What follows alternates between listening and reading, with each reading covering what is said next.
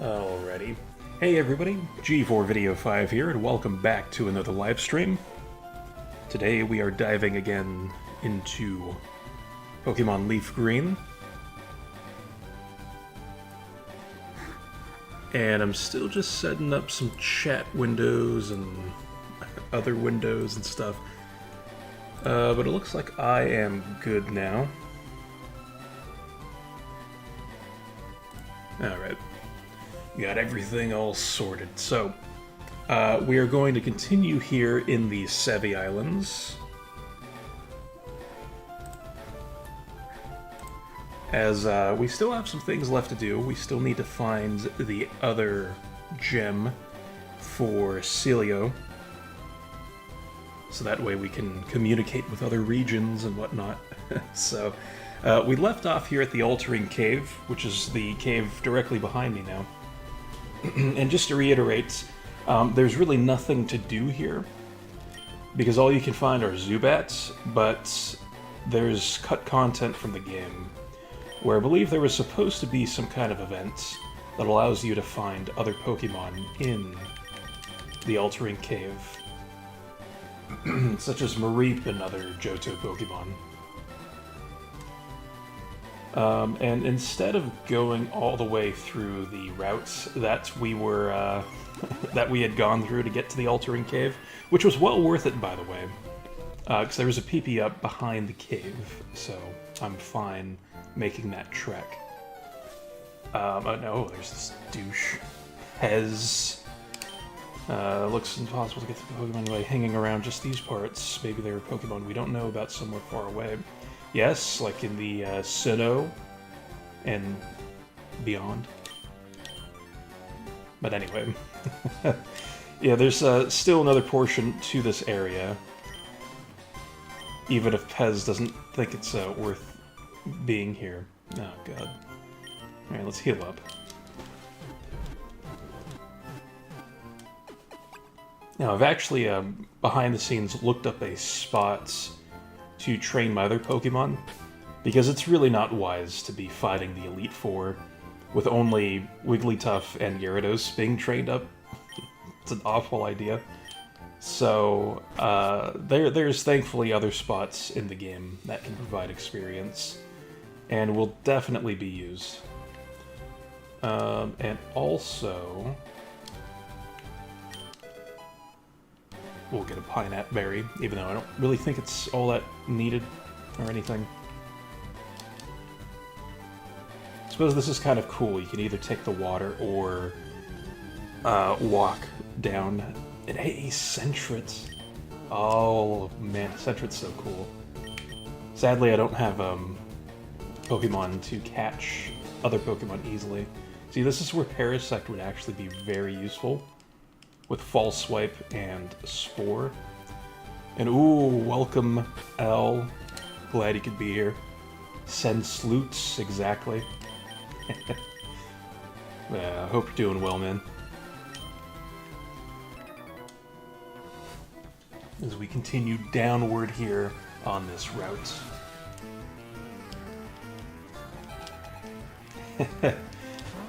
And also big ups Soggy Steve, because I noticed that he joined on TikTok, but I think he left.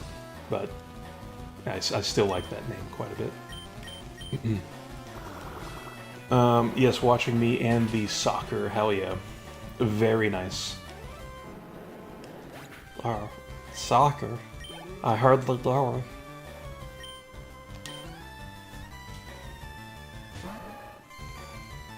No, that's awesome, man. Sounds very cozy. Actually, I think I might need to get a bit cozy here and get myself a blanket. It's actually kind of chilly this morning. Oh yes, big up Submission Missing. I feel like that's something we haven't seen much in this playthrough, where it's like these fighting type moves that a lot of Pokemon use aren't very good because they're inaccurate. This banana levels up. Which is why, like, I praise Brick Break so much, is because of that 100% accuracy. But alright, we have Ruin Valley here, as well as a bunch of hikers so far, up there on the top portions of that center area. So I'm a little nervous about that. I mean, I shouldn't be. There's nothing to be nervous about at this point. Because we've been steamrolling these other trainers.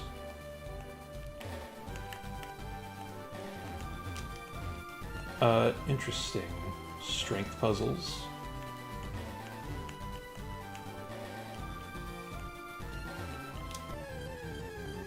I'm just getting a feel for the land. Oh, hey, Persian, nice.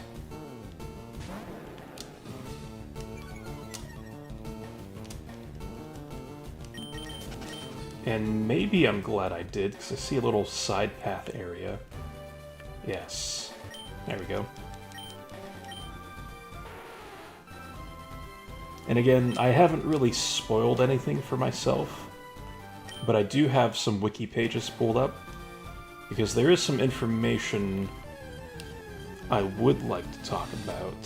I mean, it's just a very brief thing about some more Braille that lies ahead for us. Because I kind of figured that the other, like, area that contains the gem would have Braille. So I don't think it's all that spoilery to do something like that. But anyway, some more awesome pokes here with Mewtwo and Meryl. And I would love to use a Mewtwo in one of these playthroughs.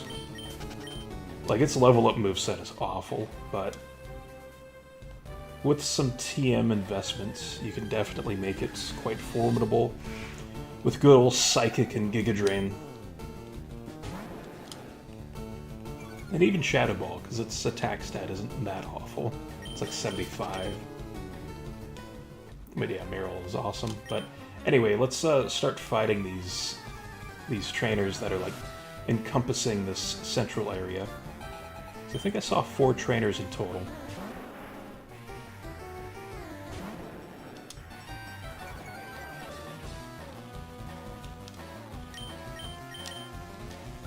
So we have a very unoriginal Rhyhorn here. But we'll see what this person's other pokes are.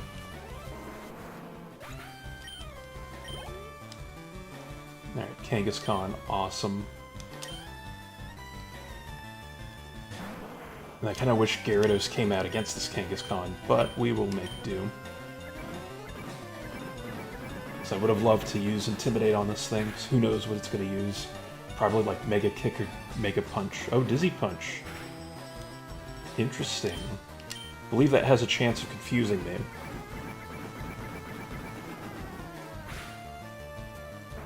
Alright, down goes Kangaskhan.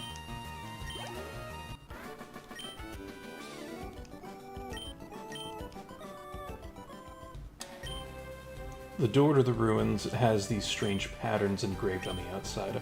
I don't know what they mean, though. I love that. It reminds me of yoga. Yoga the person, not the activity. So I feel like Yoga said similar things during Garion's rants back in the day. Ooh, big Gaz, hell yeah. Welcome, Gaz. I hope you're doing well, as I took the complete wrong turn. I'll have to backtrack some more, but welcome. Watching on the go, so maybe quiet for a bit. Hey, no problem, Gaz. I'm glad you're watching it all. So you are more than welcome to lurk. But yeah, I hope you're doing well, though.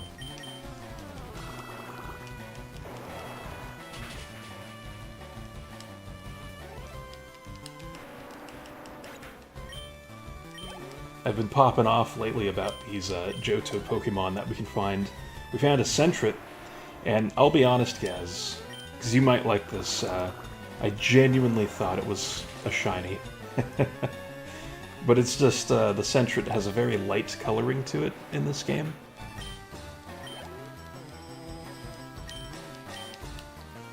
I was like, oh my gosh, might have to clip this. But no, it was just a normal Sentret.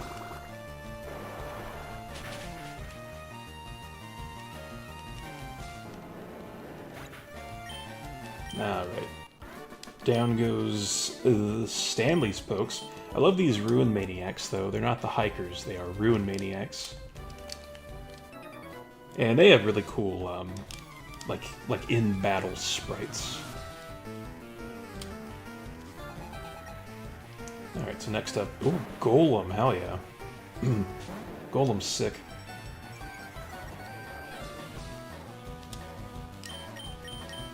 And I am using Waterfall mostly on these Pokemon, even though Earthquake would be also super effective, but Water-type moves would be quad effective against these Rock-Ground types. And well, you just had the Golem. Nice. And they also tend to have lower special defense than physical defense. Oh yes, welcome DL, the Legends. Caught the shiny stream. It sounds more so that you caught AIDS, DL, but welcome. Actually, you kind of did the other weekend, so I'm glad you're better now after the allergy situation. Hello. Oh, there's submission, how it hit. You know, I noticed something. I kind of have late reactions with towards these things.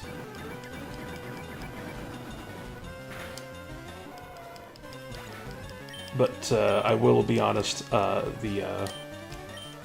everything is happening as soon as you would think it's happening. But yeah, it's like the submission thing, though. It's like I had to process that happening. Oh, Vital Throw. Oh yeah, that's the move I thought the other person was talking about yesterday. They were saying Circle Throw, so I was curious what that was. But yeah, Vital Throw I know all about. And actually, it's a pretty decent fighting-type move. It's like 70 base power, but it always hits. But you also have to move second every turn you use it. So it seems like a pretty crappy trade-off, but fighting-type Pokemon typically aren't that fast anyway. And okay, we did have to go this way. Check it more thoroughly. So this is more Braille, and it's telling us to use Cut here. So what we can do with our Kangaskhan, or not Kangaskhan, I have Kangaskhan on the mind. With our Nidoqueen, we could use Cut. And that opens the door. And that takes us into the Dotted Hole, which is a very strange name. Also, thank you for the likes over on TikTok, Jace. Really appreciate those. And hope you enjoy the stream. And Gaz says that he loves the Thunder animation. Oh, very cool. It is very nice, TBH, Gaz. So this, so now we have kind of like some kind of puzzle here, where we have to pick the right holes to jump down. And this central thing, I guess, block, tells us the appropriate, the appropriate order. So we're going to go up. Which that one's pretty easy because it's only 2 letters. But this one is a bit more tricky. Like, this is where you would actually have to know how to read Braille. I don't, but I know the pattern to it. And you can see that we're at least successful because the word is changing on that block.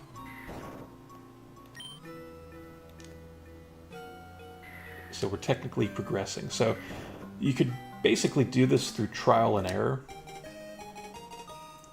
But I did it by looking up guides. So, oh, see, this guy's mad we were using a guide. FU, FU, FU, FU, FU, FU, FU. I guessed right. I was right in tailing you. Oh. I like how we quickly grab the sapphire off of the pedestal when he says that. I knew that there was a sapphire here, so it belongs to me. Well, I mean, I don't know about that. Okay, he wants to sell it to Team Rockets. Oh. So remember, there were 2 passwords for the warehouse, and so this is the second password. Yes, nah, Chansey. Interesting. I'm done. Don't think badly of me. Oh, God. He runs away. Oh, that's awesome. Alright, so we have another one of these posts, I guess, or walls of texts.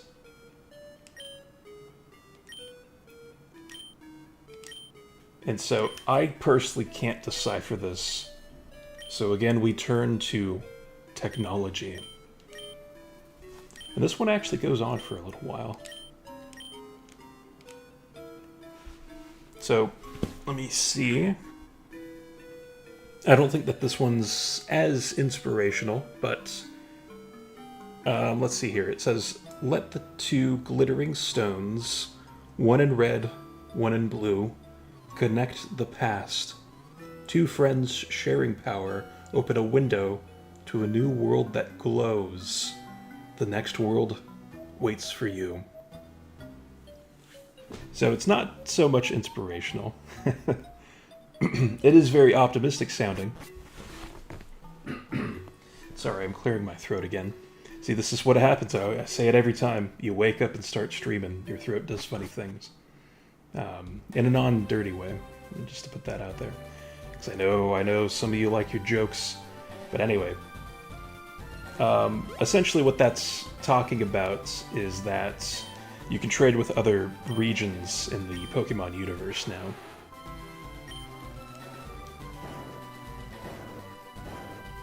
Which, how would they know that Celio is creating some kind of computer system that does that? So, I don't know, did Celio put these cryptic messages here in these ruins? Who knows? But yes, after delivering the Sapphire to Celio, we'll be able to trade with the Hoenn region and the Ore region. With Ruby, Sapphire, and Emeralds, and then Colosseum and Gale of Darkness, respectively. So I know we've already gone this way. Oh, Wobbuffet's here. This is especially interesting because Wobbuffet has Shadow Tag, so we can't run away.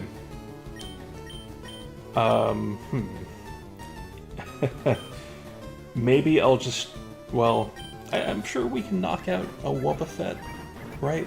We should be able to. That's significantly lower level than us, but Wobbuffet's very bulky, so okay. I didn't have much to worry about there. But that is awesome that there's wild Wobbuffet around here. And yeah, that's a very good point, Al. It's like no one really actually laughs like that. It's more like a cartoony type of attempt at laughter, like you know, that type of thing, I guess. I don't know.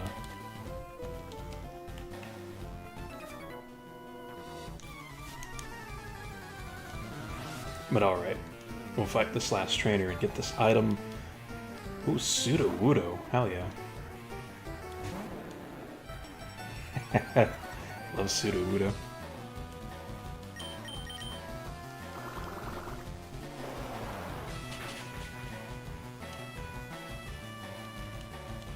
Alright, so let's see if this was worthwhile.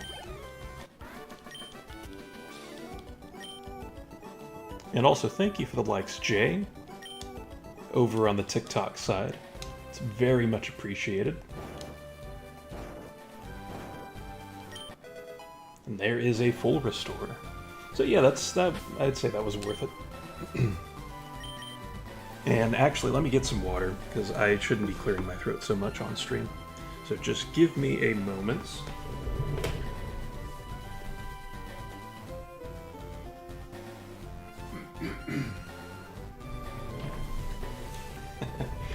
I like thinking that you can hear me rolling around in the background on my office chair.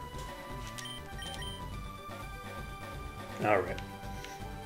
So with that taken care of, we can go to Six Island now. If we wanted to.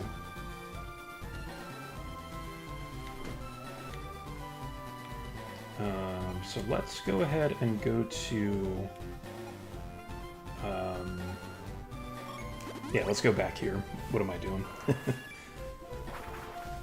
Because we can deliver that sapphire, I'm pretty sure, but there's still a little bit more to the Sevii Islands.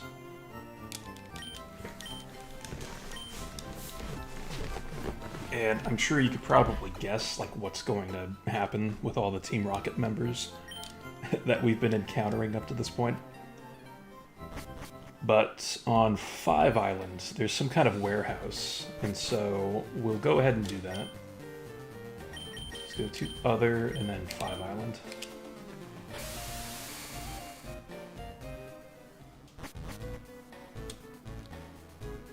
God, I love this, like, remade Johto music. It's so nice. But here on 5 islands, I believe to the north is where the warehouse is located. So it's a bit off the beaten path. Yeah, Water Labyrinth. Which I think I'm going to use... Oh, there's Hoppip here? At the Water Labyrinth? Oh, that's sick. Oh, I love Hoppip. I've already mentioned how much I like Hoppip during the last stream, so I won't get too far into that. But, yeah, I'm going to use a Repel now. So I think we've seen quite a few encounters that have been awesome. But here in the Water Labyrinth, I believe there's a little island in this direction.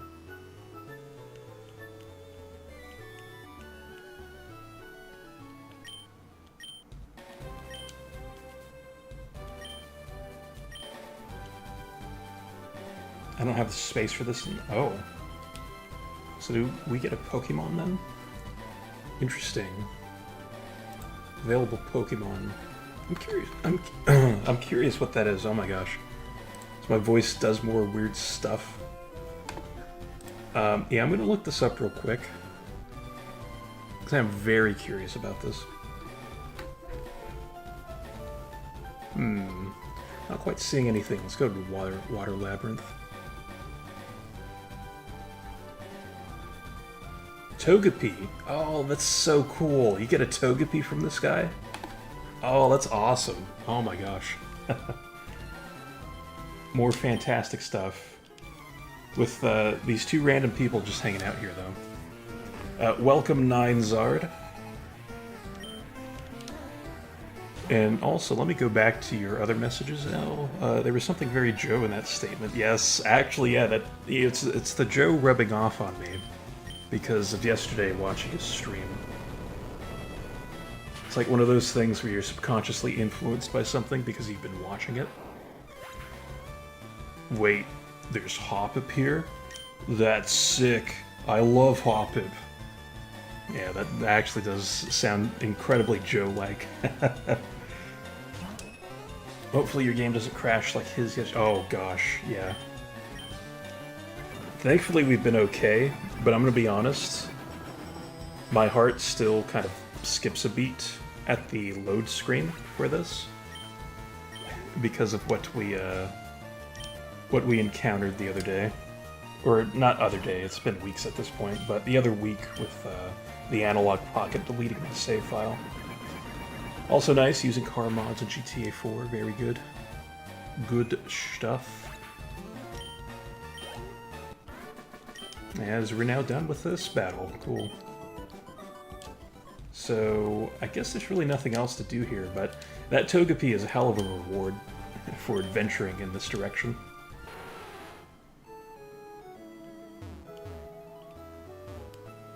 So when he said that, oh, there's not enough room in my party, I'm like, what is he talking about? It's so strange. Alright, so Resort Gorgeous is next. It's like, wouldn't it be Gorgeous Resort? But I guess it's like gorgeous, like they just had to name it specifically after. It's not an adjective, it is a noun here, apparently. Oh, Smeargle. Interesting. Smeargle would be a very good catching Pokemon.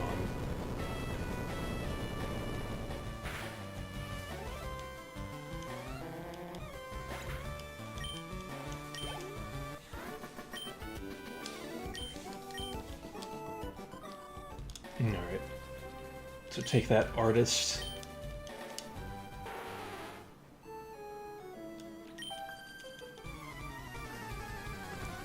But beyond that, I believe that this will be the island that contains the rocket warehouse. Oh, nice, level 48 Hoppip. They keep drawing me in with these Hoppip encounters. It's like, man, I would love to use one. Like, if I play through Colosseum on stream, which I probably will a bit later on, not anytime soon, but at some point, I wouldn't mind using Jumpluff in that game, because it is very good.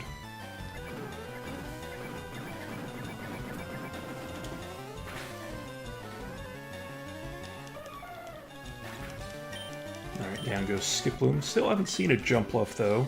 They've kind of teased that at times. Damn, $10,000? Oh my gosh. Yeah, but they've definitely teased that. And I'm just making sure Wigglytuff is in my second spot. Because they've had a few trainers that have had Hoppip and Skiploom, but then no Jumpluff to round out the team.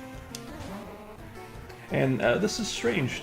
Surprisingly not a double battle. It's like you have to specifically be fighting the class of trainers that are like 2 trainers in one in order to have a double battle. So unlike in Ruby, Sapphire, and Emerald, where 2 trainers can both spot you at the same time, that would result in a double battle. I guess that's not the case here.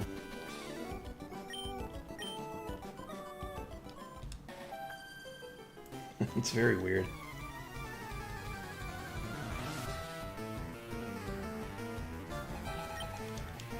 Alright, next up is Mareep. Oh, love Mareep. Hell yeah. That's another awesome Pokemon.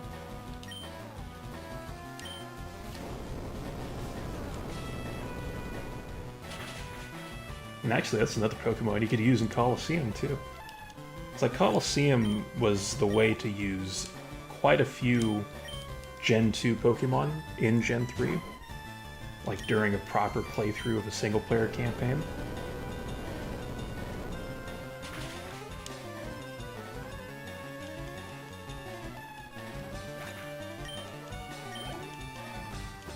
Alright, Flaffy. So I guess we won't be seeing Ampharos then. But I wonder if you can find Flaffy then, or Mareep on these various islands. I'm sure they're hidden somewhere.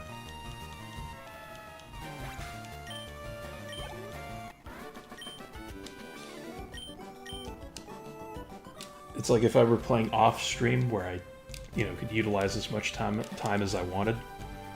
I wouldn't mind, like, catching a Gen 2 team to fight the Elite Four against. Just, like, replace all the Pokemon of the same type that's on my current team with Johtomons of that type. So, like, Hoppip would replace my Bulbasaur. And funnily enough, they would have pretty much the same strategy, with Sleep Powder and Leech Seed being like the primary moves for those two. I suppose the problem though with good old Jumpluff is it doesn't have the offensive capabilities, unlike Venusaur, which can actually do some damage.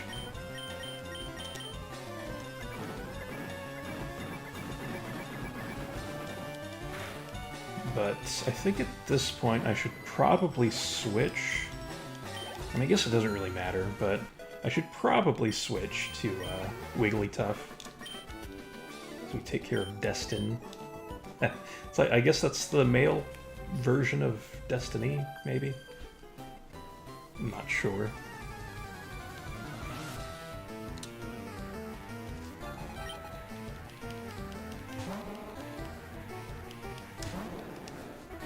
And also, oh god. I just realized something. I should have gone here earlier, because this isn't actually the way to the warehouse. Oh, Endure, nice. Or is that Focus Punch? Oh, I think that's Focus Punch, actually, that the Speargull's gonna try to use. Yeah. Interesting move to teach a Speargull. But it's like the warehouse is actually on the island itself. I just kind of realized. So, that's too bad. But we can see what's in here, because I haven't been here yet. And it's nothing. Lovely. It's a pretty picture of a Pokemon. It looks like it's feeling good. Interesting. And then special feature Cinnabar Gym Leader Blaine. Blaine is said to remove his dark shades only when he is thinking up new quiz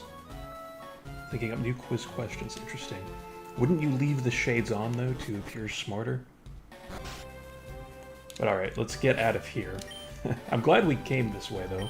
I found out about the Togepi. Let's go back to 5 Island.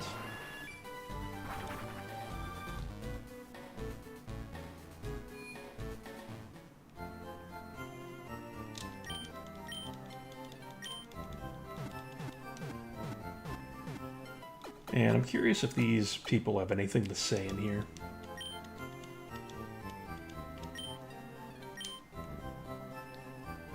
Interesting, that person wants to know if we catch every Pokemon. Will she give us the certificate in this game? And interesting house location. That meadows belong to our family for generations. Interesting. Replacing wildlife with buildings. Lovely. Alright, so this is the 5 Island Meadow. And we have cuts now, so we can actually explore some of these side areas. So that was the thing earlier, I think in 3 Islands, where there were a bunch of cut trees, but we couldn't actually get past them the first time we were in the Sevii Islands. So I didn't plan ahead. And I didn't think we would need a Pokemon that knows Cut, but it is nice to have that here in the Sevii Islands.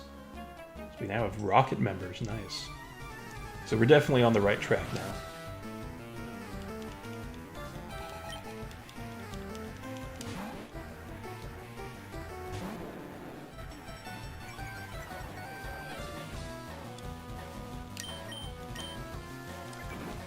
Also, I'm not going crazy over the level 48 with Tata today.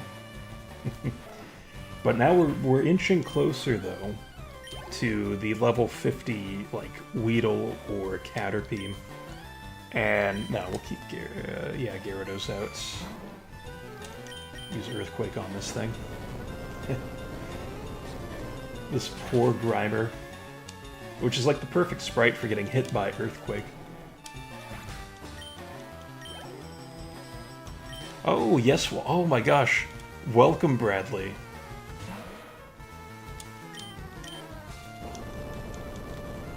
I hope you're doing well, Bradley.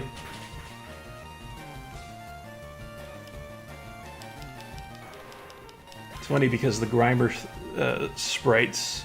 Oh, well, for reference, you have to use live chats in the YouTube chat because Bradley's saying some very dirty words right now. Yeah, and so you have to switch to live chat in order to see comments that have very nasty words. Things that should not be uttered by anybody. And, I mean, that has to be it, though, Al, right? That's why he's popping off right now. But in all seriousness, though, Bradley, I hope you're doing well. Hope today has been treating you fine.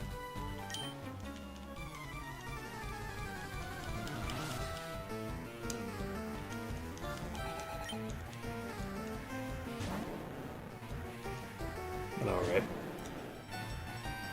I think in this warehouse there's going to be a ton of those, like, moving panel things. Because it seems to be like a Team Rocket thing, where they just really enjoy those moving panels. When you stream Hightail, nobody cares about Pokemon Children's Game. I'm okay. Well, I mean, with all the swearing earlier, I'm not too sure. But, Hightail, no. I think I'm good. Although I will be honest, I read that initially as Hyrule, so I thought you were referring to something Zelda-esque.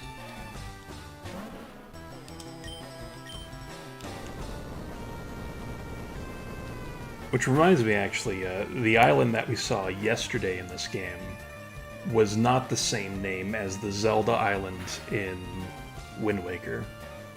Because that is Outset Island, and the island we saw here was Outcast Island. So there's a very minor difference there. But Bradley not even talking about Zelda reminded me of Zelda, so there's that, I guess. But he joined because I may or may not have highlighted an off-topic comment from before. Oh. Was it the C word thing that was mentioned? Yes, Bradley's Zelda. See, that's the thing, Bradley. Just forget about ETD. Just go into ESA with Zelda. And not even a game. You just bring like this life-size Zelda plushie or doll into the event and just see what happens.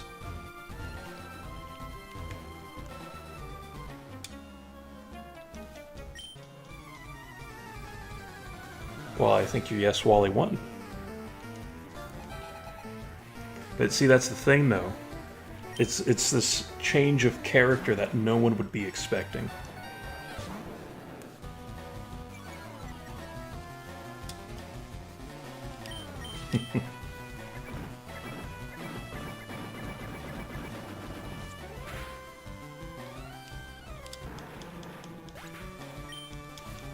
Alright, down goes coughing, wheezing, of course.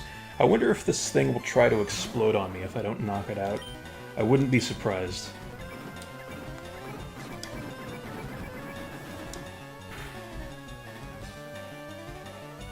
Okay, smokescreen. That works.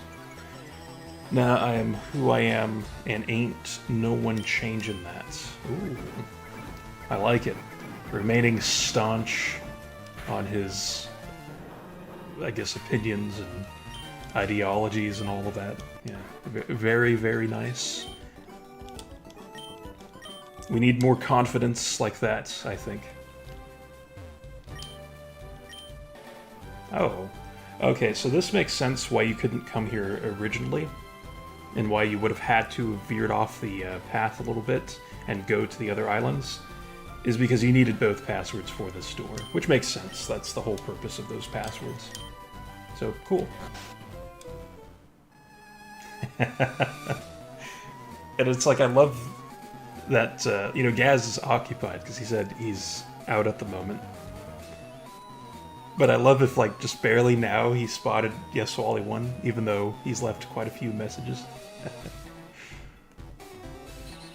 The silly guy. Speaking of silly, these boxes are, like, really blending in with the ground. I'm gonna be honest, there's 3 different paths to go down at the moment.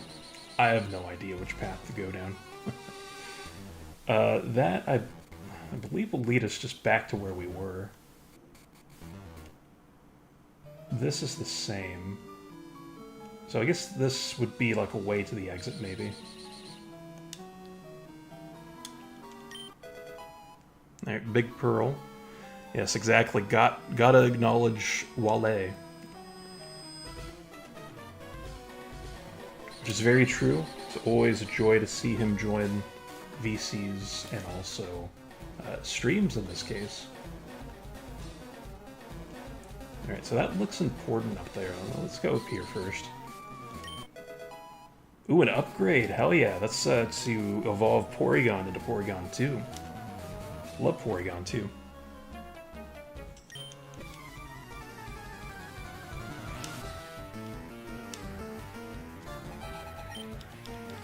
Oh, and Houndour. Oh, we love Houndour. This is just so many great Johto Pokemon. Because I swear, I've been genuinely, like, popping off about these things. And I think maybe it's because I don't really see them all that often in Gen 3. Because like I said, you know, Colosseum was the way to use a lot of these. And Gale of Darkness, for that matter, was the way to use a lot of these Johto Pokemon. Like, there are some scattered throughout the Hoenn region, but, you know, you don't find Houndour there, you know? Or Mareep, Wooper, Hoppip, you know?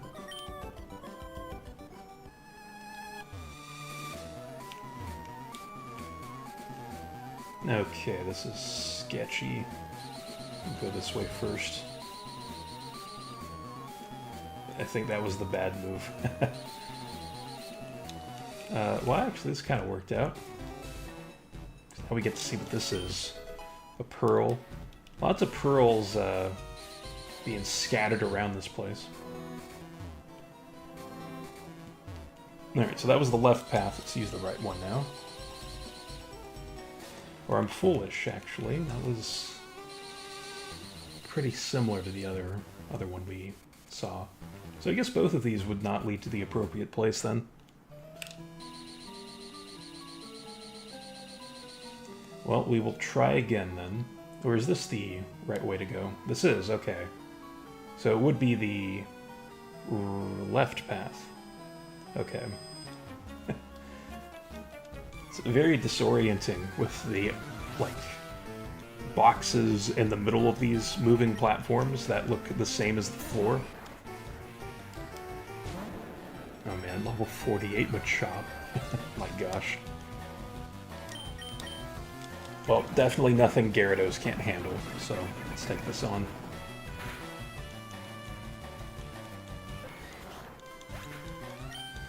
And actually, something I should do is probably check on those Meowth, see if they have any items.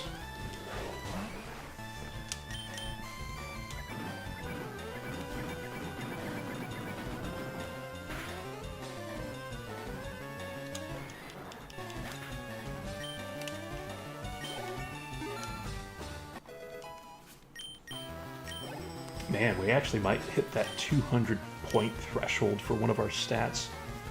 So I just saw there with Gyarados, it's like its level up stats bumped it up to 196 attack. It's like, ooh, we're so close to that 200 mark. So I don't think anybody else has come close yet. Although to be fair to the other Pokemon we have, they haven't exactly gotten much exposure here. So again, we have 3 paths to go down. Well, I guess 4 if you... Well, 5 if you count these other 2. That one would just lead us back to the left side. This one would lead us out. So we don't want either of those two, I don't think.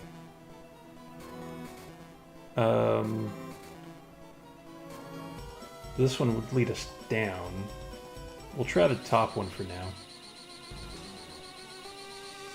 Nope, that's not it. Try this one.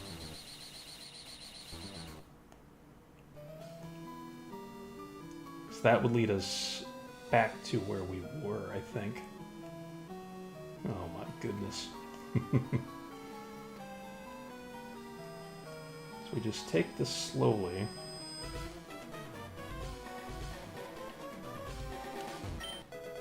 And oh, TM36 Sludge Bomb, hell yeah. It's a very good TM. But not quite what we're here for.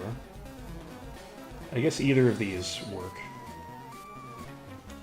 Alright, it's basically just a straight path at this point. So we'll take care of this trainer. And then there should be like a boss trainer. And hey, it's Pez. Pez has returned. Very nice.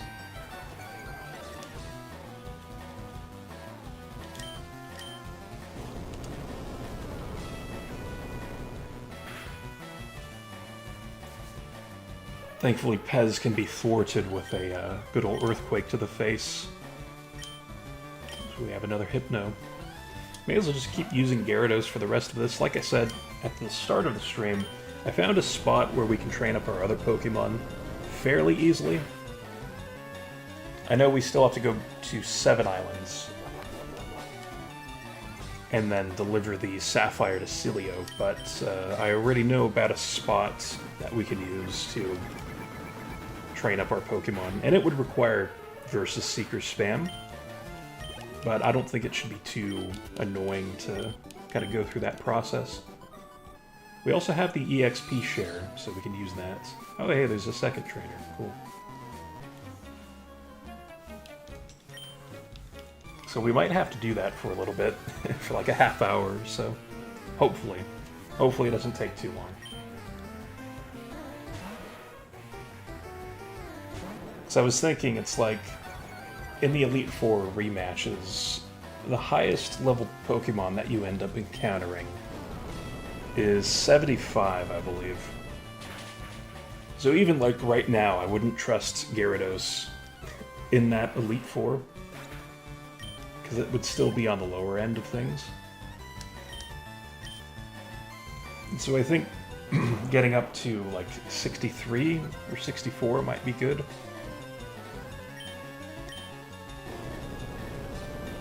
And I believe we have 15 rare candies, so that would also help expedite some things too, in the way of training. And Vileplume will swap out. Thought the highlight level was 100. Yes. Yeah, that is the highest level, but it would take way too long to get to that highest level. Plus, it would remove a lot of the challenge being so strong. Ah, lovely. Just kind of noticed, it's like, man, this Vileplume's 54. Damn.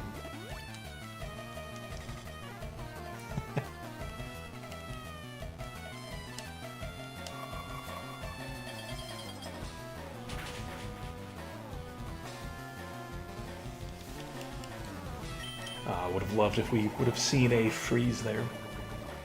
But actually, in the Sevii Islands is a move tutor that can teach Swords Dance. Which, if I were more committed to Sandslash, I would actually teach Swords Dance to Sandslash. But I won't do that.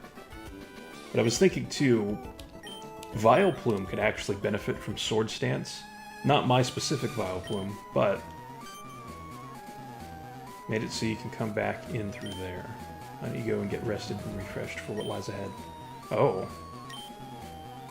Interesting. I won't do that. I'll just use a berry to heal up the paralysis. But anyway, what the hell was I talking about? I don't remember. Oh yeah, the Swords Dance thing with Venusaur. So, Swords Dance paired with Sludge Bomb could actually be pretty decent for Venusaur. And if you went the extra mile, you could even teach it, like Earthquake.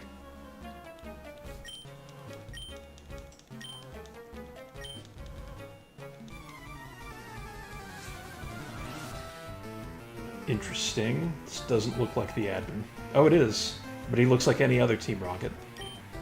Cool. The level 53 Golbat. Ooh. Very intimidating.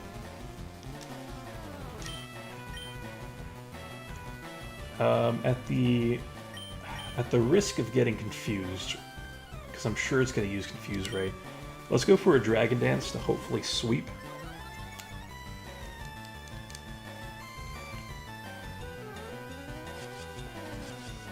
And actually this hurts us even more, because Confuse Ray, if you hit yourself in confusion, it uses your own attack stat against you.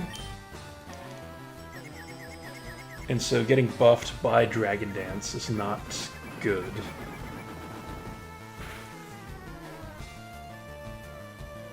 But alright, perfect. Well, it takes care of the Golbat at least. Right next is Wheezing. Ugh. So this thing's gonna be a pain.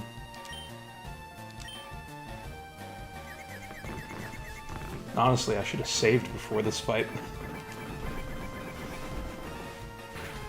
It's really the only two members of our team at the moment are Gyarados and Wigglytuff. And yep, that is Thunderbolt in full force there. Yes, snapped out of confusion. Perfect. It is cool seeing a Weezing use special moves like Thunderbolt, and I think it can learn Flamethrower too. And oh, Houndoom. Ooh. Oh, that's so awesome. Sadly, it's gonna get knocked out pretty quickly here. It is level 55, which is very impressive, but Houndoom is quite weak defensively, so Earthquake puts an end to that.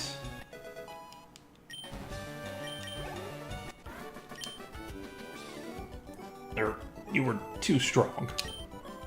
Alright, oh, he notices Giovanni's badge. Team Rocket really has disbanded? Yes, you sick freak. Although I guess not really, because we see them again in Gen 2. But they abandoned this warehouse, at least. I don't think that this is over. I won't let this be the end. I will find Giovanni, and I will resurrect Team Rocket. And I actually do try doing that.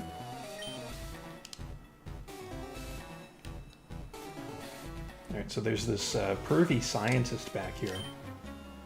Oh, I almost managed to sell the Sapphire for huge money.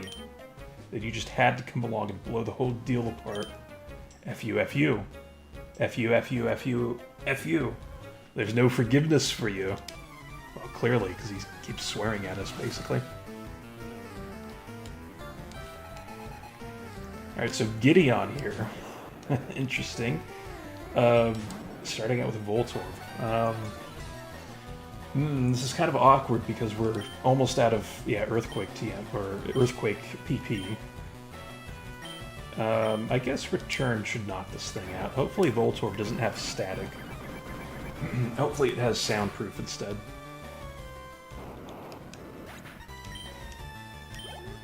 Yeah, exactly right, DL. F you to this guy.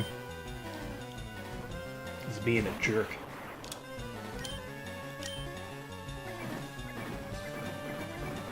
And I'd like to save the Earthquake for the final Pokemon, whatever the final Pokemon is. So who knows, this guy could have, like, a Magneton or something. Well, there's a Magnemite.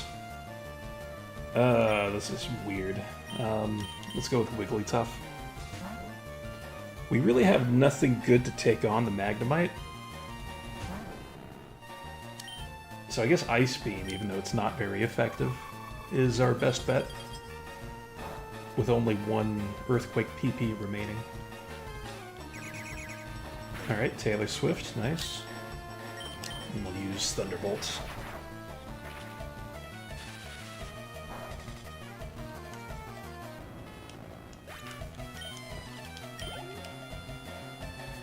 Alright, so there's a Magneton. So I'm going to use Earthquake against it.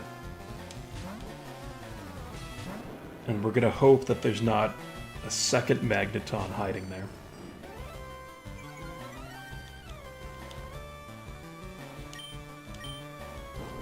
Hopefully it's like Electabuzz or something. Alright, down goes the Magneton. And Porygon. Oh, that's cool. Oh, Porygon's awesome. And that's not even a Gen 2 Pokemon. And I'm popping off about it. But yeah, Porygon's cool. And if I were to use one on my team, because I actually thought about it, instead of Jigglypuff, I would have used a Porygon. But really, I would have done the same thing with Porygon, where it would have been using Thunderbolt and Ice Beam for pretty much the entire playthrough. If I can't sell it, it's worthless. Go ahead, take it. Oh. I thought we snagged the Sapphire when that guy was saying dirty things to us. So we had to do this anyway. Alright. Well, I'm glad I did this. Clearly I am slow in the head. Because I thought our character moved over, towards the pedestal that had the Sapphire originally, and we grabbed it. So I know that guy, walked towards us, but I thought he was attempting to grab it. But maybe that's a bit too complex of a situation for something like this, where we just have 2D pixels. But anyway, that wall machine looks like a face. See that? Yeah, very nice. Alright, let's get the hell on out of here.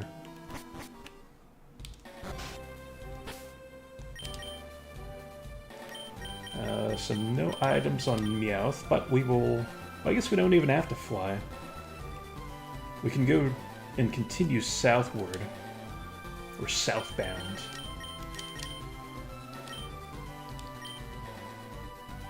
Because there are some other sights to see. But honestly, what I'm going to do is heal up first, and then we'll see those sights.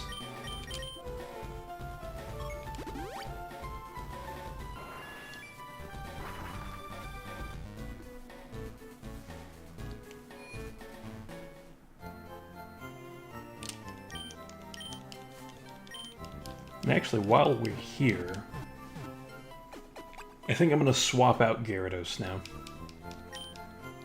Because I don't think we need Waterfall anymore. So let's go to Bill's PC, and then move Pokes. Let's bring Magneton back. Maybe this is a mistake. You know what, just to be safe, let's put one of these Meowths away. So I think we're past the point now where Meowth is going to be super useful. I guess I could be wrong about that, but yeah. Yeah, let's rock with these two. Wigglytuff and Magneton primarily.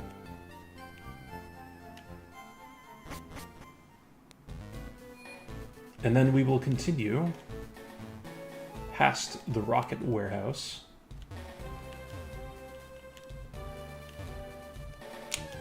Ah, man. It's like I wanted to avoid encounters. And see, that's the Sentret sprite. And see how light it looks? Because normally it's a bit darker, I think. A bit of a darker brown. But it almost has like this, like, copper tone to it. Which I think is in line with the shiny. Because I think shiny Sentret is a bit lighter. But then Furret is pink. So... but let's see, I guess the only way to go then would be to the right. So let's go ahead and do that. And then let's pop off with a Max Repel.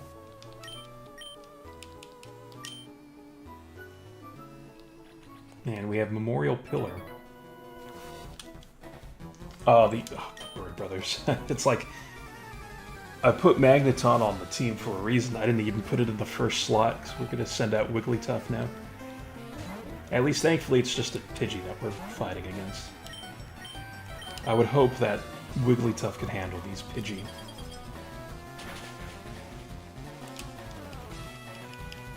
With a very nice crit. Oh, and Pidgeotto, nice.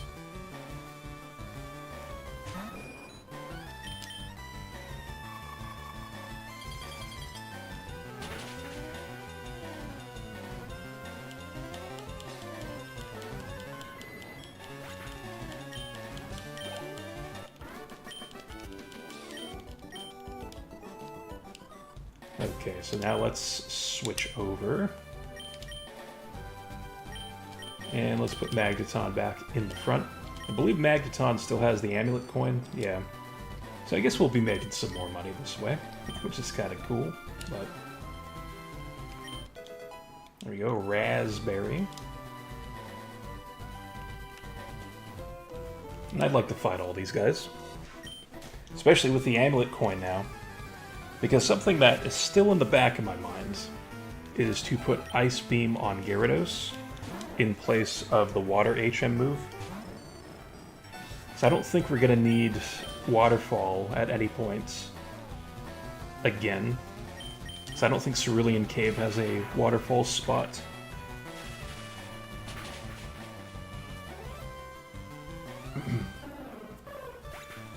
And we're clearly using Nidoqueen for Surf.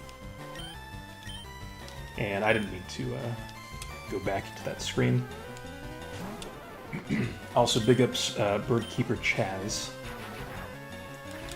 Because it's the name of a Yu-Gi-Oh character from Yu-Gi-Oh GX. But this change to Ice Beam would be done right before the Elite Four. So we'll capture Mewtwo still with Gyarados' current moveset. Although I think I'll teach it Surf instead of Waterfall, just to get that situated. So we don't have to have the Nidoqueen on us, even though Nidoqueen has been quite nice. And big up Citrus Berry. I guess this is where you find just like tons of berries then. Cool.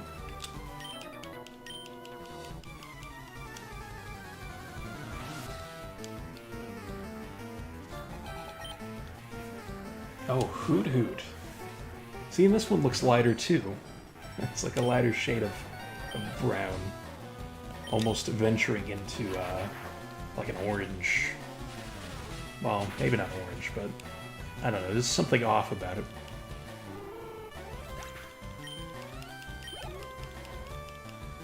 Oh, a Noctowl. Nice. Hell yeah. We love Noctowl.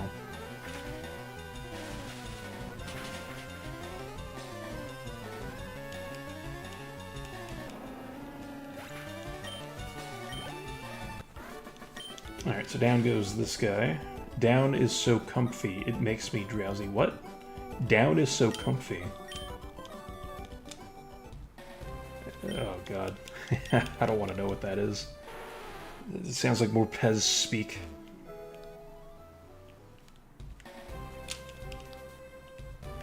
Alright, lots of distinct looking rocks here.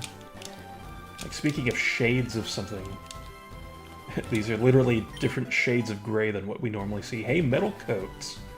So if we have a Scyther, which we don't in LeafGreen, but if we did have a Scyther, we can evolve it into Scizor. That's pretty cool. I don't think this beach has anything, so... yeah, we'll talk to this guy. Scrub. Hello. Your Pokemon look healthy. This is where I buried my Onix. It was named Tectonics. Interesting. Here lies Tectonics is engraved on a boulder. There is a lemonade placed as an offering in front of the grave. Well, that's actually quite nice. Very wholesome.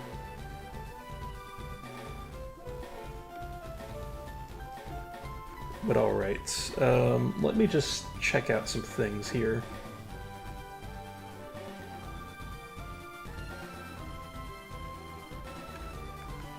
Because there's still another section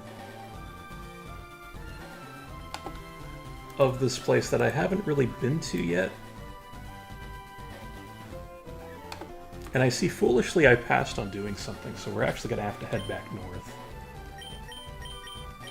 Like I said, I've never done the Sevii Islands before, but see this gray dot here? We have the Lost Cave to get around to. You could place an offering myself. Oh.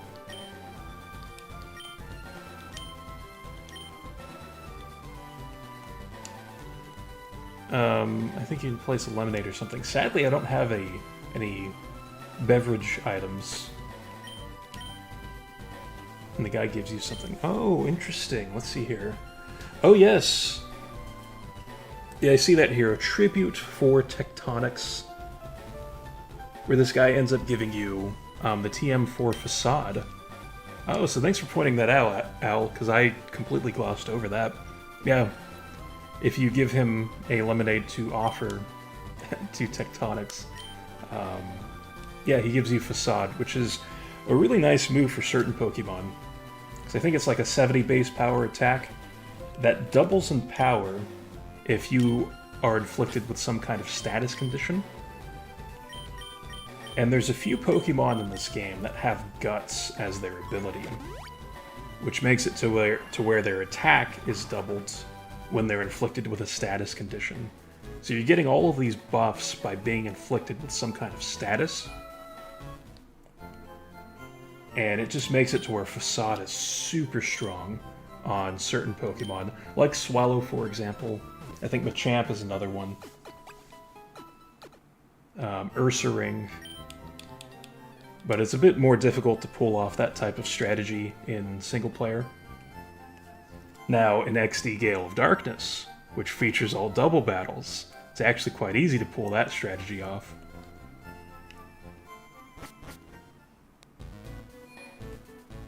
But in the meantime, though, we will continue upward even though we've already been here. So my apologies for backtracking. We're kind of all over the place here. As we should put up another repel. But I thought the area over here was completely walled off. That is not quite the case. See all these rocks? You can slip past these two rocks and get to another section of this area.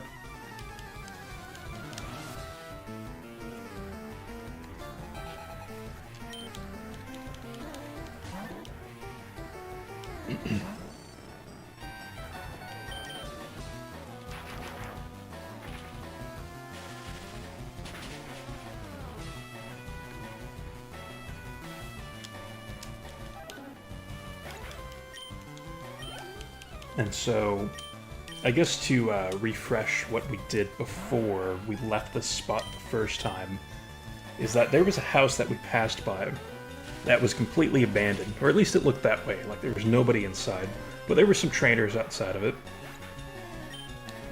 By going into this area that we've now entered, we will find the owner of that house. And so, after speaking with them, we'll be able to do some things at that house, which aren't the most exciting things, but still kind of cool nonetheless. So obviously we'll dive into that once we get to that point, but in the meantime though, we've defeated this guy. And let's move down here to this cave entrance. I wouldn't be surprised if there's some hidden items. So this game actually has quite a few hidden items, which I noticed from just like skimming route pages in the wiki. And it's like, yeah, I haven't been picking up most of those. So, we'll go down here. Interesting. Will we need defog for this area? It's teeming with ghosts. Interesting. So this is like an abandoned cave, like some kind of spiritual area. Alright, well, Magneton is completely useless against ground types, which sounds extreme, and I actually feel bad for wording it like that. But we can't do anything against ground-type Pokemon with Magneton. Oh, Dragon Breath. Oh, sick.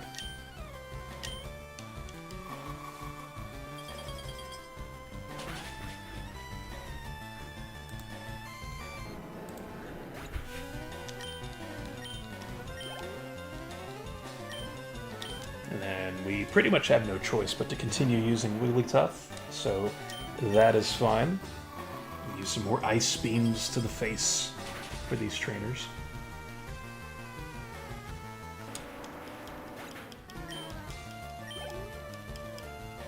And then Marowak, which, again, we can't really do anything to Marowak. And actually, Marowak has this really cool ability. I think it's one of two abilities for Marowak, but Lightning Rod, which draws all Electric-type attacks to it.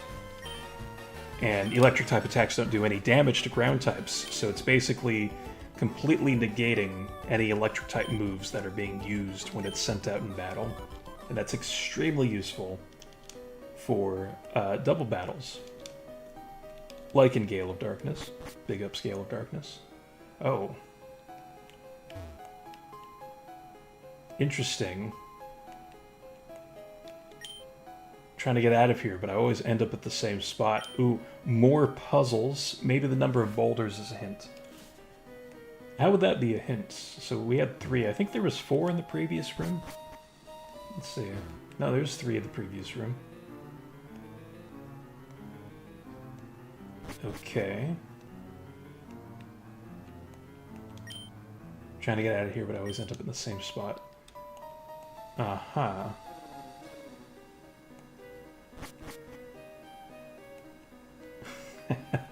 This is so strange.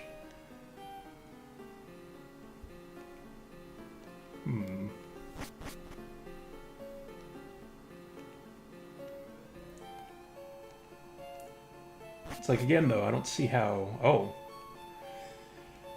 Well, that's something. I was about to say, it's like, I don't see how the boulders would really matter, though.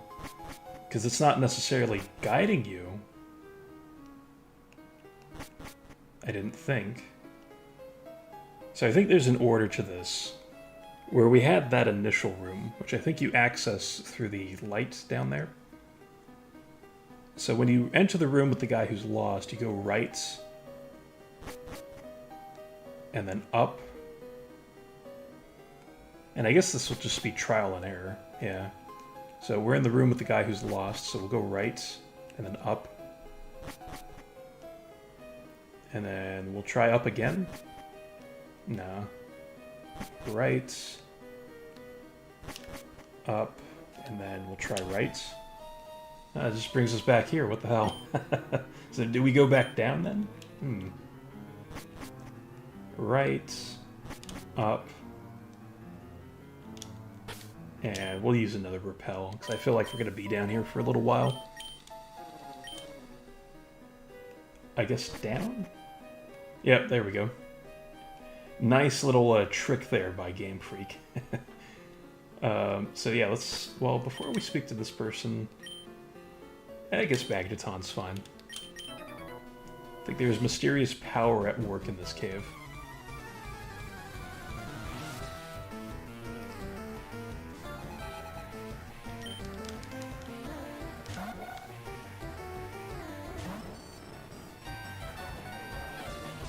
Alright, so we use Thunderbolts. Now, since I got past that point... I'm seeing here on the wiki that these chambers that we were going through give us the incense items, which are important for breeding, because I think you need things like the sea incense or something like that to breed Merrills for Azurals.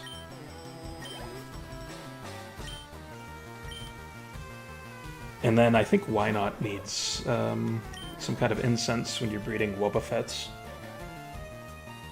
So it's just stuff like that, which is pretty cool, I think. Nice little mechanic in the game.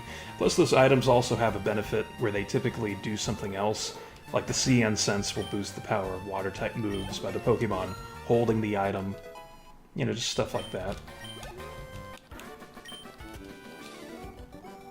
Alright, so down goes her, and actually this isn't even the end spot. Interesting. So what was the order? Right up, and then back down. And then that takes us back here. Oh, the jerks. Right up. Right? No. Right up, down. What am I doing? Ooh, welcome Blockernator. Before I discovered your channel, I never tried to beat any of the GTA games 100%, so you were the first guide I used to beat them. Mostly used cheats to beat them. Well, that's awesome. I'm glad I could have helped back in the day with those things. Very good stuff. So I was always curious if anybody actually used my videos as a proper 100% guide. So that's cool. I'm glad they were useful for you.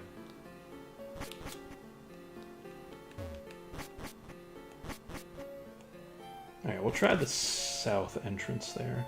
Alright, so that was something. So, right up, down, down, and then... right. Right up, down, down, right. Damn, just brought us back. Right up, down... down, and then right. And I forgot which one we chose. I think we chose up, so we'll go right again. Hey, there's an item. A nice max revive. Cool. Alright, so right up. I'll stop repeating the steps I'm using here. Ah, this one might be one of those trick ones where it's right up. Ah, almost mixed myself up there. Down, down, up. No. What the hell? So now I'm tempted to use some kind of guide at this point. Right up, down.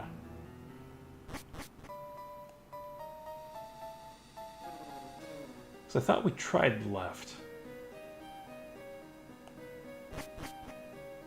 Alright. I'm going to look up a guide at this point. I tried with this place, but I'm clearly getting lost. So, alright. It says here, the Ruined Maniac's in the first chamber. There are 3 rocks, so go through the cave opening to the east, which would be this one. Alright, the second chamber has 12 rocks. The south exit leads to a lax incense, while the north one leads to the next chamber. Actually, let's get this then. Just for the sake of doing it. So yeah, I had this right, where up leads here. And then, south, so 6 rocks in the 3rd chamber means you must turn around and take the south exit you just passed through. There's 6 rocks in the 4th chamber as well. North exit leads to a sea incense, while the south one leads to the next chamber. Yeah, I know, DL, yes. Well, we'll get the sea incense, and then we'll have to do everything again, but that's fine. Yes, the power of cheating at a children's video game. Alright, so go east in this chamber. I hate that it says, like, it gives you the cardinal directions. Wait, was this?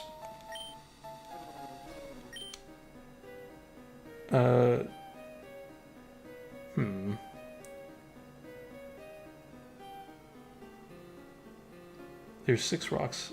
Wait a minute. Even following the directions, I'm messing up. The 6th chamber has 9 rocks. Yeah, what?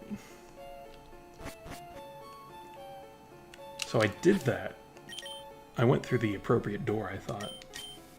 Alright, let's use another max repel.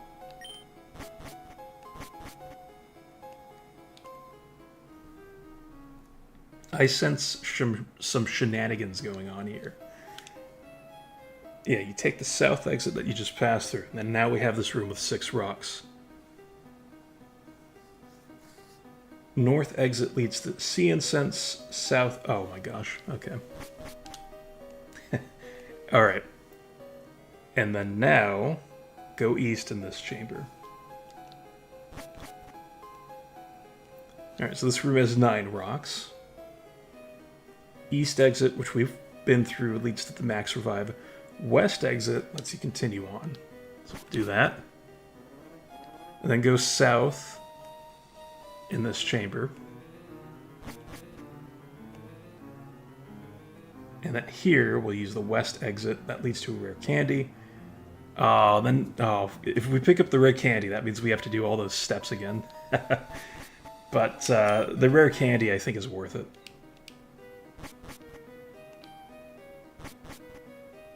Alright, we'll be out of here soon. I hope. Oh my gosh. Alright, so we're in here, and I should have paid a bit more attention to which specific room this was, but we went east. Alright, so the north exit leads to that, south exit the next chamber. We go east, and then the 6th chamber has 9 rocks. Does this have 9? No, this has 5, 9. Oh yeah, this does have 9, okay. East exit, and then west exit, okay. And then south. And I think in here is where we went west to get the rare candy, but we need to go east. And then we head north. Oh, good lord. So basically, we would have figured that out eventually through trial and error. But I'm glad we just cheated and used a guide. Because I don't want to spend too much time here. We still have other things to do in this game, like catch Mewtwo and train up for the Elite Four. Oh my gosh.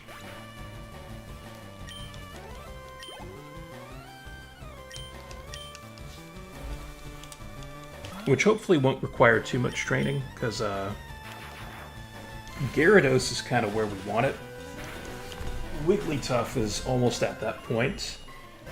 And then Magneton will get some nice experience. So that just leaves Venusaur, Ninetales, and Sandslash that need to be trained.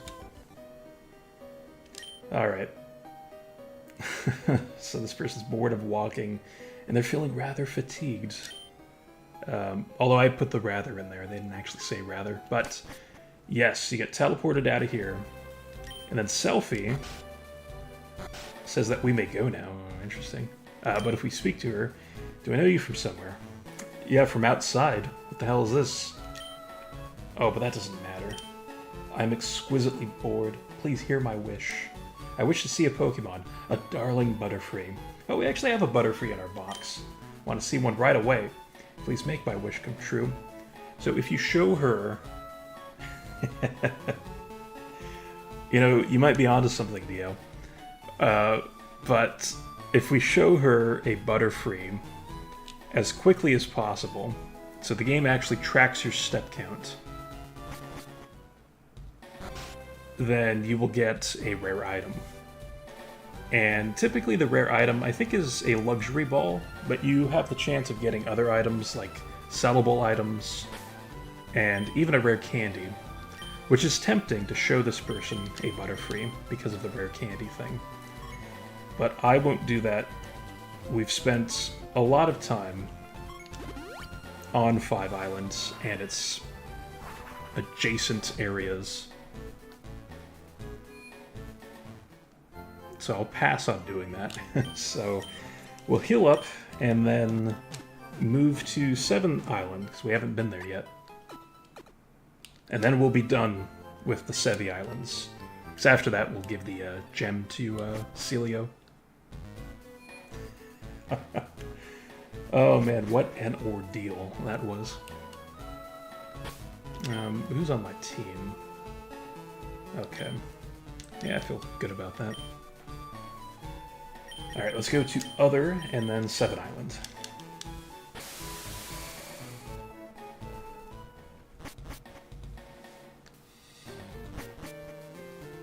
Alright, so here on 7 Island, there's a few different houses / buildings to go into.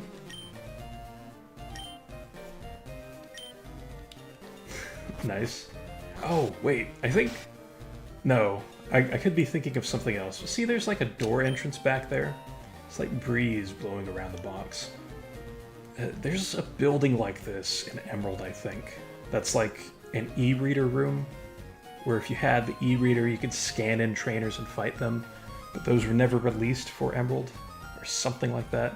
I wonder if this is similar, where it's like e-reader content behind that door.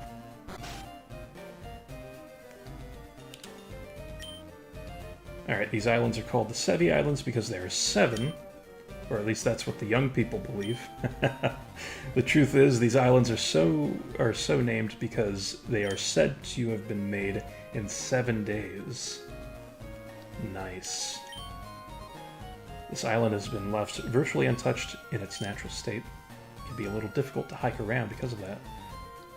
Which I don't know why I'm reading the text, so I will continue on.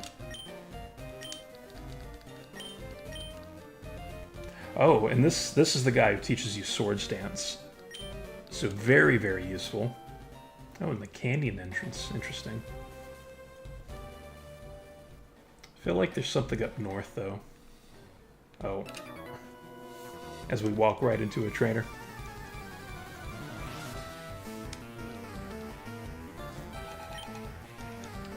Alright, let's see what they have in store for us. Level 48 Mewtwo. Which is a cool poke. You can actually get one of these in Emerald.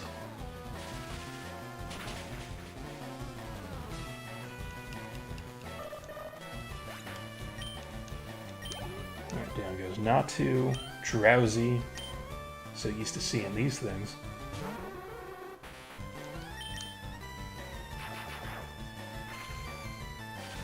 I guess after a certain point, there's only so many Johto mons they could have thrown in here. So there's only 100 Pokemon added from the Johto region.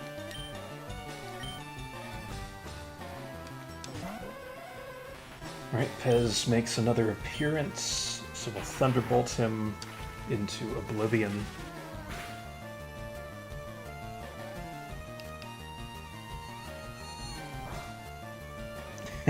Nice. 19 damage. Oh, we haven't seen that special defense drop from Psychic. Good stuff. Although it won't really matter much in our case. So there we go, Thunderbolt. Does the trick. What an amazing trainer, yes. Thunderbolt spam is quite amazing. Also, I see a little berry patch thing. Ooh, a Nanab berry.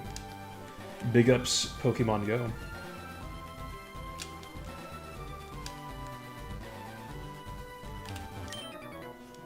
I sensed your approach. Nice. He was crop dusting and noticed that the scent lingered a bit longer than he was expecting, so we were behind him. Alright, Girafarig. That's a pretty good poke. But not good enough. Quite weak defensively. But Girafarig's cool because it's a normal Psychic type and has a bit of versatility with that. With its move sets. And actually wouldn't be a bad Baton Pass Pokemon in Emerald if you teach it Calm Mind.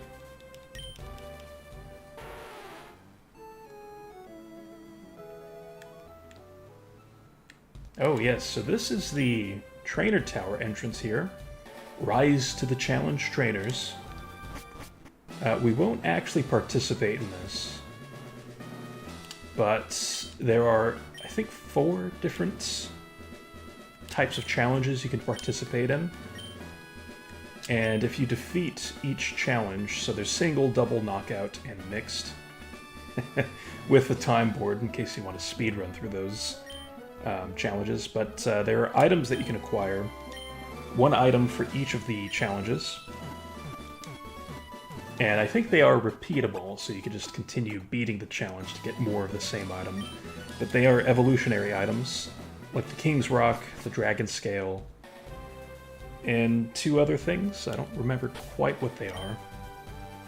But Metal Coats, in case you want to evolve an Onyx into a Steelix, as well as a Scyther into a Scizor.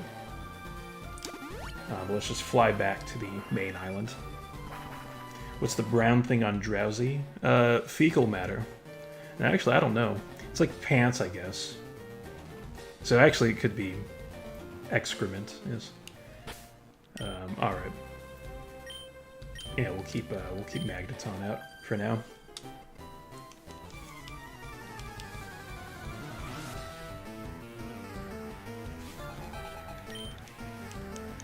Oh, Blossom. Oh, well, that was... Yeah, well, you know, sometimes it just comes out of me. Kind of like poop. But we should veer away from that type of stuff. So let's keep it clean here and start, you know, fawning over these Johto mons. So actually, Blossom is awesome.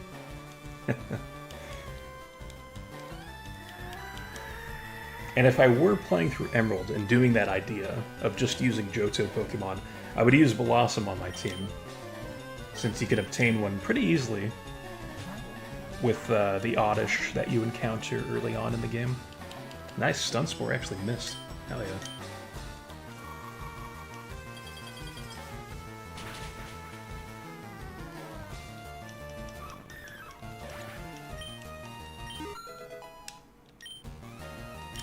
Ooh, that's a nice +4 there in the special attack. So we have another Blossom. I like these Pokemon. I'm glad this person's using these. This Blossom's pretty sick. You can even use Swords Dance on it if you were feeling really limber and wanting to use different strategies. Good old Sludge Bomb and Swords Dance, boosting that like 85 attack stat up.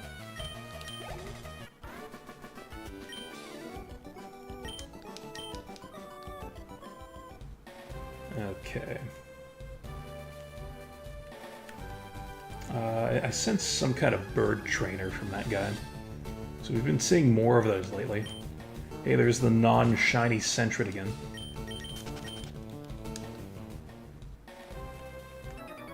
Which I think Sentret has pickup.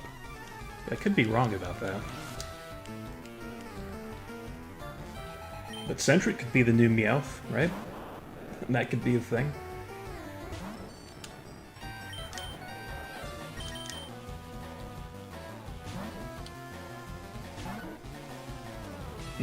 Of course, Light Screen. Having to ruin the fun here. So Ice Beam won't do that much damage now. Oh, still nearly knocked out the Voltorb, though. I guess that just shows more so how weak Voltorb is than anything. Yes, fighting through the paralysis. Very good Wigglytuff.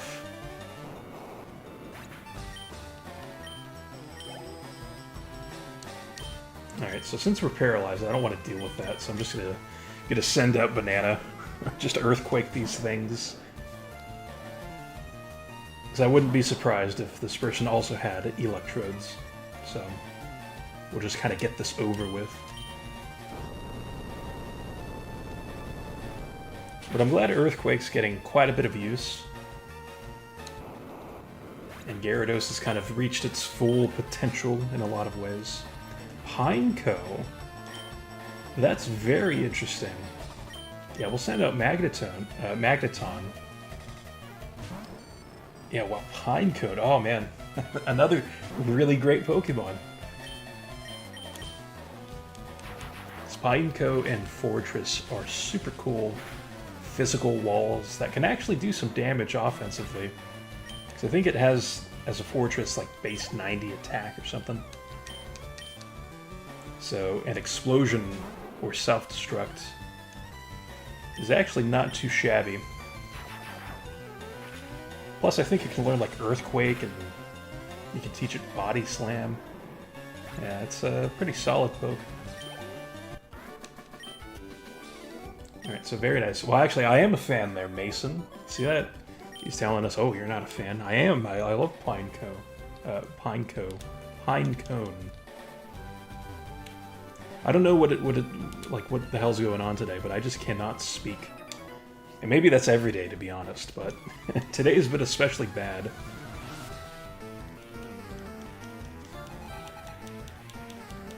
Alright, another Gloom.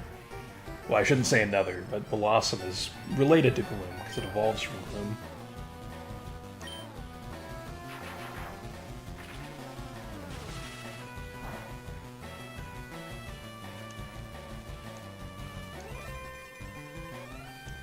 Alright, Petal Dance.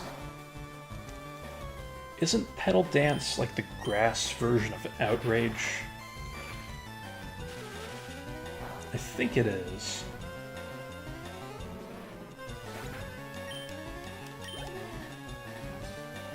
Alright, Vileplume. Yeah, let's send out Wigglytuff, even though it's paralyzed.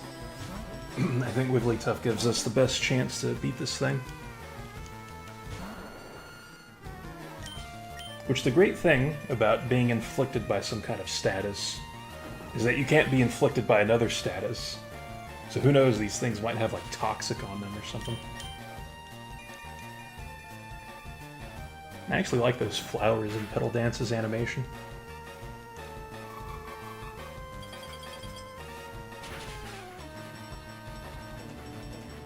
There we go. Fighting through the paralysis once again, for the most part, by Wigglytuff. Very nice. But let's fight this dude. This island is too spread out. It's not easy patrolling the place. Well, who the hell is this kid to be patrolling the place? Okay, I guess it's not really a kid. It's a ranger. But still. It's like, I don't know who this guy is. Well, I guess really Wigglytuff is the only option here. I guess Banana too, we could use a return on this thing, but we'll try using Wigglytuff. Please don't crit. Alright, cool. We will at least knock out the Weeping Bell.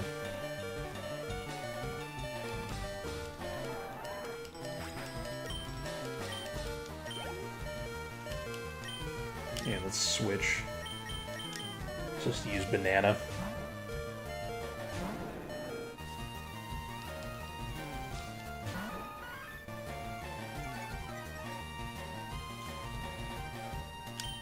And let's go with Return.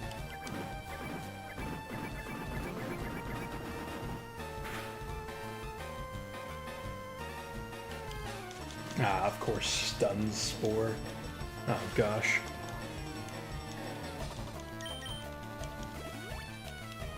Now, people have continuously said that this is kind of a long area.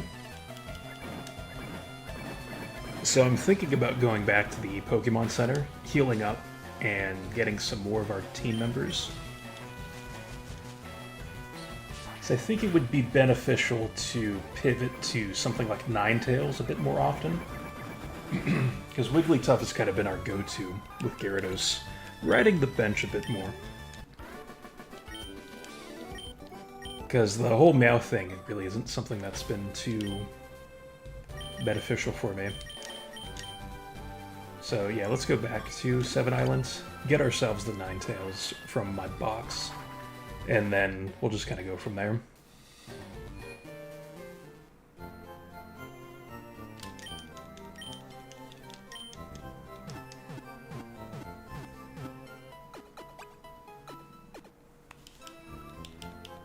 And I'm kind of thinking about something too, where it's like, in the Elite Four rematches, I don't think Venusaur is really going to get used at all.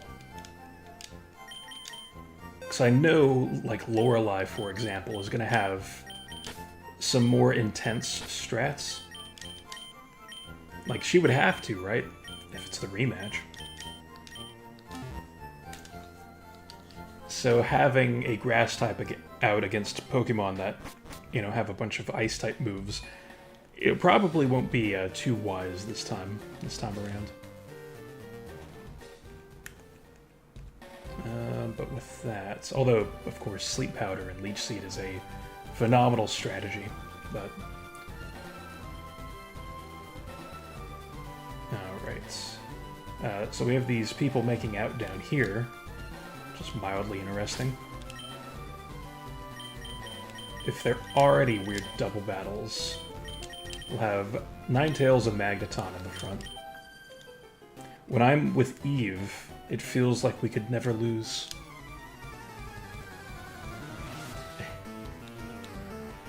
Oh hey, it is a double battle. Nice. Young couple Eve and John. Nice. Golduck and Psyduck. Awful for Ninetales. Like, genuinely terrible. So let's switch Ninetales out to Wigglytuff. And then let's get rid of the Golduck, because I think it's the biggest threat.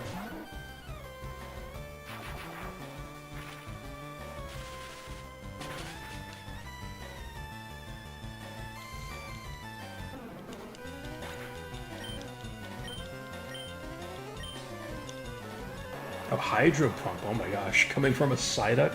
That's awesome. And they got a crit. Even more awesome. Because you know what? Even though we're fighting this Psyduck, I'm pulling for it. Because now we have entered that territory of unevolved Pokemon at level 50. So I'm still holding out. Still hoping that we find that Caterpie trainer, if there is one.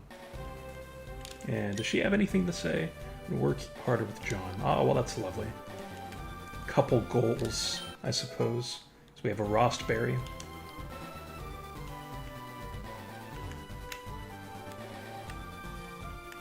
What's the sign say? Sevii Canyon entrance. Oh. Trainers are asked to refrain from damaging plants in the canyon. Oh, which reminds me of something. You can use cut outside of battle, which, you know, people obviously know to cut down trees. It says here, cut a tree or grass. So you see that? We can cut the grass to avoid Pokemon this way. See that? Yeah. Oh, man. Not all that worthwhile to do, though. So we can just use repels instead. Or not have a repel up and just encounter Pokemon, which is fine, it's not a big deal. But, oh, level 54 Onix, holy crap, that's crazy. I guess this is the kind of final area of the Sevii Islands. Seems we have another couple here. Oh yes, Rostaberry, yes, exactly, Gaz. Oh, Miltank and Tauros. Oh, that's cool. Two very neat pokes. Oh. Good old Intimidate there. Now, Magneton's kind of weak. This is going to be interesting. Let's go with Will-O-Wisp. And Thunder Wave.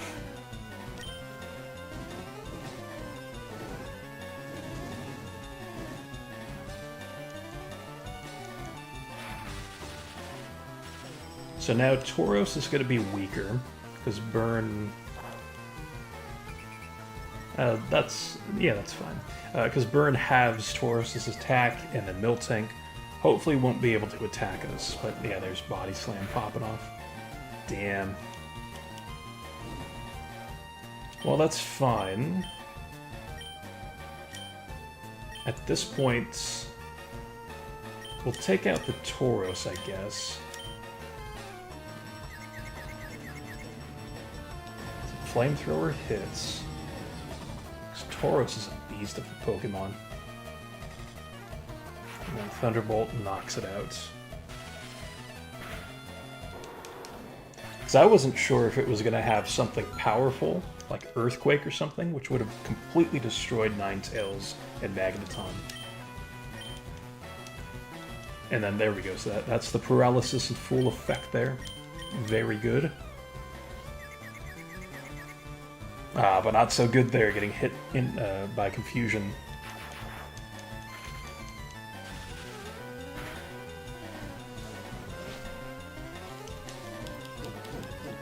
Alright, Defense Scroll. Ooh, preparing for a Defense Scroll rollout strategy. Oh, full restore, wow. Well, luckily the Tauros went down before they could use that, so I feel like the Tauros might be a bit more problematic. But at the very least, by them using the full restore, it made it to where Miltank couldn't move. Of course, they're just spamming full restores now.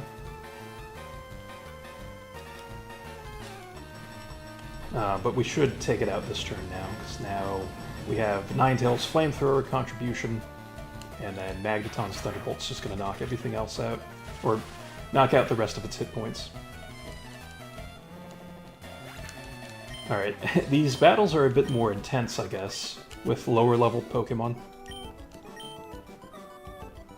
But yes, give me the money. And hey, speaking of, there's a Nuggets. Big ups Wendy's Nuggets, by the way. Please sponsor me. Alright, so there's a cave entrance here. But if I'm not mistaken, there's a house that can heal us a bit further down south. So I'm gonna head to that. Hopefully, get my health back on my pokes. And then we'll backtrack and head up in there. Ah, but wait a minute. This just gives us a loop. Nidoqueen has Surf, Strength, Cut, and I think it does have Rock Smash, but it's better that we fight this guy anyway. And I'm gonna trust Flamethrower to one-hit Sand Slash, because Sand Slash has low special defense. It's like base 65 or something. And then Licky Tongue, yeah, we're gonna swap out against Licky Tongue. We don't want to be licked in the dirty ways that Licky Tongue licks. Send out Magneton. So if it tries using Body Slam or something, we'll be able to resist that.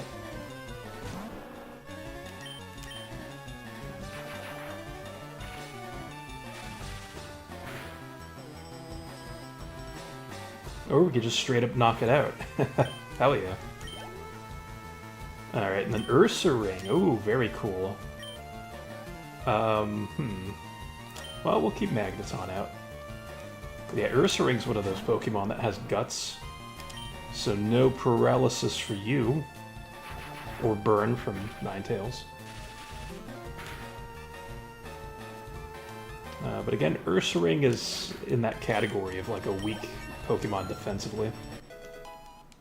So there we go, level 59. Hell yeah. You're a master at this. Yeah, you know it. Insert that Gaius clip.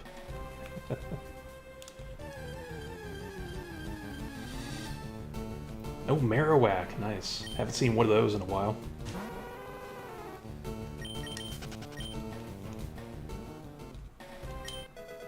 Alright, Max Elixir. Very cool. Now, at this point, I'm kind of tempted to run past some of these trainers.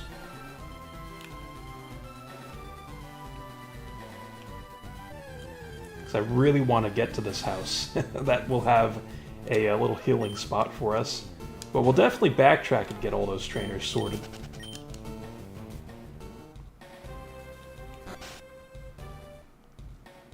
Okay, so... Dance, dance, Chansey dance. You join in too, dance, dance. Would you like to dance? Yes. So we've danced the Chansey dance. And he actually does it too.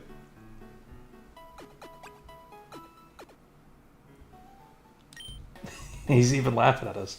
There, you're all chipper now. Lucky. Okay, this is kind of weird. Alright, there is Lucky Punch. Oh, that's cool. It's not a great item, but it's specifically for Chanseys. So let's take a look here. Actually, I should put a lot of these items in the PC. Yes, it raises Chansey's critical hit ratio. So I guess if you were using a Chansey and you taught it like Thunderbolt or Ice Beam, that would be not bad. But you probably would just want leftovers on your Chansey. Yes, but big ups to the Chansey dance. That's genuinely amazing. Alright, and then we can always go back in there to dance some more, but also to heal our Pokemon. So now comes the Gauntlet.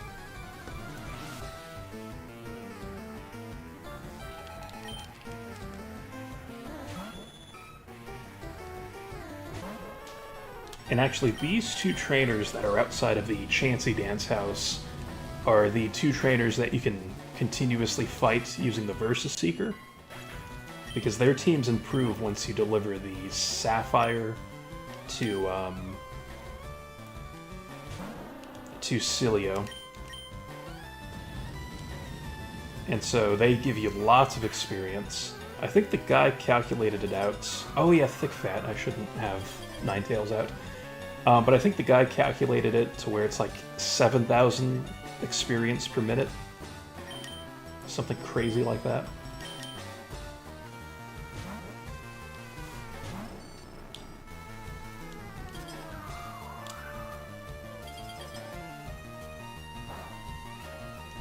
And I think he also calculated the time it takes to battle, including checking, like, if you have a team of Meowth behind the Pokemon that you're training.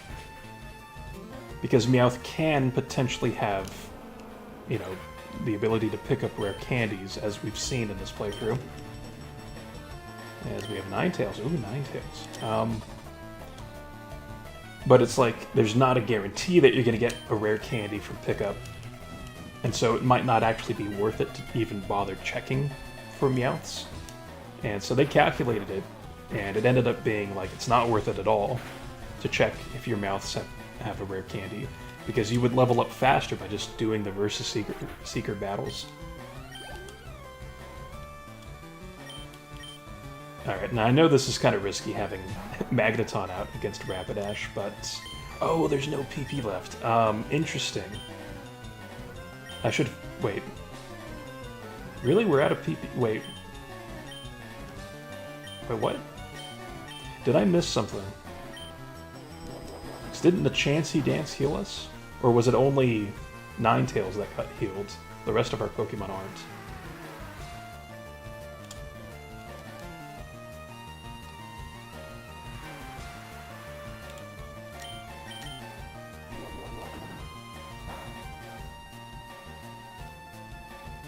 I'm very confused, and I was clearly not paying close attention. There's the lovely thunder animation, at least. So, we have that going for us. That's so strange. I wonder if, for some reason, it only restores health but not PP. Ooh, yes, that is a good point. Because it's not a proper healing spot, like a Pokemon Center.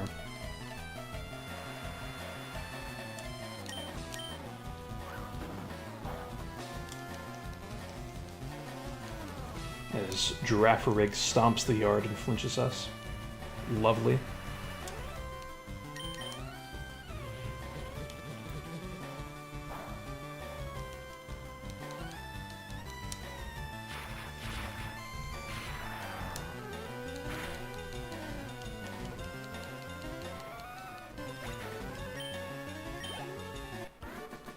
Alright, so down goes her. Which actually makes the spot a bit more questionable then. Yeah, so Wigglytuff was restored because it was paralyzed. And its PP was restored. Gyarados' PP was restored. Wait, so what the hell happened there? How'd I run out of Thunderbolts?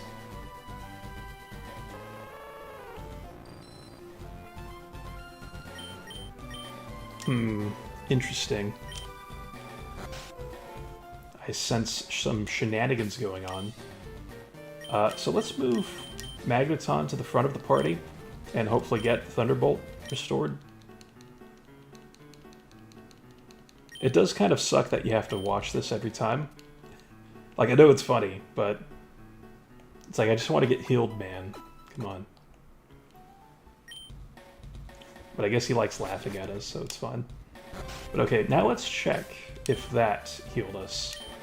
And specifically the Thunderbolt PP. So that did. And that also healed Ninetales PP. So I don't know what happened there.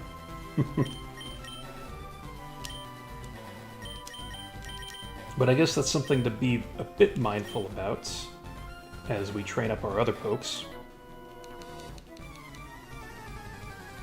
I think there's also a spot on one island. It's like by that Ember Road area, or whatever it's called, Ember Path. Damn, right on. Where there's like the hot springs that you can use to heal yourself, and then there's these fighting trainers outside of the healing springs.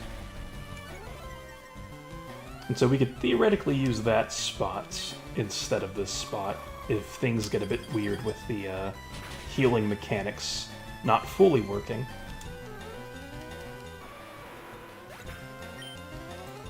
And then we go with Rhydon, and then Kangaskhan, yeah, we'll swap back out. Use Ninetales again.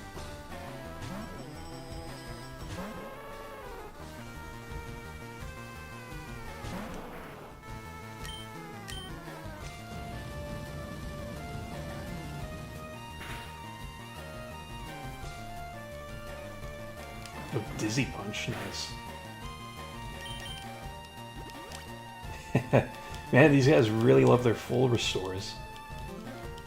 It's like I'd rather take those in place of money at times. I guess ultimately it just depends on... door. It just depends on, like, how much money they end up giving us. Alright, so, yep, Kangaskhan adored the hit, but oh, it was burned. Yes. So it knocks itself out anyway. Alright, and then Slowbro, cool. It's quite a wide variety of Pokemon these two people have.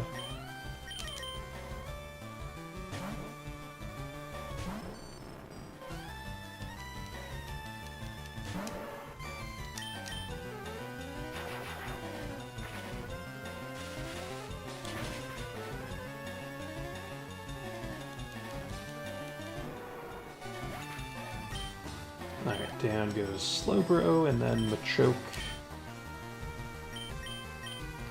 We'll just leave Magneton out.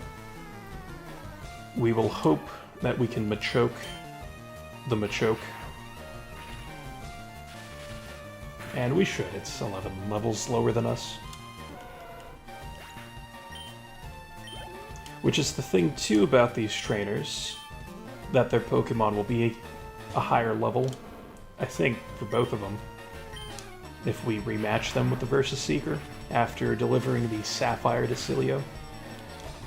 So that's something to maybe be a little conscious about, too. I think the best approach with this would be to train up Venusaur and Sandslash with the EXP share, while using something more powerful like Wigglytuff or Gyarados, which sounds kind of strange to say. But it's true, though. They both would be more powerful than those two. At this point, anyway.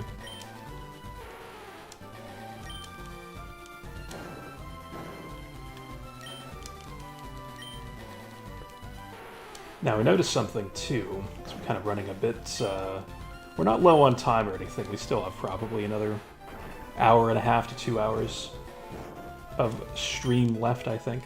Hey, King's Rock, nice. But we still have Cerulean Cave to go through.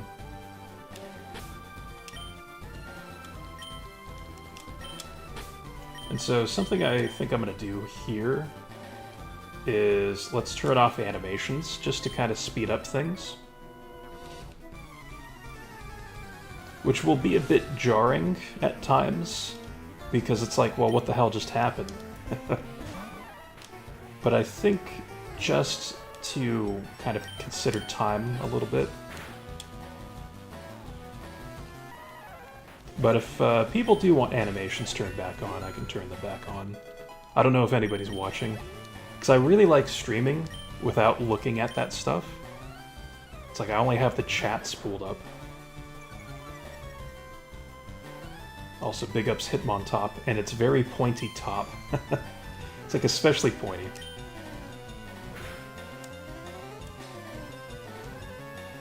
Yeah, I get wrecked. Try to use your counter strats on me. Well, dunno. Nah, I can't say dunno like Gaius, but yeah, I mean, you know, if you are interested in continuing to see the animations, I have no problem turning those back on. If you want.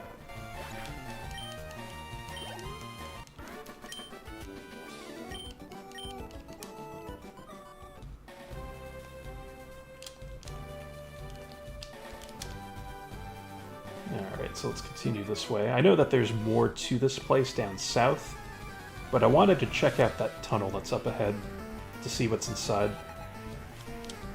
Oh, Chansey! Ooh. With its swollen tips.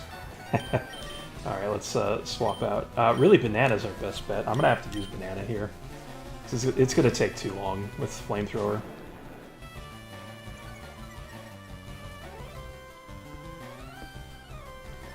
Ah, then it uses Defense Curl. We might still be able to knock it out, even after a Defense Curl boost.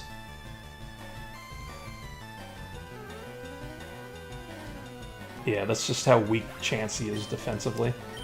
Now, its special defense, that's where it just, you know, it tanks hits like a beast.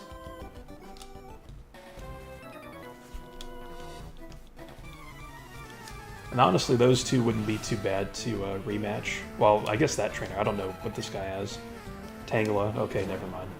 It's really just the Chansey trainer, because Chansey gives a decent amount of experience.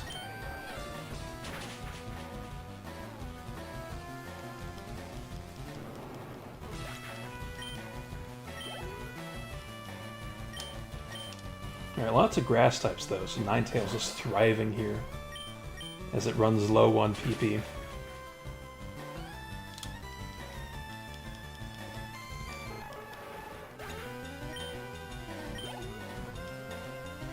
And then Executor, nice. Hell yeah.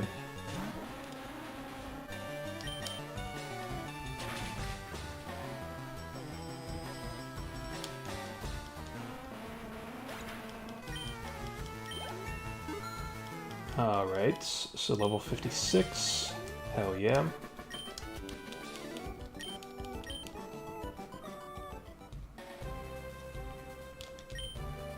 And training by oneself is certainly not a bad thing, but it's also not bad to aim for the top of the partner. Even Bruno. He trained with a fellow by the name of Brawly before. Oh, very cool. I kind of don't believe that combination of people, but yeah, very, very cool. I see Bruno maybe training with a character like Crasher Wake from Gen 4 more than Brawly. I feel like Brawly is a bit too lax. But hey, maybe that's a part of the appeal for both of them. Oh, Fanfi! I'm not gonna freak out like Chugga Conroy. It is Crystal Let's Play, but yeah, Fanfi. Oh, it's such a great Pokemon, man. Oh, I love these Johto mons. Nice Brawlo confirmed. Yes. Oh, this is another strength puzzle. I'm assuming you have to place these boulders on these rocks. Okay. Yeah, so we had the right idea, or, well, the same idea, maybe, with that. Okay. So we... Oh, yeah, we have to stop there, I guess. And then go all the way back around.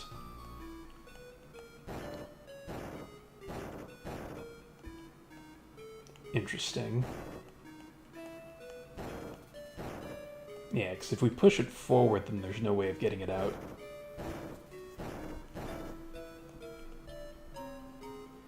And then this is kind of tricky.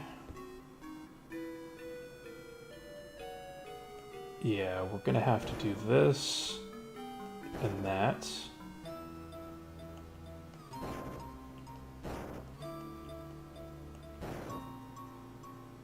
No, I didn't have to do that. I think we're okay, though. So we'll just go around and do this.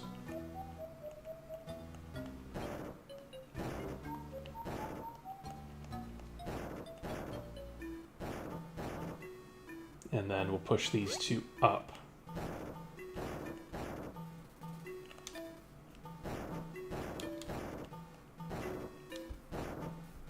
Oh.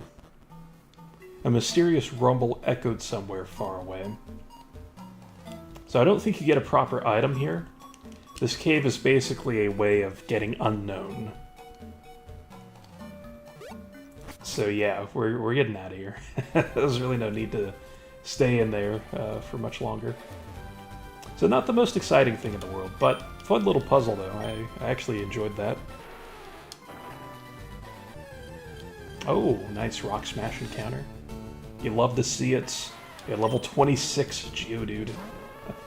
Ninetales could probably knock that thing out with a flamethrower, but I won't put that to the test.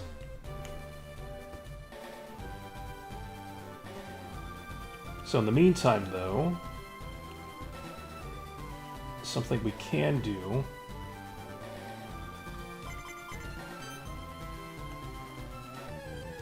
is encounter wild Pokemon, but also just kind of get the ball rolling a little bit on the Versus Seeker stuff and getting Ninetales a bit more experience. I think that would be fun.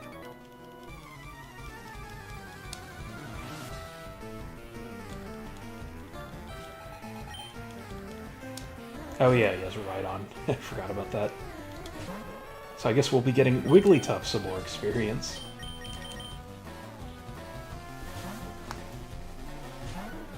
But I'm still undecided as to what I want to get the team up to.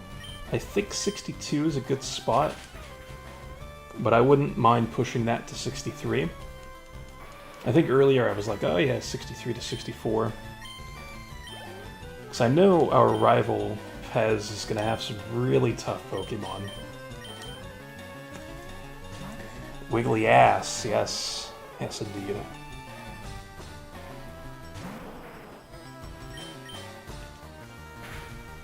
So I'm not completely sold on even 63 and 64. And damn, the full restores, forgot about these. Even though we just saw these, but yeah. This bastard. No wonder Flamethrower has such low PP at the moment.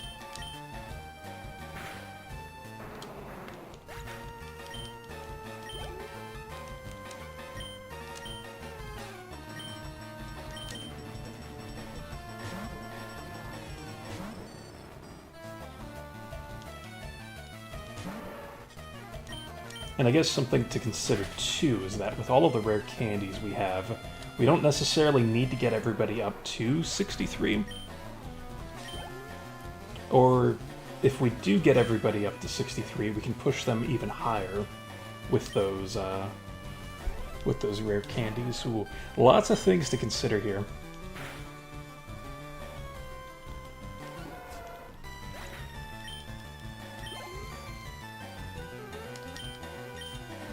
So I don't know, I'll think of something, maybe. I'll try to. Because also, like I said, we might not even really be using Venusaur. We didn't use Sandslash at all. So maybe we don't even have to necessarily train up those two.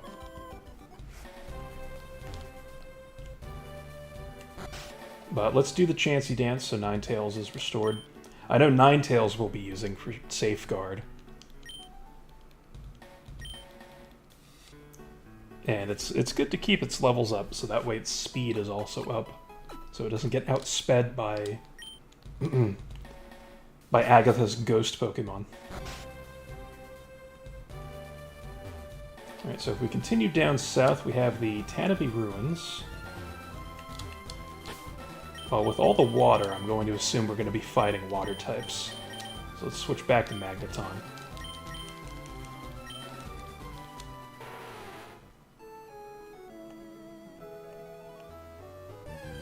Oh, and I should put up a Repel at this point.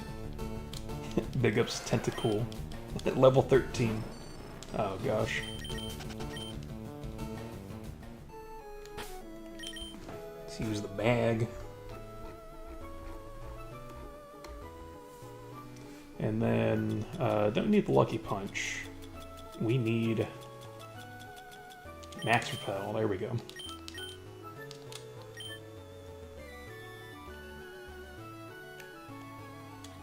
Or is this the place with the unknown? Oh, or does that place that we were at unlock the unknown here? Ooh, another artist or painter. With another Smeargle. Interesting, we've seen someone like this before. Hit with Quick Attack. Oh my gosh. The other person was using Focus Punch though. Oh, there's Smeargle. Alright, there we go.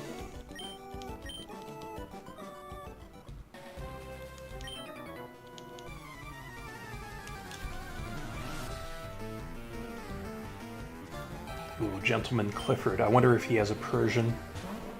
Well, he's a Marowak.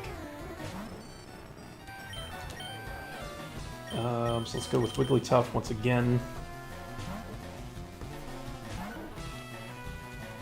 Oh, Bone Meringue. Hell yeah. Bone Meringue is a fantastic move in Pokemon Mystery Dungeon. At least Red and Blue Rescue Team, and then Pokemon Mystery Dungeon DX on the Switch. Oh, Golduck. Okay, let's switch back to Magneton. Although Magneton's now up there in levels too, so won't have to train Magneton as much.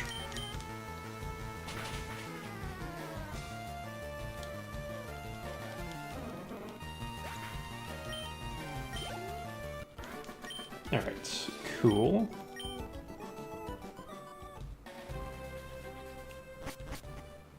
Alright, so in here is the Weepth Chamber. Now, I'm gonna kind of cheat here.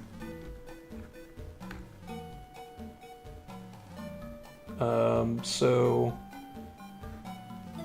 the Tanabe Chambers, so these are just unknown chambers, so you can actually find the unknown in chambers like this. And they're going to have specific letters associated with the chamber. And you can actually hear one off in the distance. You heard it just cry there for a moment. Which I like that in the Gen 3 games. And it makes things a bit more lively. But there are no items in these chambers, so I'm not going to bother actually going in them. But I will bother fighting the trainers around them. So we have another chamber here. And so that's kind of what the game was implying with, oh, there's this large rumble off in the distance. It's like these chambers were activating, I guess, if you want to refer to it like that. A mystic Pokemon is said to sleep inside here. Yes, quite mystic indeed with the unknown. So we have a Ruin Maniac Benjamin with Geodude. Oh gosh. It's like it's just a Geodude, but I still can't do anything to it. Alright, let's go back to Wigglytuff. Oh, self-destruct? Oh my gosh. I should have just left Magneton in then.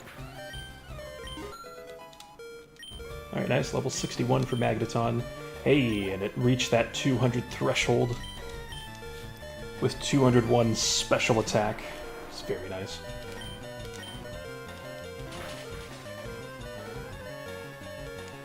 Alright, down goes Graveler. I wonder if he has a golem to round out the team.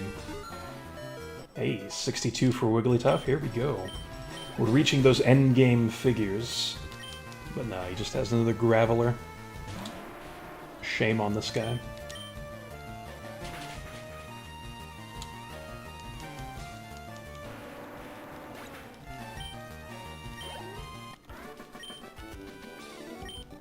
Yeah, he's not much good in battle. Yeah, if you're just self-destructing your Pokemon.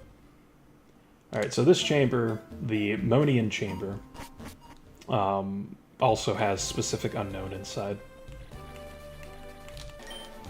So it's a little unfortunate in some ways that these islands aren't super interesting unless we were going for a full completionist playthrough. Which is tempting, because I do love doing that in Pokemon games. And just trying to complete the decks. But for the purposes of the stream, I won't be doing that. Which has already been established with all the off-screen catching I've been doing. And especially since we are very eager to get to Red Dead Redemption 2. So that'll be fun. And I say we, but it's really just, I think, Owl mostly.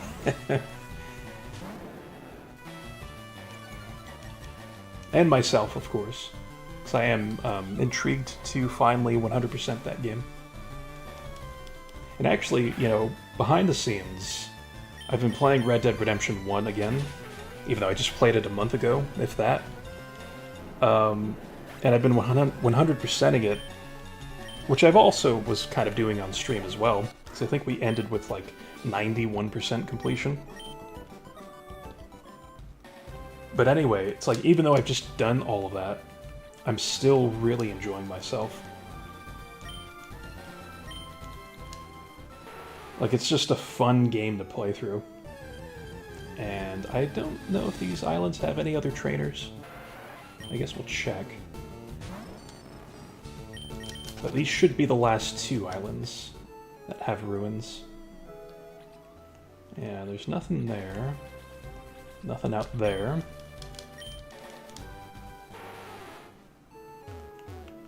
But I'm specifically playing Red Dead Redemption 1 through the remastered version of the game. And it's been great. Although the skin of the characters looks kind of weird at times. But anyway. We'll go ahead and fly off now. We'll heal up.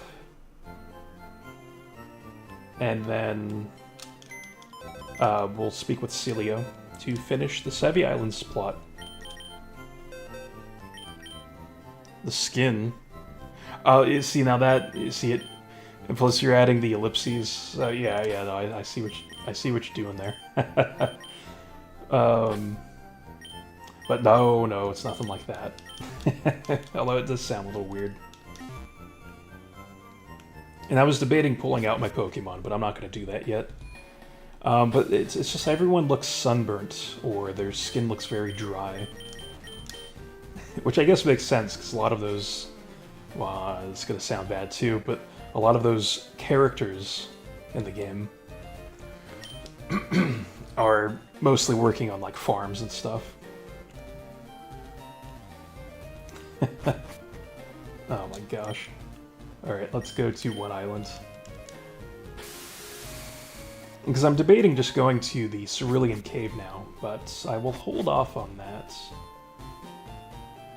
I think it would be beneficial to just train everybody up.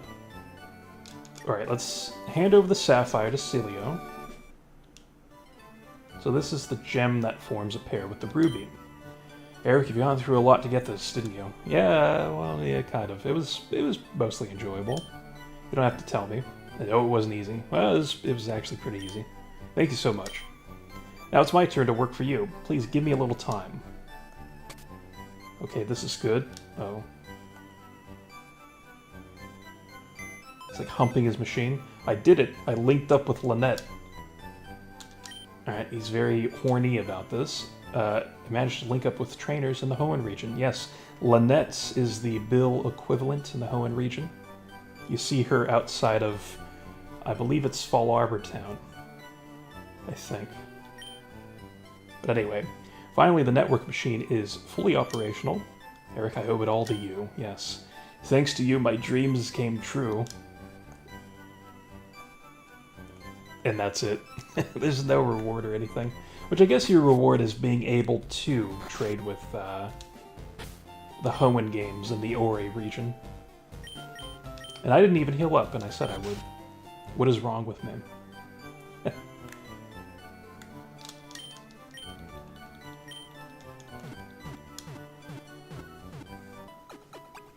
Now, the reason why I'm saying it's beneficial to just train now and then catch Mewtwo afterward is because Mewtwo is level 70. Although I'm just going to use the Master Ball on Mewtwo, so I guess it really doesn't matter. So I may as well just stay here, get the training done, and then go catch Mewtwo in the Cerulean Cave, and then defeat the Elite Four, hopefully. So, in the interest of time, I think I will only train up my Pokemon to level 63. And save the rare candies in case we need them. Which is going to be a long process.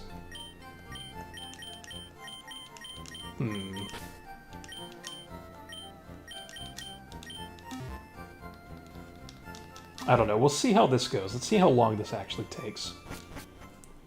So what time is it? 11:40 for myself. And we've been streaming for 2 hours. So we'll see what 30 minutes of doing this kind of brings to us. Let me use a Max Repel.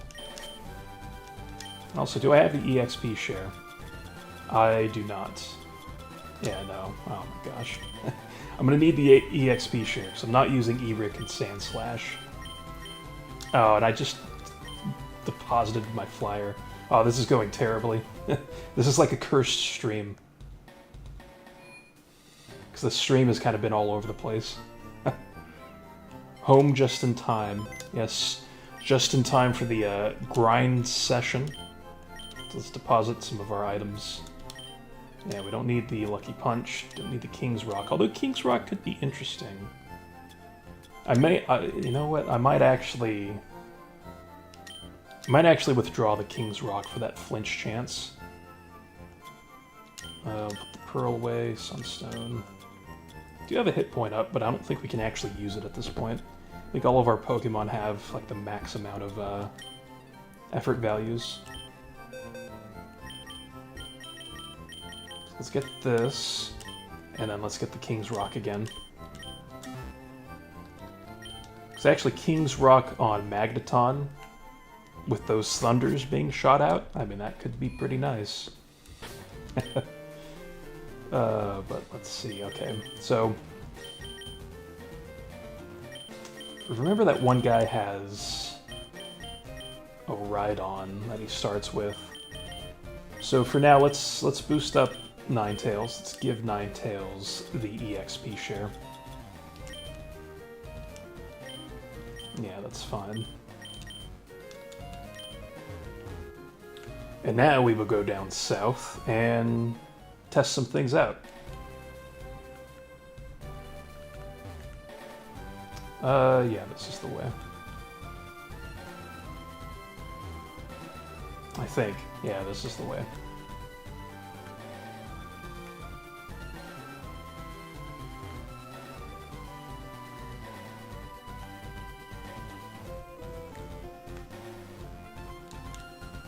It's like it is a bit of a walk to get to these trainers. Okay. Alright, so only the bottom trainer wants some hot action, so... Alright, let's go for it.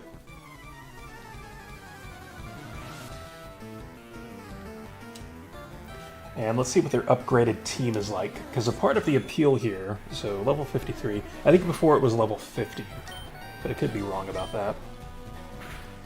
But the appeal here is that they are going to be higher level, so they'll give us even more experience, which is nice. Oh, withdrew Persian. Look at this. Switching Pokemon. Oh, these are really advanced. Yeah, I'm gonna have to switch out too. Yeah, well, I was not expecting that. Yeah, let's go with Wigglytuff and just use Thunderbolt. I feel like that's the most neutral move I could be using. Alright, we've been burned. That's fine.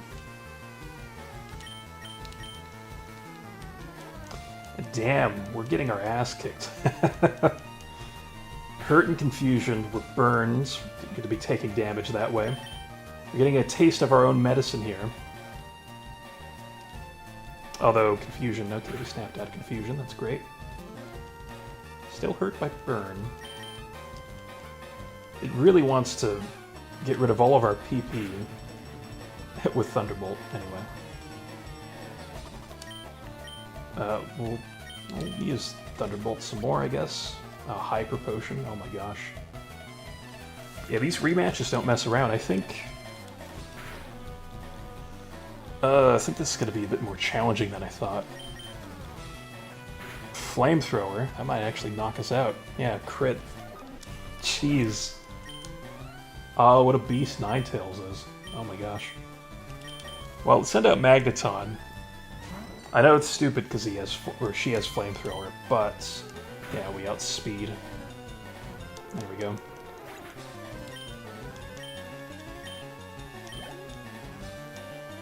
Alright, Rapidash, I will... I mean, I guess I'll try sending out Sandslash. We'll see what happens.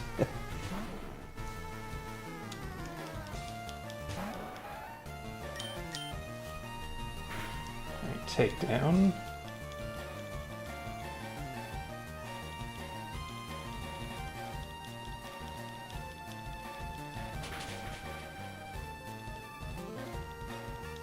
So I think maybe the best way to do this is to use my best Pokemon against this trainer, or these trainers.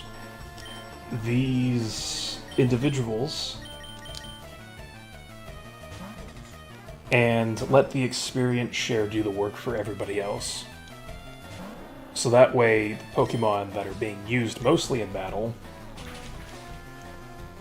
won't have to be boosted with rare candies or anything. They'll just naturally get to that endpoint level of like 65 or whatever. And then the rare candies can be used for everybody else. I think that's, yeah, that's what we'll do.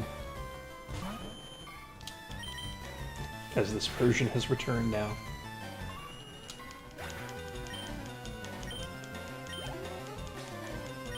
Alright, oh yeah, Giraffe Rig, forgot about that too. Yeah, let's go with Ninetales.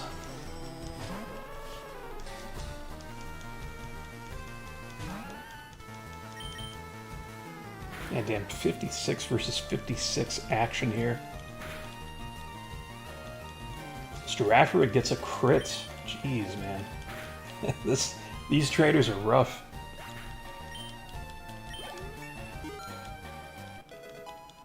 And there we go.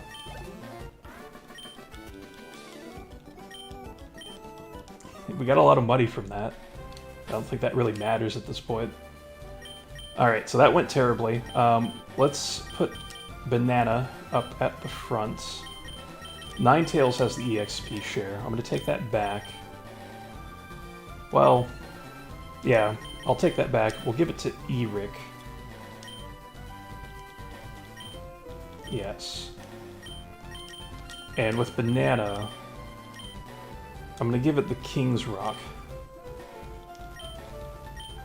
That way, in case I don't knock something out, it'll at least have the chance of flinching something.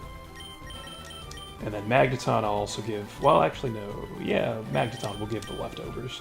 Alright. I think I've got this all sorted now. Since we don't really need the amulet coin anymore, so we've made tons of money. Yeah, that's the beauty of training, though. It's gonna be a long process here. Of like 30 or 40 minutes, I'd say.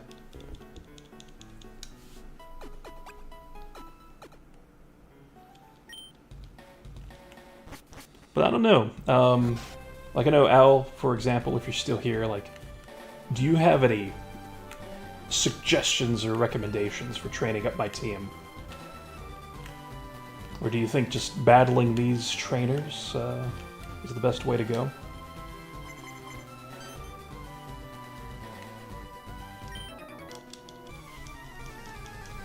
And then, of course, using rare candies afterward, but...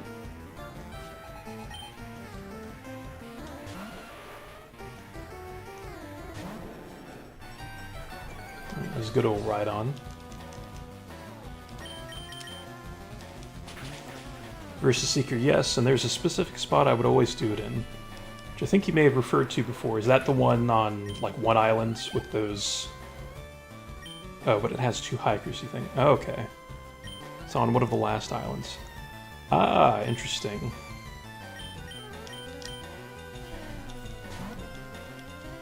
So I know the guy in the video did a bunch of calculations that I saw, but I don't know if he, like, tested out every single possible place. But maybe that could work. That could be a bit beneficial. Oh, of course, Giga Drain gets disabled. You've got to be kidding me. It's like, that's actually really annoying, getting that.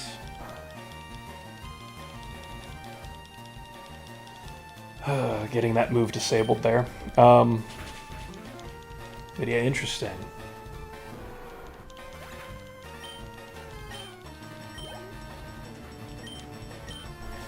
Kangaskhan.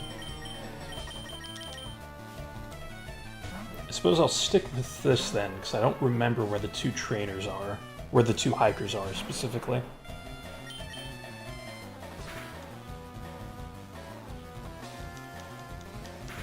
It's on 6 islands. Alright. Let's see here. It's behind the scenes.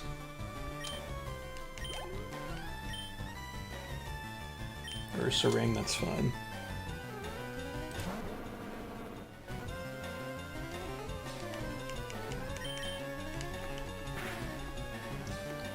Looks like 6 islands. Yeah, there's Hiker Earl. Oh, what? I looked away and I'm getting knocked out. What the hell? Oh my gosh, this is just incredibly bad. To pull a skeleton. Use his pronunciation. Let's see, Pattern Bush, no, because that's that forest. Outcast Islands. Oh, yeah, it might be Ruin Valley, so south of the main islands. I guess the problem, though, is that only Ruin Maniac Larry ends up improving his team with the Versus Seeker. So I think the appeal here is that you get these 2 trainers that have, like, 5 Pokemon each. So that's tons of experience potentially on the table for just 1 Versus Seeker use.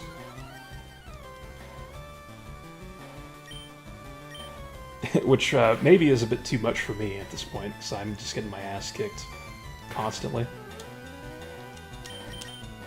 Although based Bananas, I should have kept Banana out the entire time. Just trying to get fancy, use other Pokemon and stuff, but wasn't really working out too well. Pretty sure it's Ruin Maniac, or Pokemaniac Hector, Ruin Maniac Stanley, and Ruin Maniac Larry. Okay. Yeah, because Hector gets boosted with Versus Seeker usage, or at certain points in the story, so after you deliver the Sapphire, his team gets a boost. Interesting. I may have to consider that. If this continues going the way it has been, I'll just head over to that area and train up my Pokemon that way.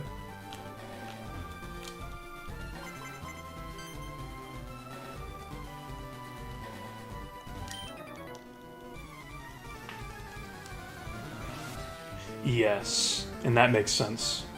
So that's why they would be like so beneficial, is because they would have those boosted teams for even more experience. Alright, we'll give this a few more passes pass-arounds or pass-throughs, however you want to word it. And then potentially give that a shot then, south of 6 Island. Alright, so again, I'm just leaving Banana out there. No need to get too fancy. Let's Dragon Dance, though. Just to give us sweep potential. Thankfully, it's just using Amnesia, so that's not too bad.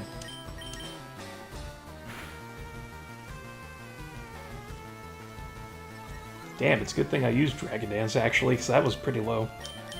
Like, not much damage being dealt to Slowbro. Of course, useless crit. That's fine. Alright, Ursaring, also fine.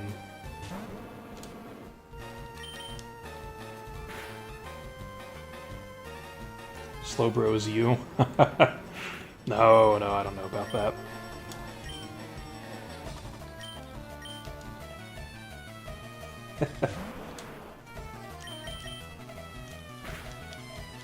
But that is funny, though. Oh man.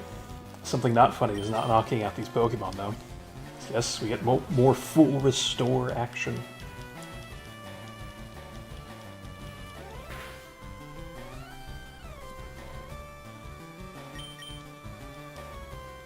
Ah, that Adore. Gosh.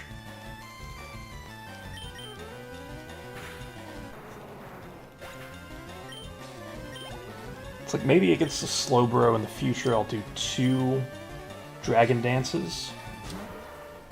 Because I don't think that Slowbro can really do anything to hurt me. Which sounds very extreme and a little deep, I guess. But like the bad man can't hurt me anymore. The Slowbro.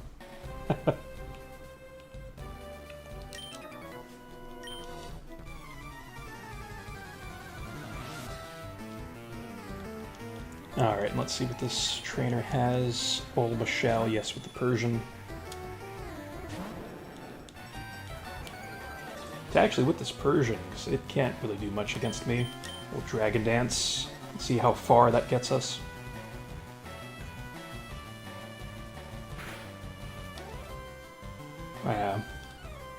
There we get a crit.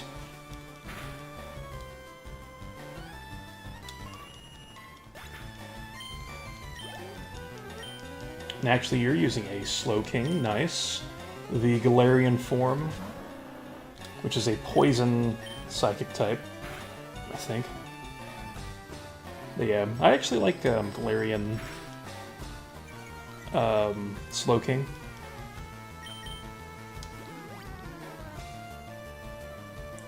Yeah, damn, so I guess against Slowbro and then against Persian I'll use 2 Dragon Dances for now, since I don't seem to be strong enough to one-shot these Pokemon.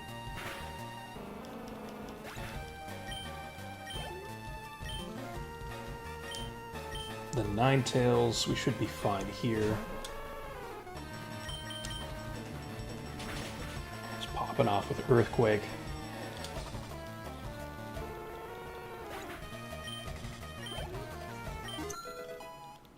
Alright, nice Eric at level 55. Then Rapidash.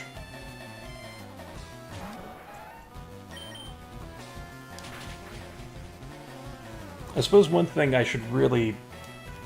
No. Nah, I should stop rambling so much about that. I was like, well, maybe we don't have to train Venusaur up all the way, but we do, because I feel like Leech Seed and Sleep Powder is going to be useful.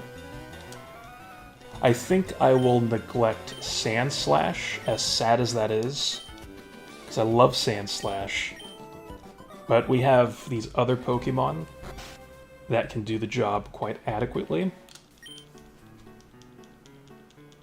And so poor Sand Slash will be incredibly underleveled, but I think it's just what we have to do, because I don't want to spend like an hour or 2 doing this. You know? And so the more Pokemon we try training up, the longer it would take to get everybody trained up, obviously. Battery isn't charged. 8.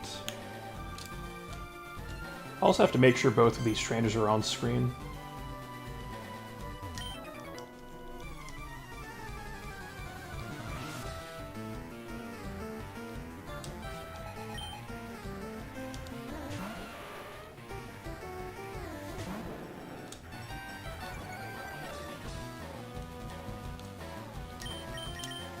Thankfully, it seems like one rotation got Banana up to about that halfway point. So it is kind of a long process, but it might actually be shorter than I'm expecting it to take. I don't know, obviously at this point I'm just at the point of rambling and saying things. But, yeah, I think we'll be okay. So I see the clock struck 12 there. And we still do need to capture Mewtwo. I don't know, maybe we have another Fire Red and Leaf Green stream, and we delay Red Dead Redemption 2 a bit longer.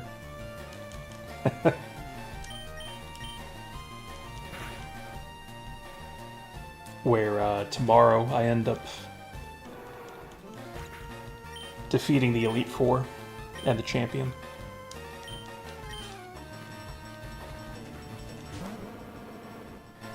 But I don't know, we'll see.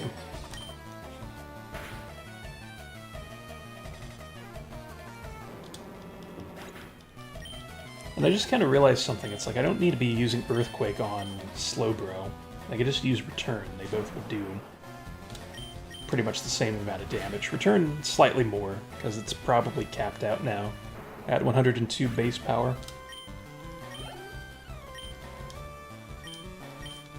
Alright, there goes Machamp.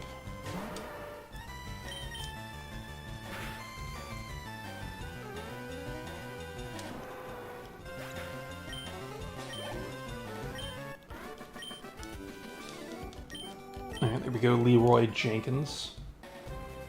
Because I haven't made that reference yet.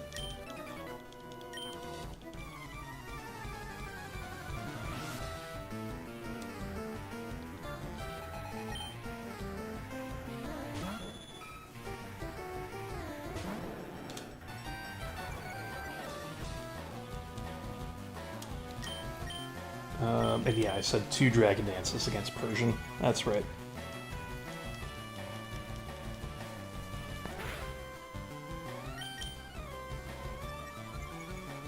So that damn Dugong survived the return last time. So maybe after this level up I won't have to use 2 Dragon Dances against Persian. I could just stick to 1.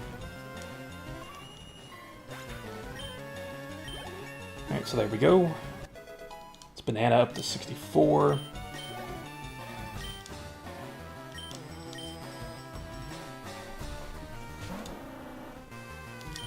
And I would like to get to 65. And then I'd stop there for Banana.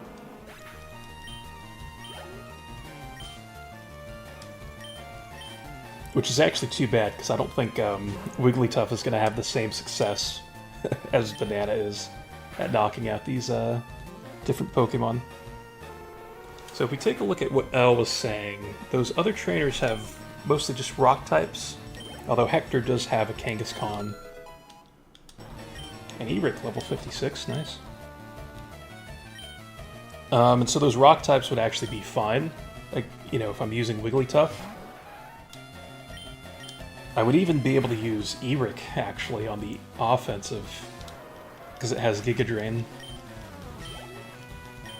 So I think once Banana hits 65, we can't really use this spot anymore, because it's going to make the whole process of switching out Pokemon, trying to get the right type matchups, very convoluted and annoying to deal with, compared to Banana, who can just sweep through everything. So I will use that spot that you recommended, Al, once Gyarados is at 65.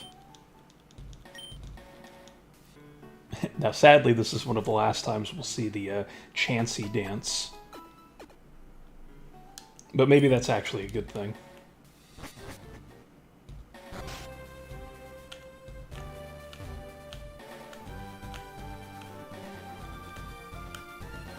Also, the very sporadic running around is to reset the battery, I guess, on the Versus Seeker. Because you're not able to use it consecutively. You can only use it once every 100 steps.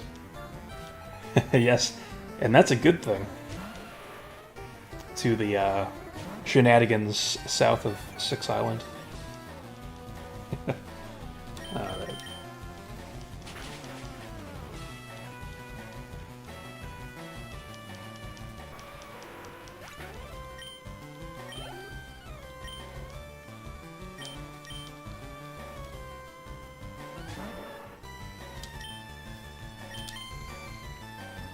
And I wonder if, against this team, if I still need the 2 Dragon Dances. Damn, that Psychic... Oh, gosh. That did so much damage. I know he got a crit, but still. Alright, yeah, I need... Oh yeah, that's the King's Rocket action, hell yeah. So yeah, I do kind of need the 2 Dragon Dances. Still.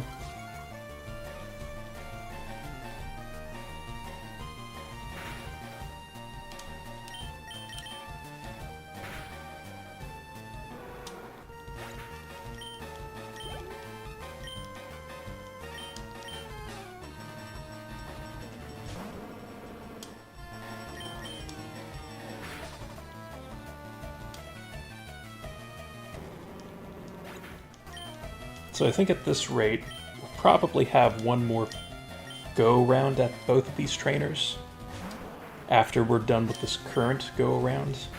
So that should bring Banana up to level 65. And I keep meaning to do this. I feel like I've mentioned that I was going to do this at some point, but I always get sidetracked by stuff. It's like I feel very scatterbrained when I'm streaming, but I would like to check out the rare candies that we have, and how many we have. Because sadly, we're neglecting Sandslash. I think that's confirmed now in my head. Still have that trainer down there, and I will fight them, but... See, we have 15 rare candies. So, we can definitely get Wigglytuff up to 65 naturally. Magneton will need a bit of a boost, and these two, okay. So hopefully we can get Ninetales and Venusaur up to level 60, and then use 5 rare candies on both of them, and then 4 on Magneton, and then the last one on Wigglytuff if we need to. So really... Well, yeah. I guess really we're just getting Gyarados and Wigglytuff up to level 65, and then using rare candies for everything else. While also, at the same time, leveling up... Oh, okay, never mind. I have no idea what the hell I'm saying at this point. Just, never mind. There's a lot of math going on here. And I remember yesterday I was trying to explain something. Damn, I really should have healed up, but I think 1 Dragon Dance is fun for this trainer. But it's like yesterday I was trying to explain something and I just couldn't put my thoughts into words for some reason. And I was like getting mad at myself. It's like, what the hell's going on here?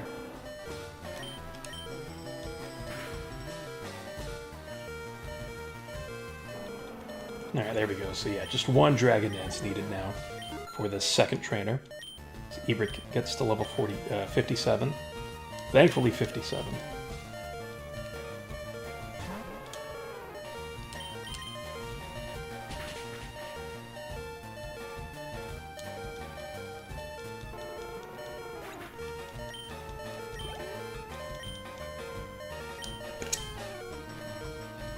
My finger hit my headphones there.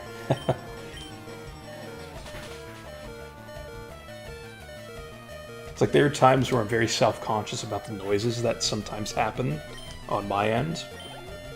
Where it's like my desk sometimes rubs up against my chair. And I'm not gonna lie, it kinda sounds like a fart. And it's like I don't want people thinking I'm passing gas constantly on these streams. So I figured I should explain that to whoever is watching. slash listening. Just so we prevent the rumors from spreading. Although I guess that's more of a Streisand effect type of thing, so I don't know if anyone's even pointed that out before.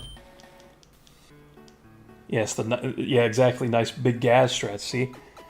Yes, we're getting the chair involved in the action going on here.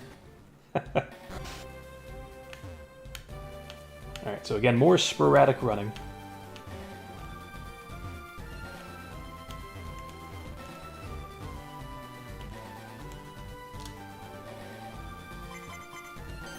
Nice, both of them want a battle. Cool. That is perfect.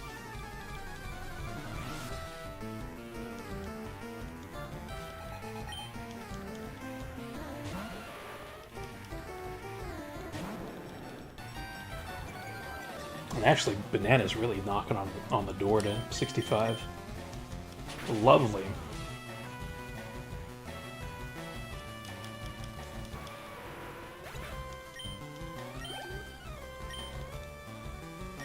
Alright, so with Slowbro, to actually switch to Magneton.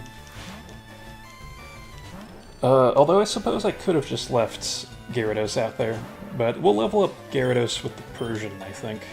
Or if we need it for anything else here, as we're switching our team around. And going back and doing this. Just because we're so close to level 65, it's like there's no need to have Gyarados fight all of these Pokemon. Question mark, right? So I think that this would be the appropriate thing to do. We got lucky there with a Kangaskhan paralysis. Ah, but the full restore. Jerk. I actually wonder, what's the element or type of Wigglytuff? So actually, Wigglytuff in this game is a normal type. Which isn't effective, or I should say, a normal type is not super effective against anything.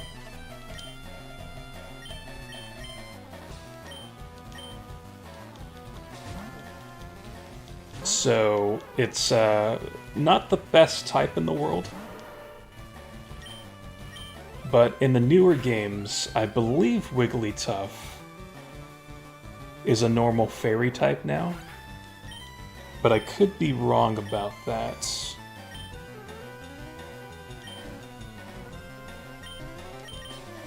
Actually, I'm going to look that up. Since we have the ability to do so.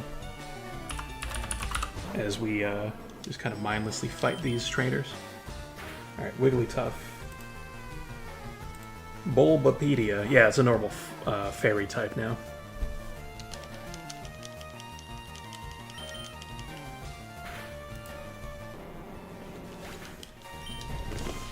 And Fairy is a very overpowered type. That's completely unnecessary. And I'm totally against. Because it seems like Fairy was created in Gen 6 as a counter to Dragon types. But the thing is that Dragon isn't necessarily even a good type. It's just that the Pokemon that have that typing are strong Pokemon because of their base stats.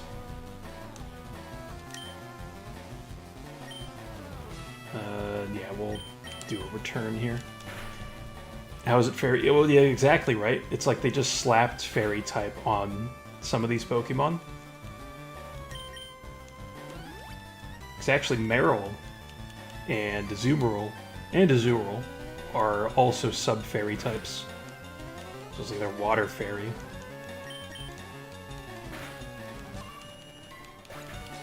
Yeah, exactly. It's like, oh, this Pokemon's pink, we're gonna make it a Fairy type. That's pretty much the basis of it. So I don't know, it's just really dumb to me. I'm not a fan.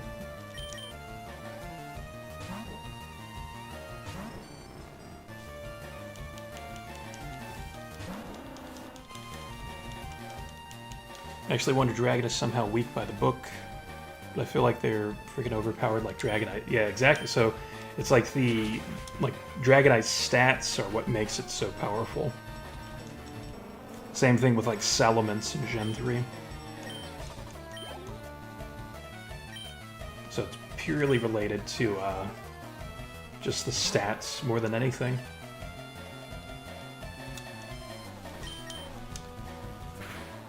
And it's like so many things carry Ice Beam, which hurts dragons.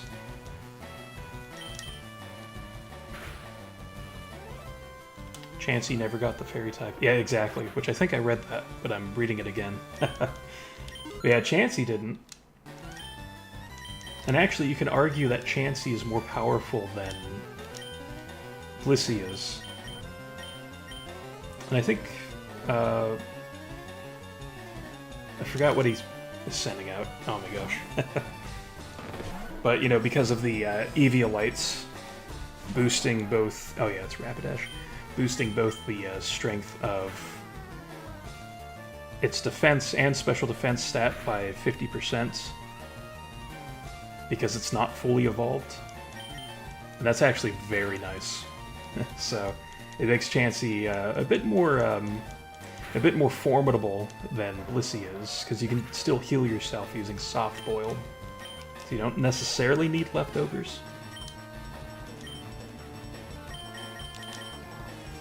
Putting Chansey to only normal should be a crime. Well, I mean, I suppose we'd have to look at who was in charge of... oh yeah, I forgot. We had Grudge used against us, so can't use Thunderbolt. But yeah, I wonder who was in charge of determining that. Like, I'm sure they had some kind of team of people considering, like, balance stuff. You know, would things still be balanced or whatever? And it's not. Like, yeah, Fairy's not balanced at all. Especially Steel Fairy types. Like, those are really tough.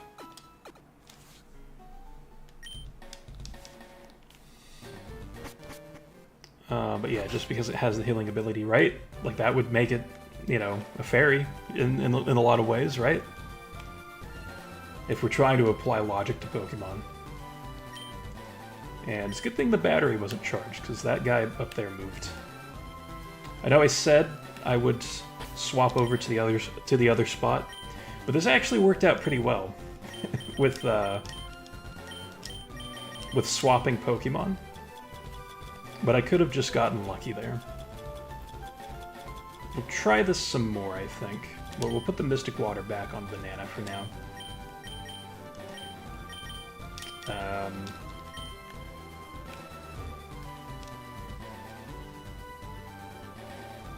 Wait for both of these trainers to be on screen. I guess this is kind of annoying too, having to wait for this.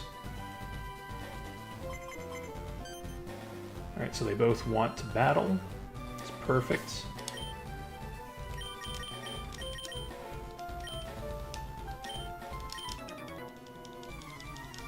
But yes, Tinkaton. I don't know if Tinkaton, which I think is the final evolution, was really all that meta-relevant, but I know that Zacian, I believe... Lotion?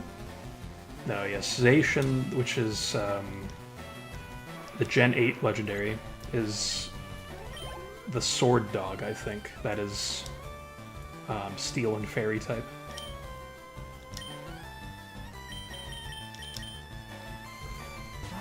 And that thing was incredible in online. It's like every team at like VGCs and stuff would have a Zacian on their team. And even like Mega Mawile is pretty interesting too, because it's a Fairy Steel type that has a Mega. And oh, Zap Cannon. Ooh, interesting. I won't learn Zap Cannon, but I like the idea of it. If I kept Lock On, then yeah, I would definitely think about it. But I will pass on that. But anyway, it's like Mega Mawile has Huge Power as its ability. It's either Huge Power or the other one, Pure Power. I think it's just Huge Power. I mean, they both do the same thing, but you know, you get this thing with not so great stats, but with Huge Power, its attack gets boosted. It's effectively doubled, which actually goes beyond doubling when you start incorporating individual values and effort values into the stats. So that, you know, speaking of math, there's a lot of math behind that too. And I don't know what this last Pokemon is, or second to last. Machamp, okay. I guess that's fine. We should be okay. Yeah, I feel like DL... No, I guess we're not fine. Especially with the cross chop. Oh man, we are lucky. We're very, very lucky here. Because cross chop has a high critical hit ratio as well. Yeah, based Magneton, taking that like a champ. And send out Ninetales. But yeah, I feel like DL, you might like those dogs from Gen 8s. They're alright. I don't like their non-legendary forms, I guess. I don't know what they're called. I think it's like the Knights of Past or something.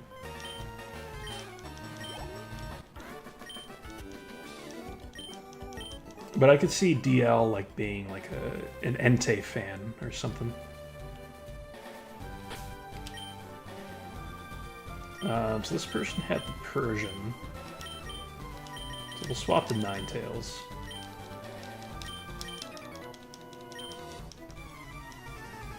I might, but you love... Oh, gosh. Well, you know.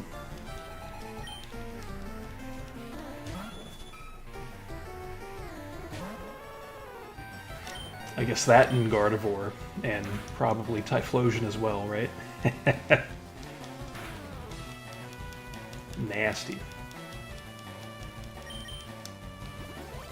And you know what? I'm cool with these cool trainers using their Hyper Potions on crappy Pokemon. I mean, here I am saying crappy Pokemon. On not so good Pokemon. I don't like to be that negative. I think it's more so I'm just like fatigued now from the grinding. As they've now swapped out to Ninetales. Interesting. Yeah, so we'll switch. That's fine. Send out Wigglytuff.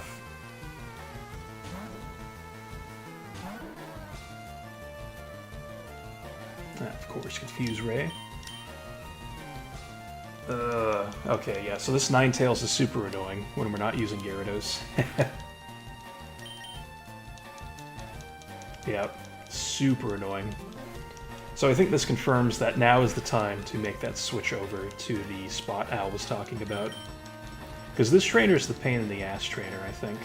Like, you see this Ninetales and the work it's doing against us? It's incredible. Yeah, I'm gonna have to switch out. We might actually have to bring back Banana now to take out this Ninetales. And it's like at this point, you're making all these switches. The experience is getting split up so much between all these Pokemon. It's like not even worth it at this point. Like technically no experience is going to waste, but it just feels less efficient doing it like this. Alright, so let's switch back to Persian now. And we should be fine with Magneton, even though it's very low on health. Ah, but isn't Thunderbolt messed up now? So didn't I have to use Thunder? Or was that before the healing? Oh my goodness. Okay, now we're good. Oh my goodness. Alright, next is Rapidash. Yeah, we'll switch out. God, there's nothing I can use. We'll take the risk.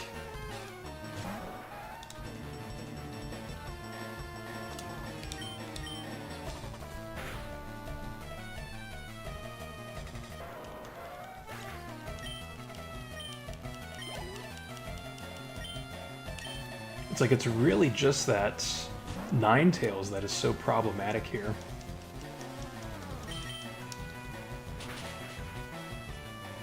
So actually, something I thought about. Against this particular trainer, what if I used Rain Dance and Thunder Spam instead of all this other stuff? So the Rain Dance and Thunder Spam would knock out Persian in one hit, and definitely knock out that Ninetales. Well, I say definitely, I'm pretty sure it's going to knock out the Ninetales. So actually, let me try that before we use L-Spot. We might not even end up using L-Spot after all, actually. But let me test something out here after we do our dance.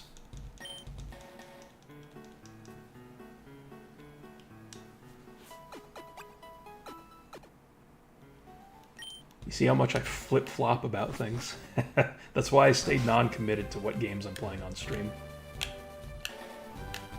It's like we're fortunate I'm staying committed enough to Red Dead to where I'm playing that next. That's been like a month of thought behind that one. Alright, so let's put this to the test. So it's the Ninetales that we have that kind of messes everything up. We're going to use Magneton as our lead.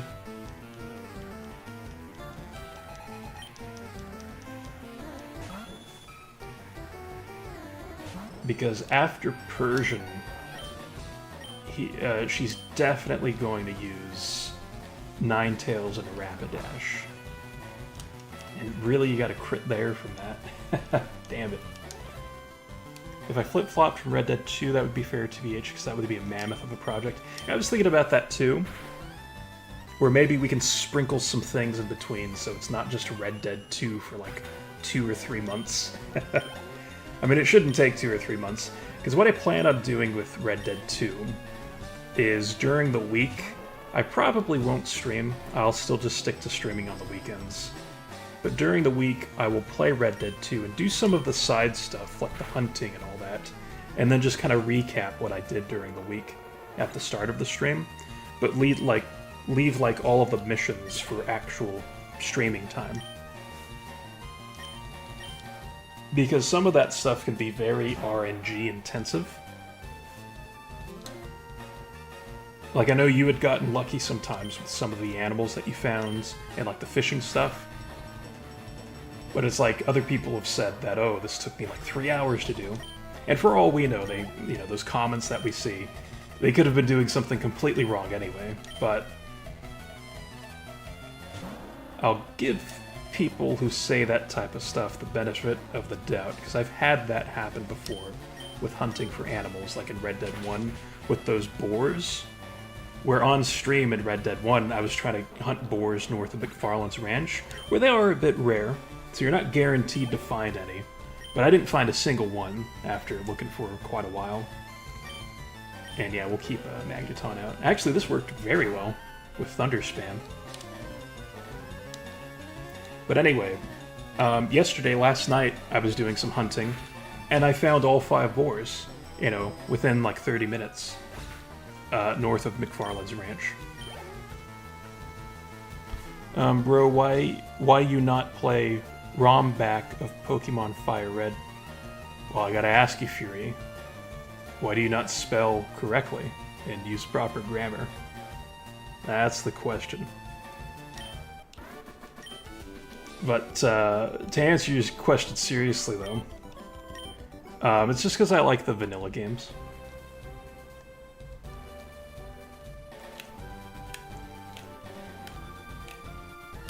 It's like I still enjoy playing like Emerald and Fire Red and Leaf Green.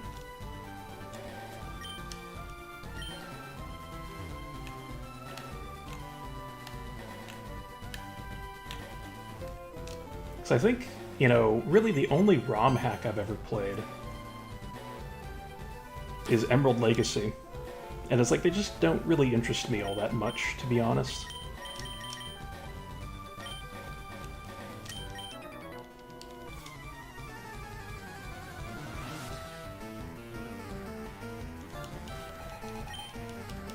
But anyway, going back to what we were talking about, though, with the Red Dead 2 stuff, it's like during the week, yeah, I would probably do the side activities and all that during the week and leave the missions for the weekends when I'm streaming. And then I think you're right, probably the best way to go with that is to break up the action. And so I'm thinking I wouldn't mind actually playing like Pokemon Coliseum. And try Pokemon Light, Platinum, and Glazed. I like that name, though. Just Glazed. Yeah, I mean, I probably won't, but... yeah, I mean, we'll see. Because like I said, it's like I don't really like ROM hacks at all. Like, I don't know, they just don't seem appealing. But it's cool if you're into them, though, because I know some other people have talked about ROM hacks. Like on the TikTok side, there was this one person who was talking about their progress through a ROM hack. And it's like, it seems neat, but it's like they're not really for me, though. I don't know. I just prefer the vanilla games.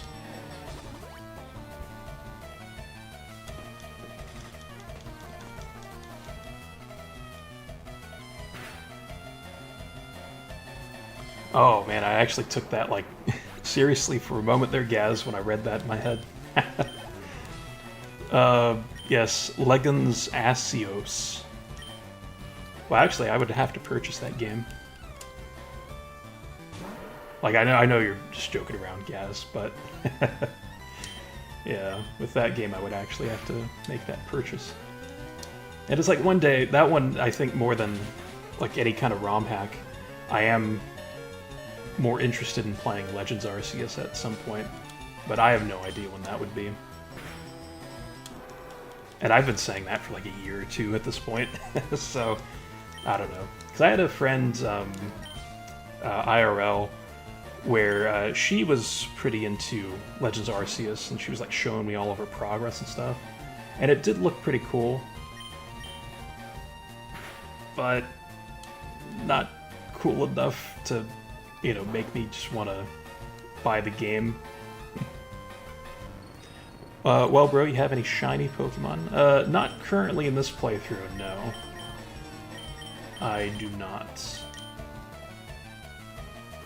And it's actually too bad, because the save file that was on this cartridge before I purchased it, like when I purchased it, there was a save file, and it did have shiny Pokemon.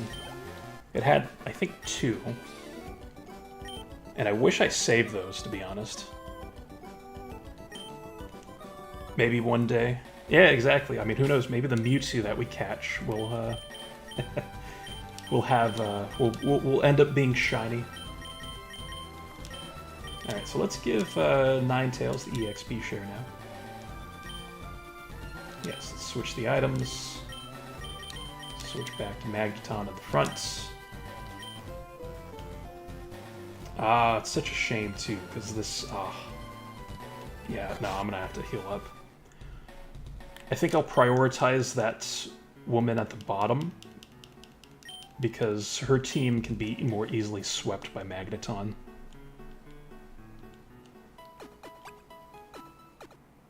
That's true. That's actually very true, Al. When Gaz played through Emerald Legacy, yes, the Shine A power was with Gaz. So you got that shiny Wurmple, which was very awesome. Alright, perfect. Did I put Magneton in the front? I did. Perfect. Am I completing the Pokedex? No, not in this game, no. I got the 60 Pokemon required to get to the Sevii Islands in the post-game. But that's the extent of my Pokedex completion. If I were playing like on my own outside of a stream, then yeah, I would probably try going for the entire dex. But on stream, no. And I forgot to do the rain dance thing. Oh, I'm so stupid. Hopefully Ninetales will go with a flamethrower, so we should be able to tank that with rain dance up. Okay, it's going for Grudge, which is also annoying.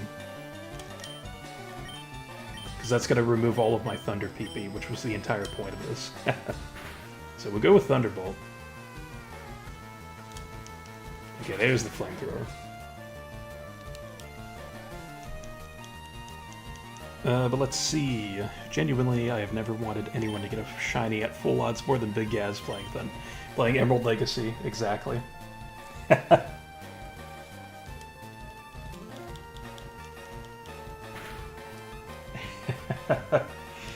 Yeah. I was also quite pleased that Gaz was the one to find a shiny, which I guess we've all found shinies in Emerald Legacy. Because I found the Illumise, and then you, Al, had found the Hariyama. And then, yeah, Gaz has the Wurmple. And then completing the Pokedex without is impossible, I think, because we can't find... Yeah, that... Well, I know what you're saying, though. Like, even though you retracted the message, I still saw it. And yeah, it's like Mew is not available, basically, is what you're saying.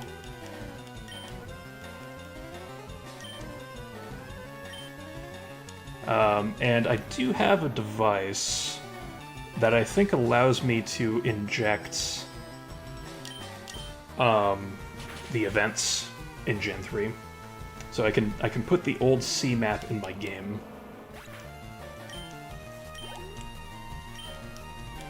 And I guess technically that is legal to do. Like, obviously the injecting part of putting that item into my save file is not the legal part.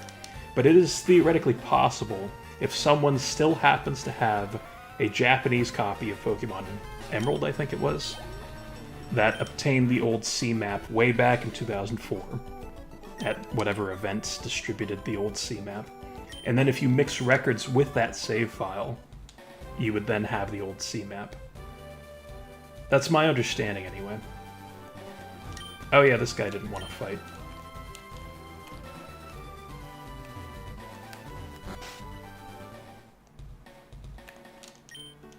But yeah, that incredibly convoluted and likely impossible task is the only way of legitimately getting a Mew. But it's technically possible.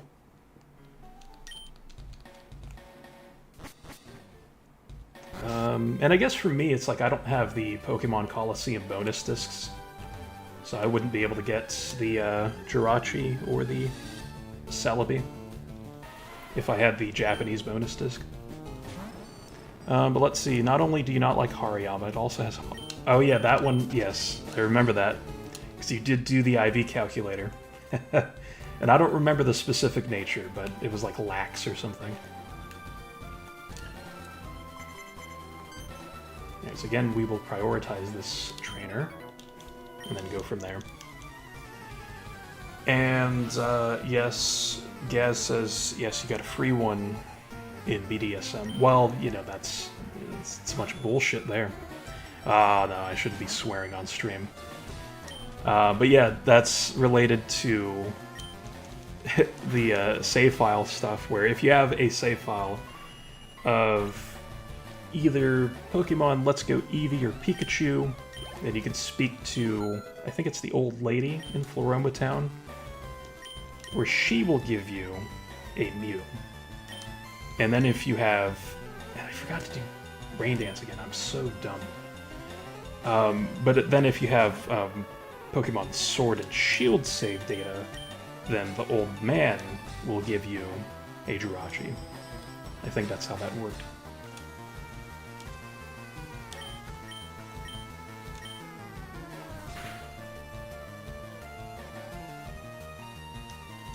Alright, that's fine that Thunderbolt lost all of its PP, as weird as that sounds. So we're just going to do Thunder Spam at this point. But anyway, it's more so in reference to, you know, just sticking to Gen 3, though, with Pokemon availability. Also, what time is it? 12:40, oh my gosh. I'm almost tempted just to give the Elite Four a shot. Obviously, we'll use the rare candies to bump up, you know, Venusaur and... I think it's Ninetales?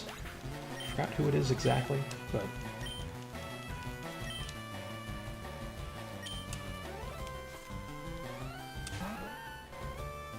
But we shall see.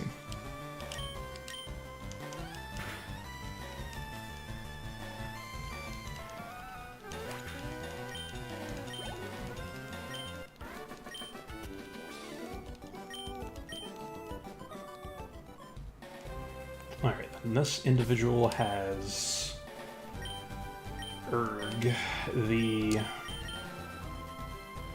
Rhydon. That's what he has.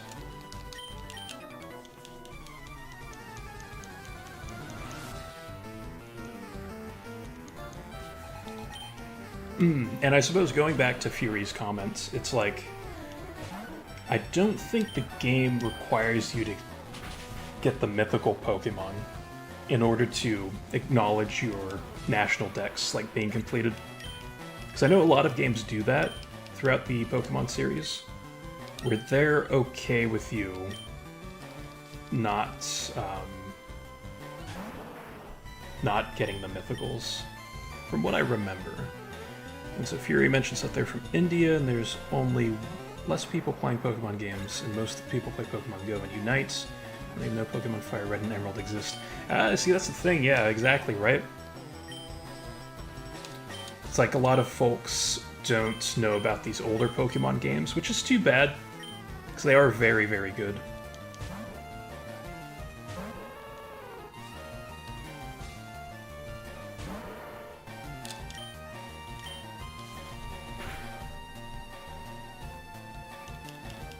Oh, Seismic Toss, interesting. Alright, let's see.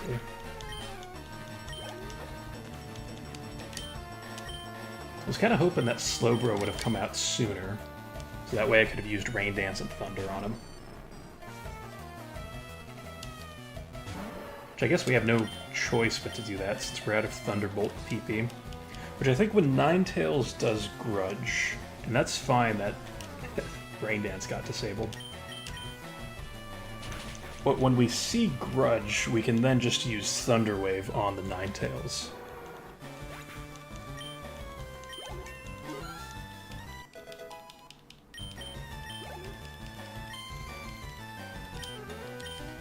Yeah, and Ursaring can just take a Thunder to the face.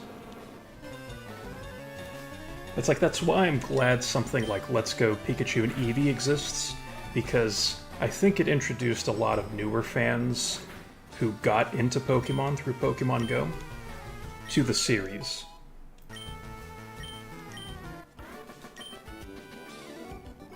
Yeah, exactly, right?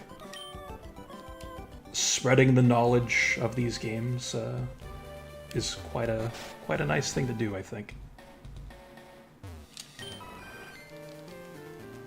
Based Idian Man. Idaho Man? Oh my gosh. Yeah. I wonder, though, Gaz, if that was intentional. Because, you know, sometimes you mistype. So I don't know if you were still doing that thing that you did earlier in there, or if it was just accidental. But either way, yes. You know, I know that there's really nothing up there, but when I lived in Utah, I kind of wish I would have taken the time to visit Idaho.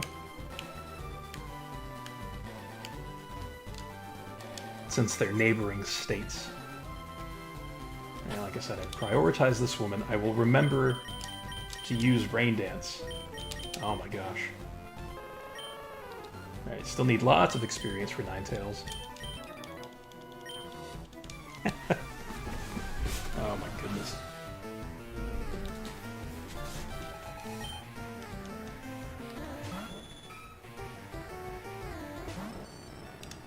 And so that's the thing, that's why we keep getting screwed over by that Ninetales, even though we have a better strategy for it, because I kept forgetting to use Rain Dance against the Persian. Good lord. Well, now everything should be crystal clear at this point, which is also a ROM hack.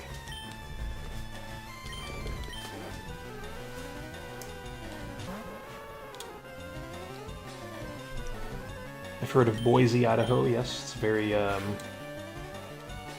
very big sports town, because they love their college sports in that town. Because for me, it's like the thing I think about when it comes to Idaho, which sounds strange, but I think there's a lot of potato farms up there. But also, that's where Napoleon Dynamite was shot. Which, you know, the movie, not a person named that. And so it's like just to see some of the, like, I guess buildings that were in that movie would be kind of cool. Let's see, you've been playing these games since you were 10. Yes, same man. And you watched Purple Roddery videos for making your team. Oh, very nice.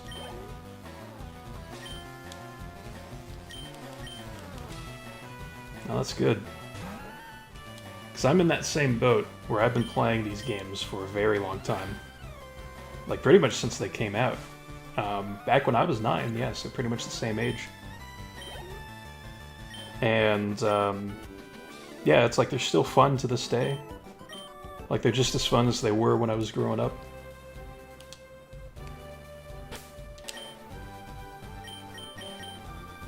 Let's get Wigglytuff back in there. So actually, we're pretty close to being pretty much done with the training. I know Wigglytuff is kind of lagging behind ever so slightly. But that's what the extra rare candies are for, I think. Now, I will catch Mewtwo.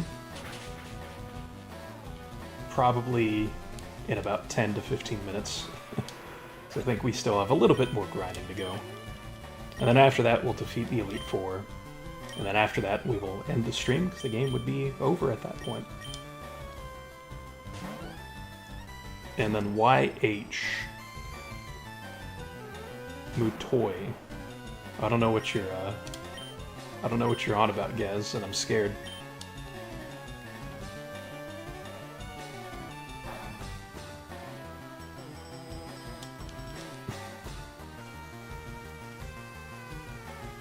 Oh, the Mewtwo. Oh, that's what you're doing. Oh, okay, never mind.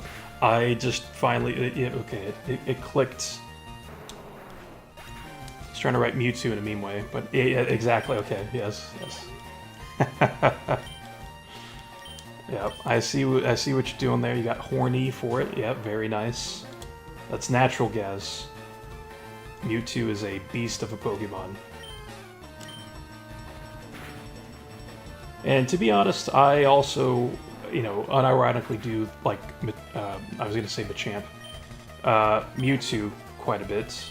I don't really care for Machamp all that much.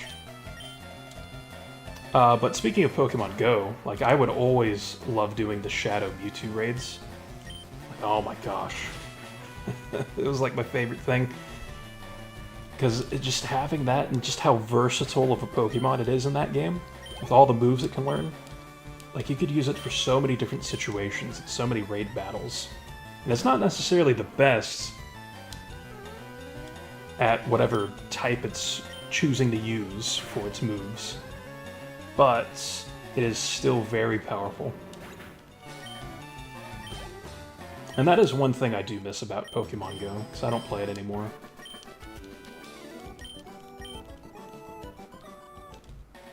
Alright, so we still need to get Magneton and Wigglytuff up. So, I'm good with Ninetales. Poor Sandslash. I feel so bad for Sandslash. It has been such an awesome Pokemon. But oh man, poor Sandslash. But it's like, I really have no reason to use it. And imagine this, imagine my whole team gets knocked out, and then Sandslash lands the final blow to win me the league championship again. That would be amazing. Alright, let's heal up, because we need more PP for Thunder. And yeah, I actually kind of feel bad too, because I didn't use L's strat for leveling up. Oh. And also I said no to this guy's dance. Yes, we will do the Chansey dance. But it's like, this spot actually ended up working out. When I figured out what to do, it was actually not too shabby. Because I think we spent about an hour doing this. And it probably would have taken the same amount of time if we went to your spot. He said, oh, don't worry about that. Yeah, fair enough.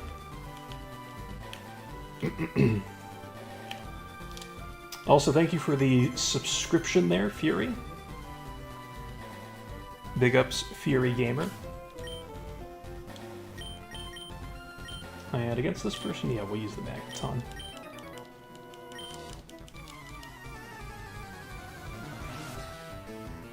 Ooh, also, I missed out on Nick the Hedgehog on TikTok. I was so focused on the YouTube chat that I think Nick the Hedgehog has come and go, because I didn't say hello. So, yeah, that's... Well, my bad, Nick the Hedgehog, if you are watching the VOD.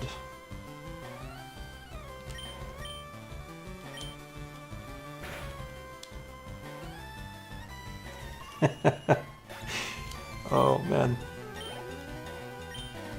It's like I shouldn't be laughing about any of this, but, yeah. Maybe it's I'm just getting hysterical at this point from the grinding.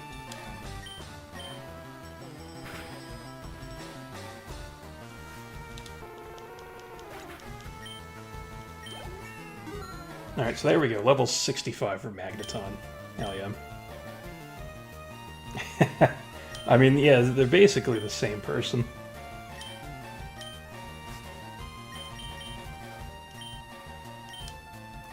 Alright, so I know we set up Rain Dance and everything, but Magneton's level 65 now. And Wigglytuff is very close to leveling up. So let's just, well... you know, if it's so close to leveling up, I probably should have just left it on the bench. Oh, well, that works. Nice crit there by Wigglytuff. Hell yeah. Right, there we go. And then Dugong, which will probably live the Thunderbolt, because it's actually a bit tanky.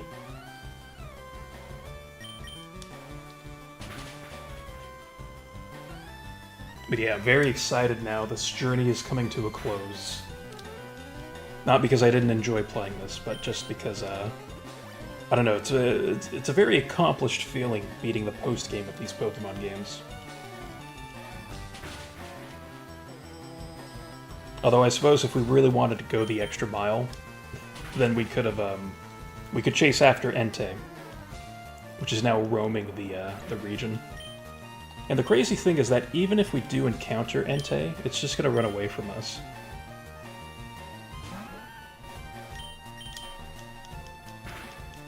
So we would need something that has Mean Look. Or Shadow Tag, if we caught that Wobbuffet earlier.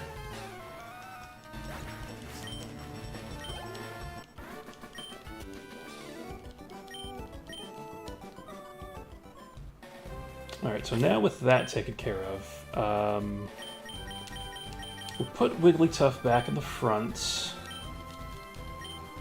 we may as well just get this thing to level 64 at this point. Oh wait, no, never mind, we already fought that guy. Alright, cool. So let's check out the XP. So Wigglytuff's halfway there. It's like I feel like I should just do another rotation at this point. Just to get Wigglytuff up to 64, because that would be a waste to use a rare candy right now on Wigglytuff. Ah, I keep pressing the B button. Damn it. It's like we've already invested this much time into it, we may as well just go full throttle. It's like there's no point in cutting any more corners than we already have. Alright. Let's run around sporadically, probably for the last time. Ooh. I keep saying these things, but not meaning them.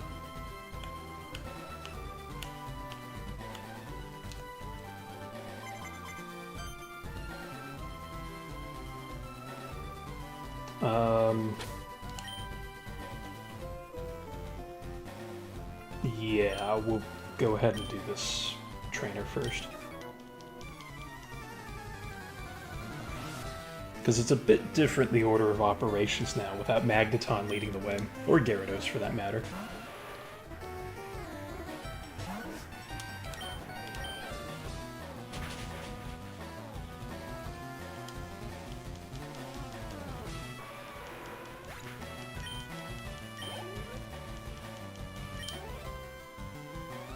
Yeah, we'll leave Wigglytuff out.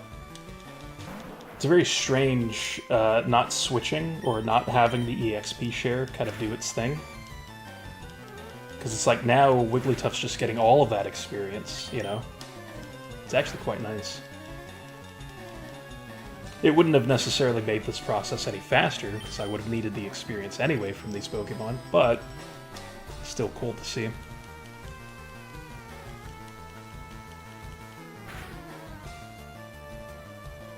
And actually would have made things slower, because the other Pokemon would have had to have been trained up. Oh, reversal! What? Oh, we lived! Oh, that is insane! Wigglytuff, you beast! Oh my gosh.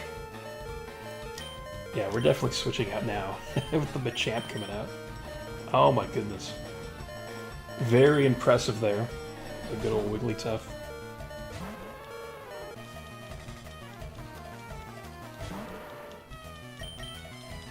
And see, now it's like we're getting into that territory of, you know, Ninetales is going to get some experience from this. So should we level up Ninetales to 61 and then go from there? So it's like a never-ending cycle, really.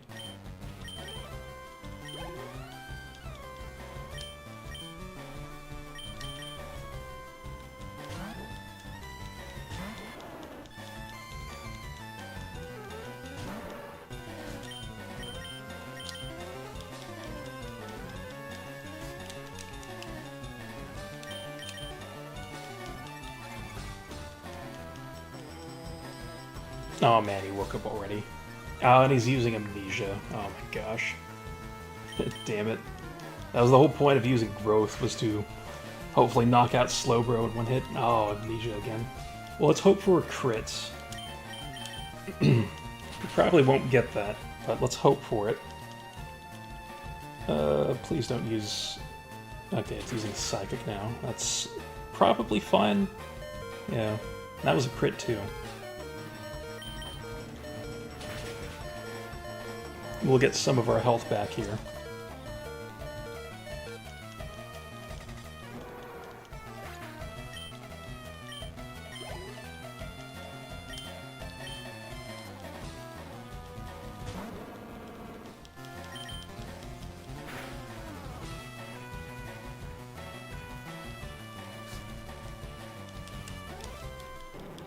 Alright, cool, that takes care of that.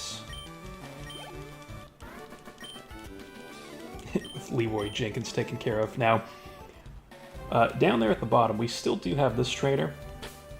Am I playing on an emulator, or do I have a real Game Boy console? So I have kind of a real Game Boy console.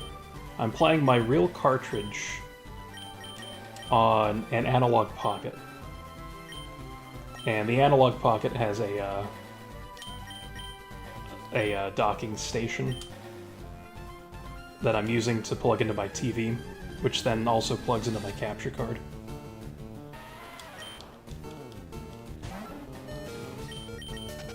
Alright, so at this point, I'm just going to move on and go to Cerulean Cave.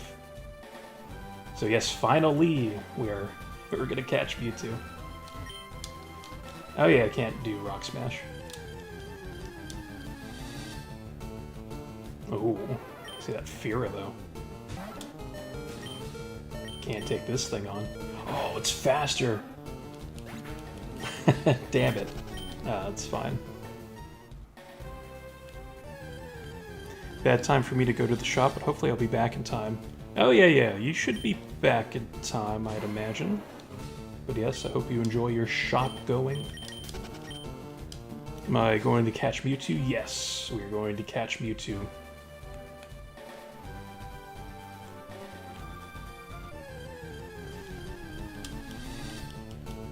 And I'll probably just use the Master Ball on it.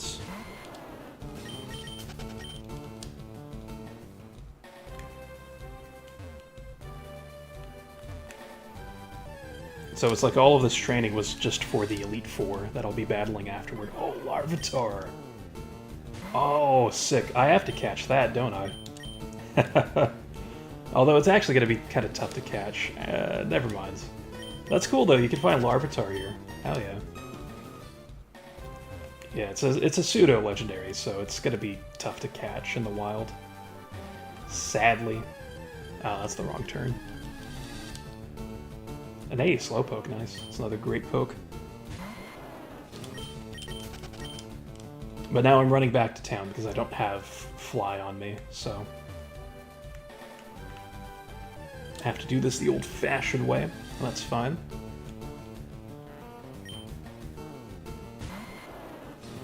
Right, so let's run away from Slowpoke. And here we are, back at 7 Islands. Cool. After catching Mewtwo, will I be catching a legendary beast? I will not be doing that, because that will take a bit too long. Because it would be kind of cool to do that. And actually, I could save the Master Ball for the legendary beast that's roaming around. Sand Slash, you served me very well, but I think that might be the last of Sand Slash for now. We'll put Ninetales in the box as well, for now anyway. Next, Ninetales, Venusaur, and then Wigglytuff. Yeah, this works.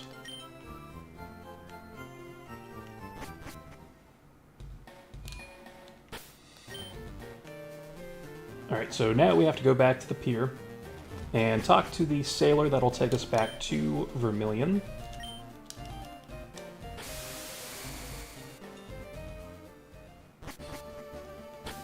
And then now, we should be able to enter the Cerulean Cave. Which now has been marked on our map. I don't remember seeing that before. There's a little gray dot there. Finding them is a little hard, and if we waste our one and only Master Ball, then catching them is impossible. Yeah, you'll need a Pokemon with Mean Look to make them stay and stop running away. So it's like Gengar is actually a pretty good poke for that. But it's not very bulky, so it can be a little tough, but it is still possible. Just very difficult.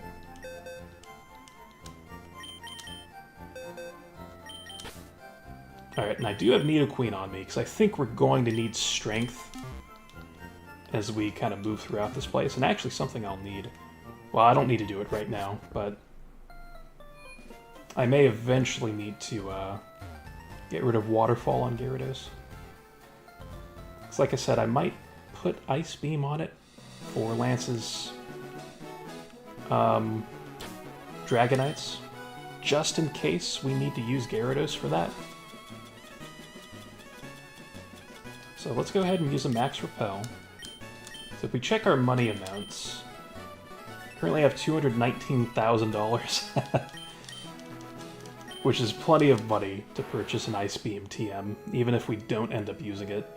It's well worth the $80,000 that it would cost. And yeah, this guy left, so we can go into the cave now.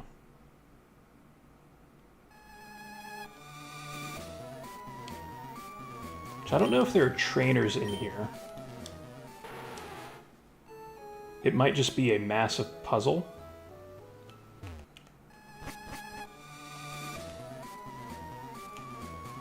And so far, it's looking that way. Alright, we'll use Rock Smash. Good to see Rock Smash still getting some use.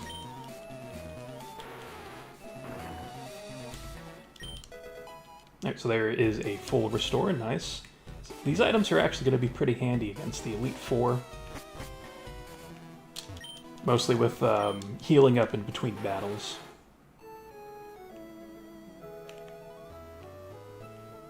Alright, so we only have one way to... Well, actually, no, we have quite a few ways to go now. I was going to say, we only have one way to go, but yeah, now we have a few different paths to take. I guess we'll just use this one. Nice, we found a nugget. Very cool. I'm assuming there's going to be hidden items around the place. Cerulean Cave is one of the best places for leveling up Pokemon. Yeah, I suppose so. There's high-leveled encounters here. I do prefer using the Versus Seeker, though. Go ahead and use another Repel. Maybe I should have stocked up and purchased more of these, but I think we'll be okay. Alright, let's try this ladder.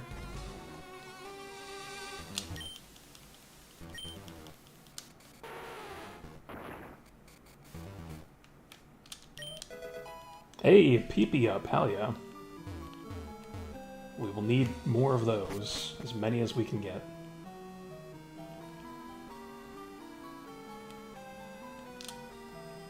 I see an item down there. Let's grab this item. Max Elixir, hell yeah. Also very nice. I feel like that ladder there leads to something important, so we'll go through this ladder first. Just to see what's happening. Yeah, there we go. Ultra Ball. Could be useful.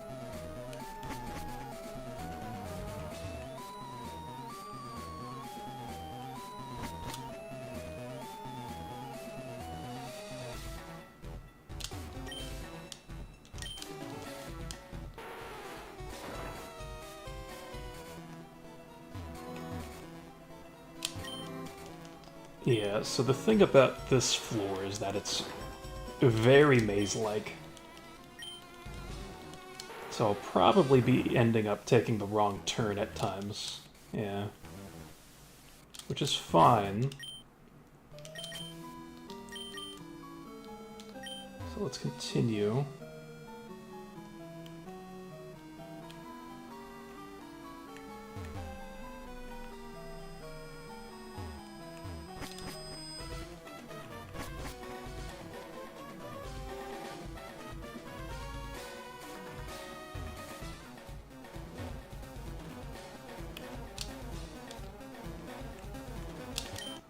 Alright, Max Revive, hell yeah. It's a very nice item.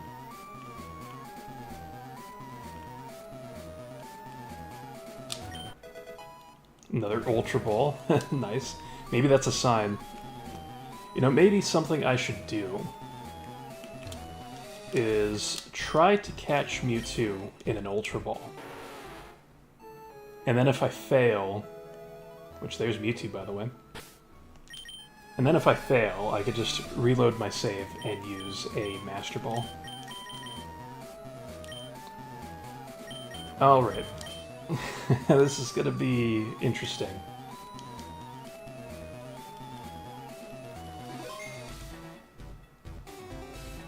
I also don't know what moves Mewtwo has.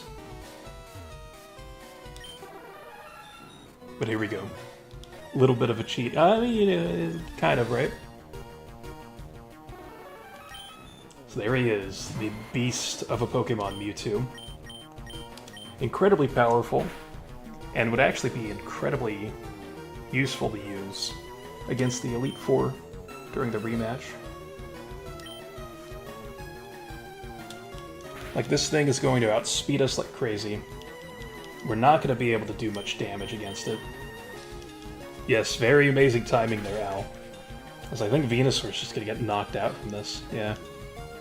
That's just how strong Mewtwo is.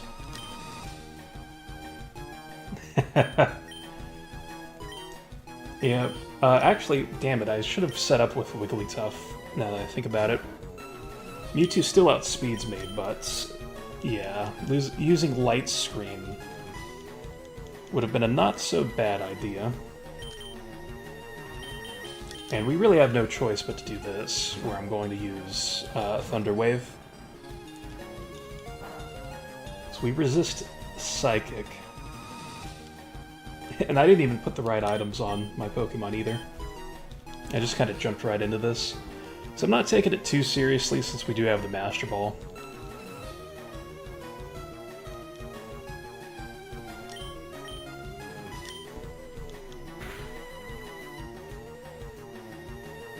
Damn, that did quite a bit of damage. A bit too much, actually, because now we can't use another Thunderbolt to weaken it more. So it'll probably use Recover again. In the meantime, I guess we'll just chuck Ultra Balls at it and see what happens. I'm not expecting much at all from this.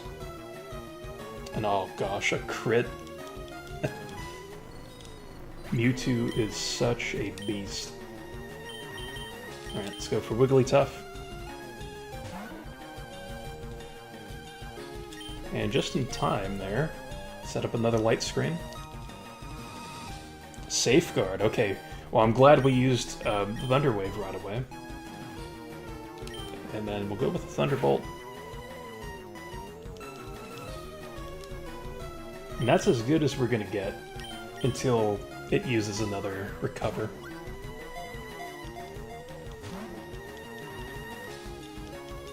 Yeah, there we go. It's actually healed up quite a bit. Doesn't really matter if we use Thunderbolts or Ice Beam. Would be cool if it has some crazy stats. God, imagine if it had crazy stats like the Zapdos did. That would be awesome. Alright, Light Screen wore off. Set up another one.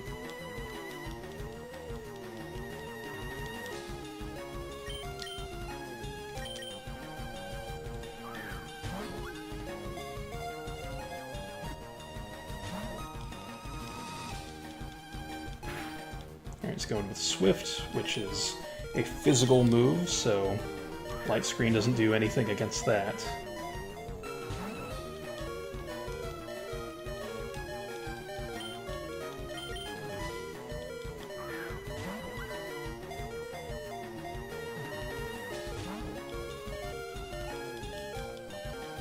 Alright, Recover again.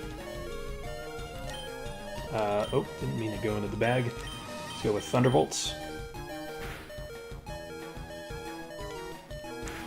Now, well, we're knocked out now. Yes, we will use our next poke. I was gonna say it's like... I would have used another Thunderbolt there, but... obviously that's not in the cards.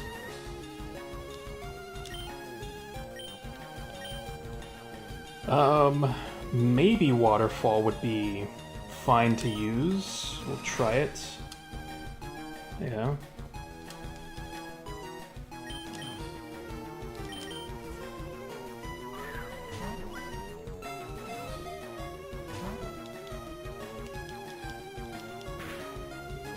Now, Intimidate is nice because that lowers the effectiveness of Swift.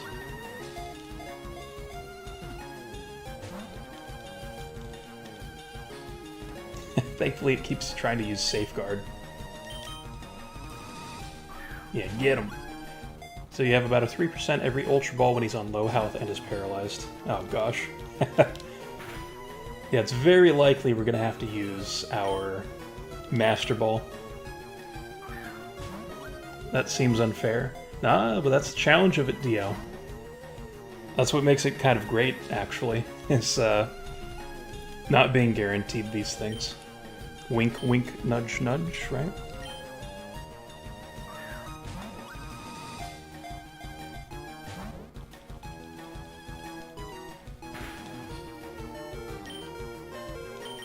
Challenge of loading, nice. What's chances of Master Ball? So a Master Ball is a guarantee hit. So you are guaranteed to catch any Pokemon using a Master Ball. And then you're assuming the new games, you just instantly catch them. Well, there goes Banana. Damn. No, in the new games, you do, well, it depends on the game, which is already sounding bad. I guess we'll send out Pidgeot. We still have the chance to try throwing a few more Ultra Balls. Once Nidoqueen comes out, I have no choice but to use my Master Ball. Big ups Pidgeot, by the way.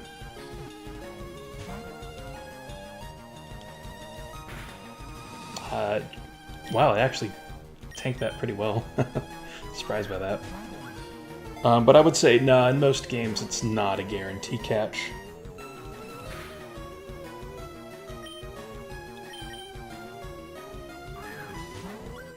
But it's like the fact that I have to specify most games and not all games is, yeah, probably a bit questionable. But okay. Let's see, I don't think it works that way either. In Pokemon Go, you throw the stuff all the time and nothing. Yeah, well, actually, yeah, in Pokemon Go, so they have it scripted to where if you are trying to capture a legendary after beating it in a raid, which is really just tapping your screen with, like, I don't know, 8 other people, then, you know, you get the chance to catch it. If it's not a shiny, then it has a chance of breaking out of the Pokeball. And yeah, we'll use the Nidoqueen now. But if it's a shiny Pokemon that you're obtaining from a raid, then it's guaranteed to catch. And there's no chance of it running away. Which I'm okay with that, because raids can cost money if you pay for raid passes. As we unceremoniously catch Mewtwo in the Master Ball.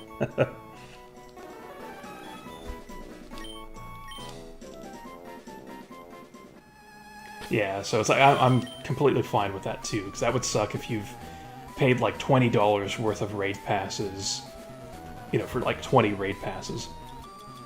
And then, you know, on that 20th raid, you finally find a shiny, and then it's like, nope, it just runs away from you.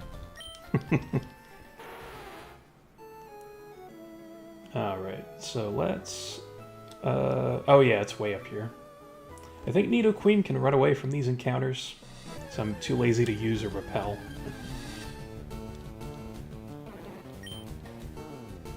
I think just barely. Yeah, we're 17. Thought we were 18.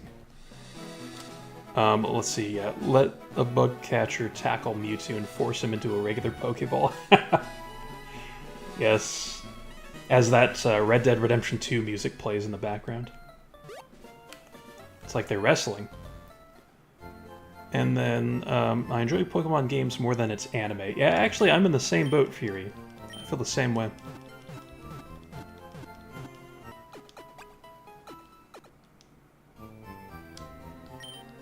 Yes.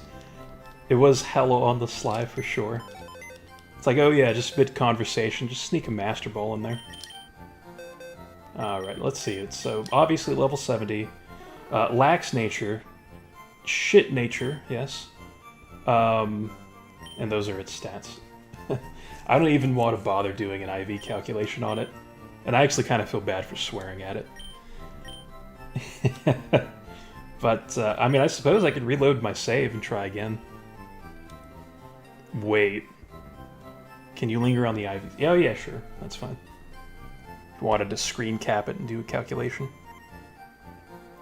Because something I'm tempted to do, so we actually have some time here. I wouldn't mind resetting and just trying again, because of the lax nature.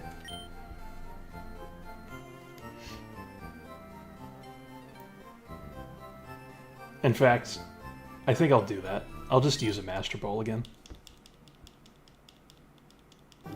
And then watch that be like a 31 IV across the board wild Mewtwo. I won't use Ultra Balls, I'm just instantly throwing the Master Ball.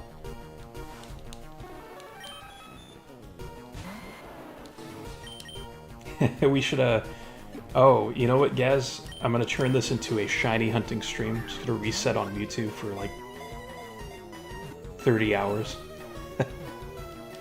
Yes, exactly, Shine A, yes. Yeah, I'm curious about the stats, though, Al.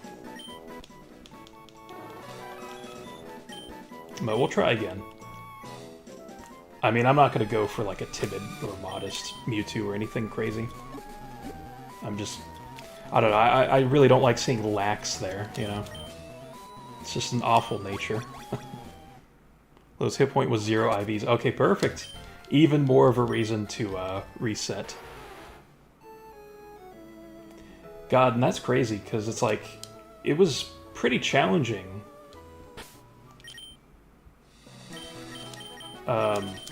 Even with bad IVs and a bad nature, you know? Its attack of all things was 30 to 31. Wow. What does Lax Nature do? I believe that Lax Nature increases special defense and lowers defense. Or it's the opposite of that. But either way, it's not something that would benefit Mewtwo in any way.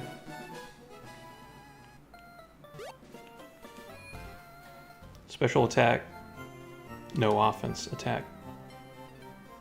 Oh, I see what you're doing. Okay, yeah. No, yeah, you're good. See, I'm glad I read it the way I did. But yes, it was 14. And then special defense was 13 to 15. Okay.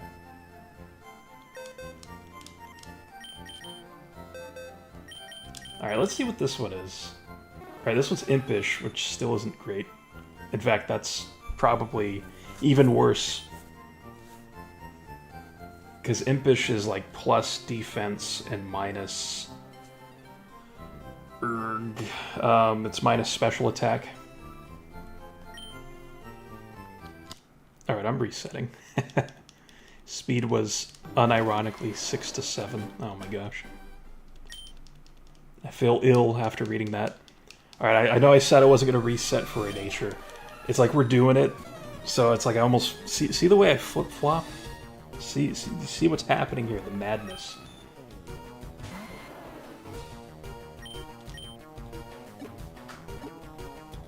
Let's go for one more, say ass. One more Master Ball.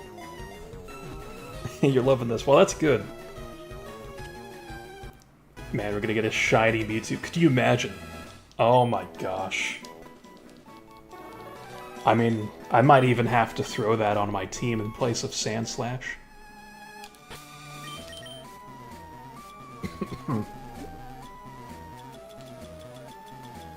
Even with its current moves. Where's my escape rope? There it is, yes. Yes, let's get that ass, yeah! In the words of Spyro Jim. Which actually, there's been a lot of opportunities to use this reference, but I've not used it at all. Ooh, that looks so wrong right there. Those boulders look like titties right there. It's like, there have been times to be able to use that, but I just have not used it.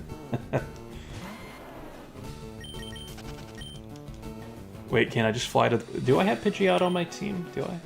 Oh my god, I'm so... I am... See how slow I am in the head? I forgot I had Pidgeot, but I never put it back in the PC. But yes, this would definitely be faster, yes.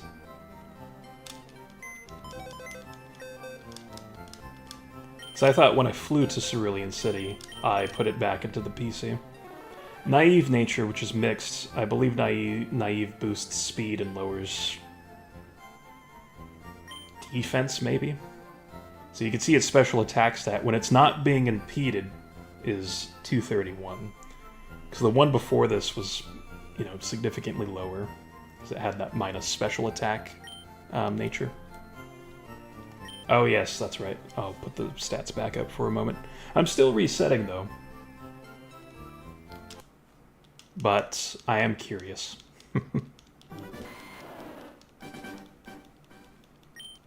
Now, thankfully, this isn't like Emerald. So we should theoretically be encountering completely random and different Mewtwo's each time we're resetting.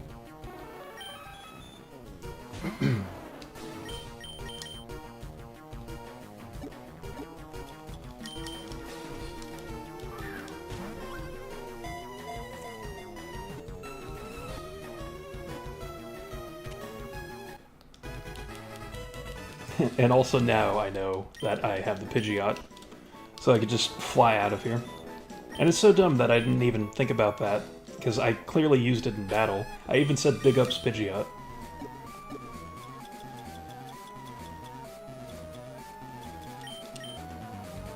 Alright, let's get out of here. Yeah, the naive one was very average. Yeah, that's fair.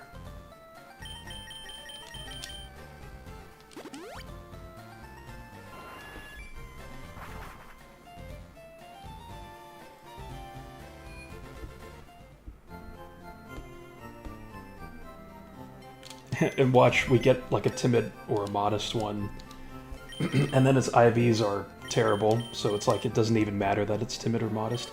Hasty is a plus speed minus defense nature, so I think naive was the opposite. where Naive was actually minus special defense. I don't know.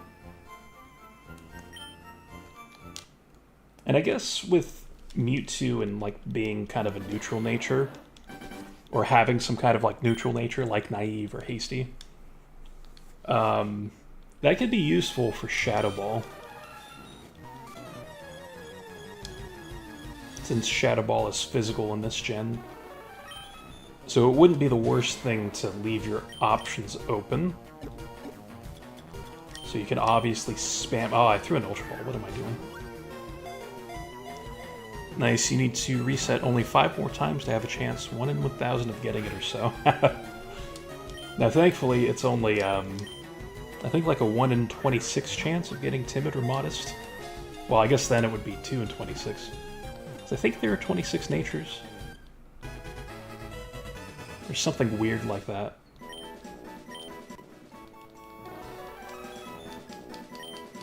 I actually don't know. 6 times 5, so this is 30, I think. 30 natures.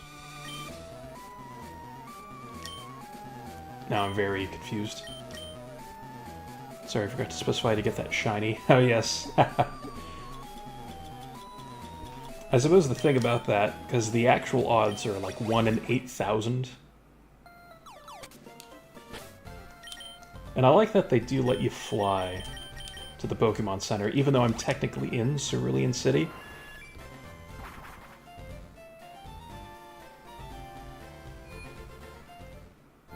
I think I'll give this a few more shots, and then we'll just kind of move on. And accept whatever Mewtwo the game blesses us with. Modest. There we go. Although that special attack doesn't seem that much higher than the non-modest natured ones. So this might not be very good. Because if it's a 10% buff, then I would expect the special attack to be pushing the mid-250s. So, yeah, let me know, Al, if you want me to stay on this screen. But yeah, this one's modest.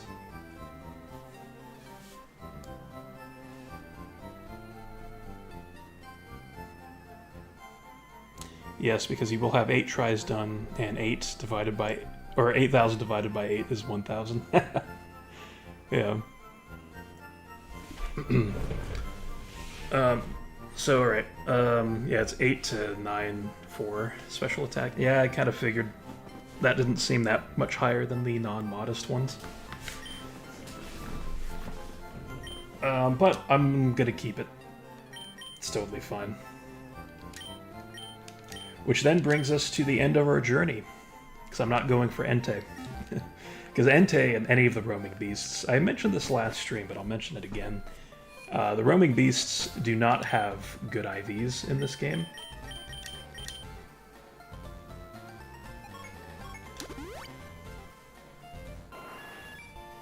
Like, the best way to get the legendary beasts of the Johto region is to play Pokemon Coliseum and catch them there.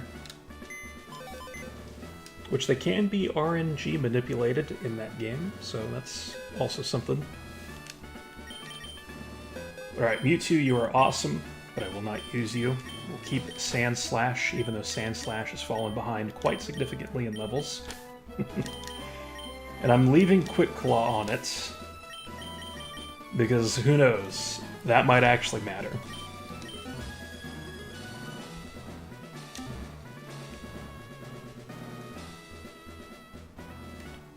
Something else I'd like to do is utilize the Pokemarts. Oh, that's right, I was going to do the Ice Beam thing. Oh, wait, never mind.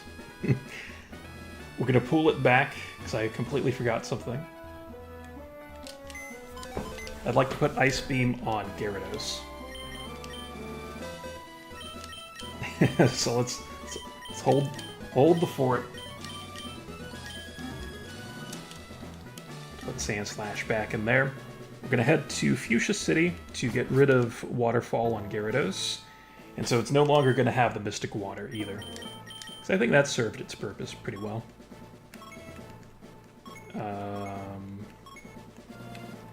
There it is. There's Fuchsia.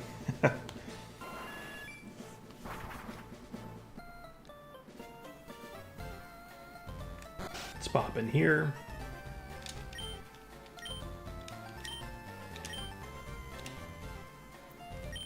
And Gyarados, I would like you to forget Waterfall. And again, this is just in case... Yes, let's forget that. This is just in case we need Ice Beam.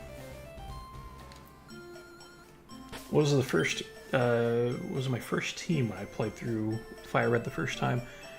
I had Charizard, Butterfree, Nidoking, I want to say Poliwrath, I think Aerodactyl, and Clefable, I think was the team I used.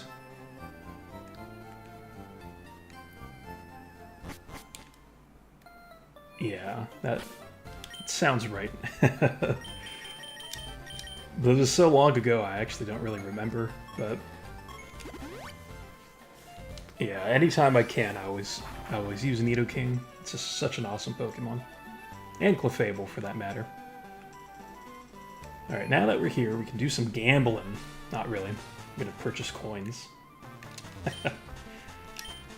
And... yeah, do that. We'll get 4,000 coins to get Ice Beam.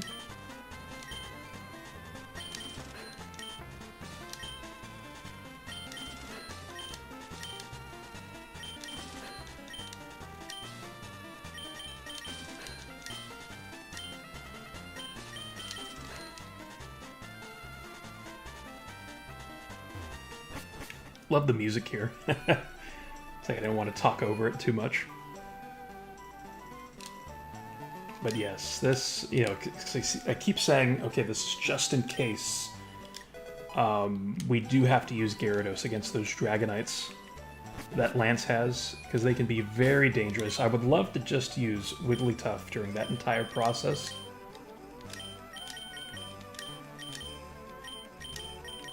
But that's not like a guarantee of Wigglytuff surviving against all of Lance's Pokemon. Because I don't think it's fast enough to outspeed anything. And Lance has Safeguard on his Dragonite, so I couldn't even use Thunder Wave spam either. Let's heal up. I'm going to purchase items, and then we will use our TMs, we will use our PP ups, and anything else we have in our back pocket. Because Michael Jackson's This Is It. This is the end of the game. At least for our purposes. So max potions. I hate that there are no hyper potions here. I don't think we'll need any, though. We're good on revives. Yeah, we have 10. Maybe we should get another 10, just in case. Probably don't need any more full heals, and no more max repels. It's like I'm actually kind of nervous now. This is not a guarantee of any kind of victory. Alright, so inside here is where our Ice Beam will be. And of course, Banana will be able to learn Ice Beam. And I'm tempted to use a PP up on Ice Beam, actually.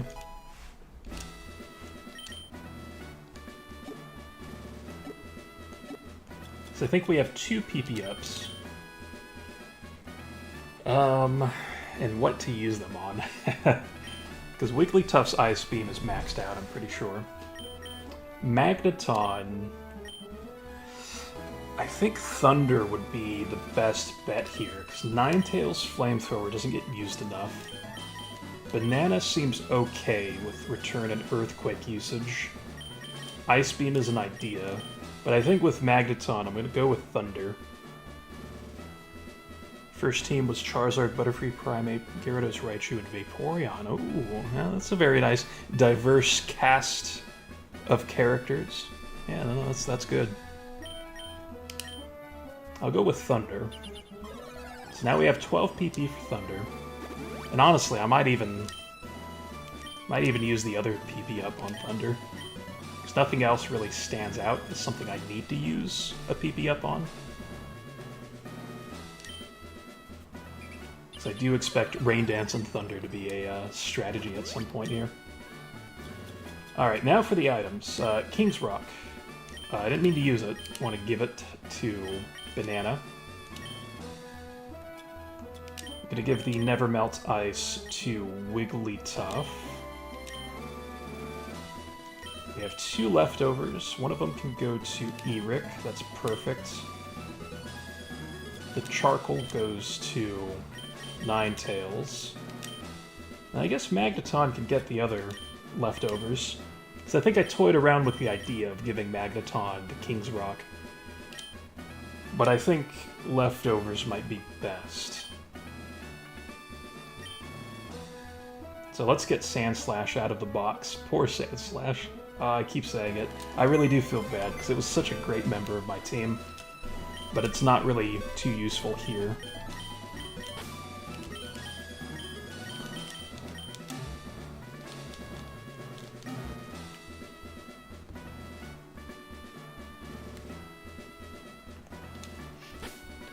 And so, Lorelei is first. I know I still have to use the rare candies.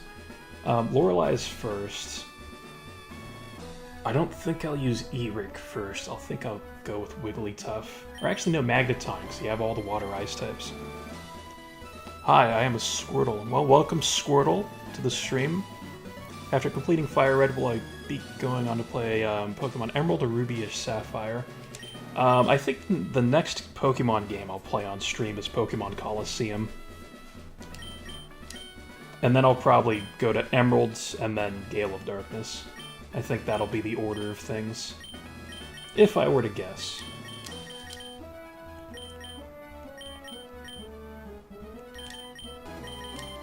And this is very arbitrary, but I am putting the Pokemon in order that I caught them. Except for Magneton. Magneton will obviously be the lead against Lorelei. Who's better, me or Gyarados? Probably Gyarados. Yeah. I do favor myself a good old Gyarados. But, you know, in all seriousness, I do like Squirtle, and Wartortle is an awesome Pokemon.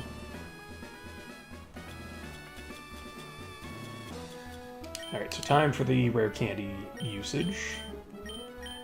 So Wigglytuff gets one.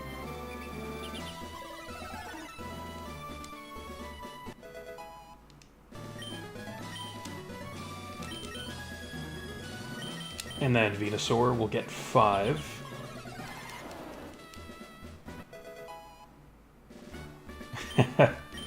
Well, actually, funnily enough, DL, I really like Dratini and Dragonair. Both of those Pokemon are incredible.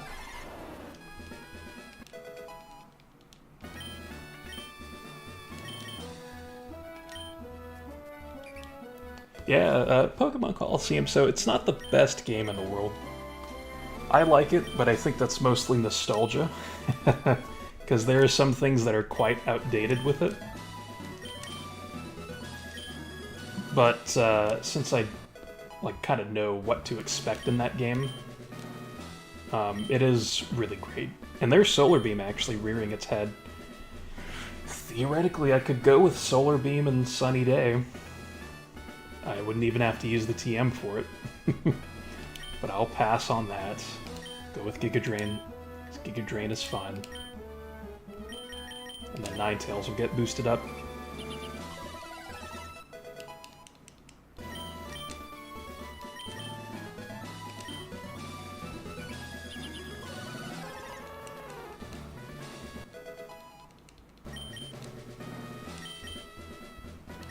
And actually, we're gonna have some extra rare candies. So I may as well use them, actually.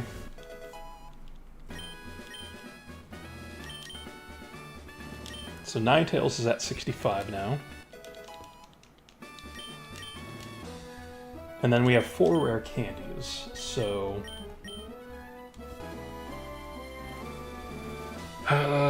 we can give... Magneton 1...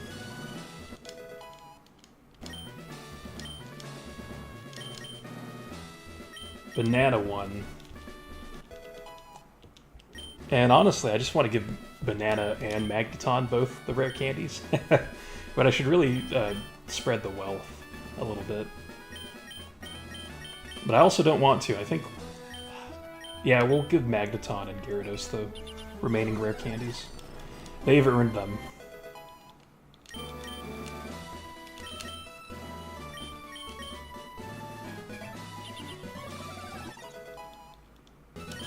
Alright, so both of them are at level 67, and the rest are at 65, except for Sandslash, who is at 53.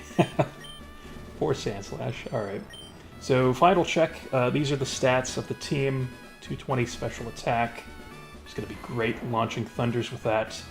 Eric the Venusaur not as strong offensively. It's also a calm nature, much like the Magneton, actually. But Sleep Powder and Leech Seed are pretty much its go-to moves. Gyarados / Banana. Oh, beautiful stats across the board, Jolly Nature. With the King's Rock.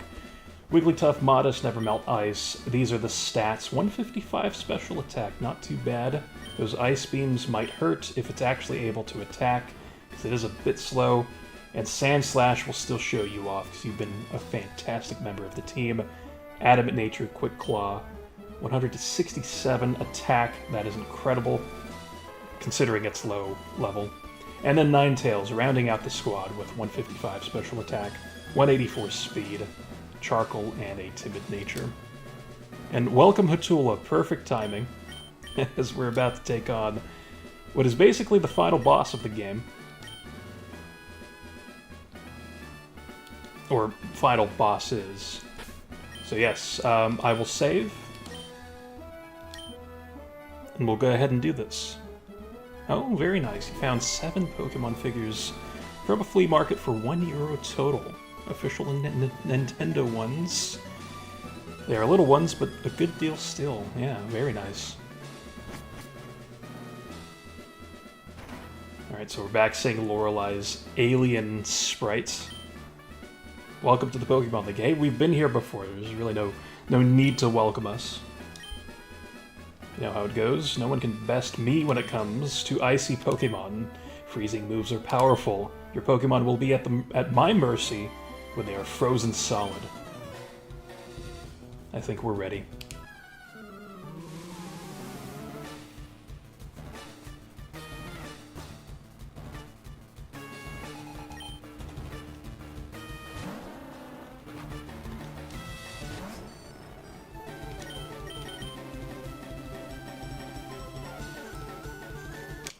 Actually, we're not ready. I forgot to turn on animations.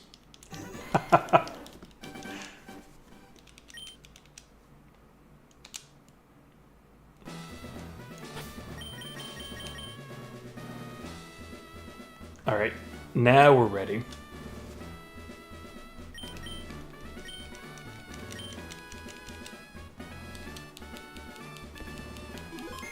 Alright, so with the game saved, now let's take on Lorelei. Sorry about that. Very anti-climactic there to begin the Elite Four, but yes, let's dive into it now against Lorelei.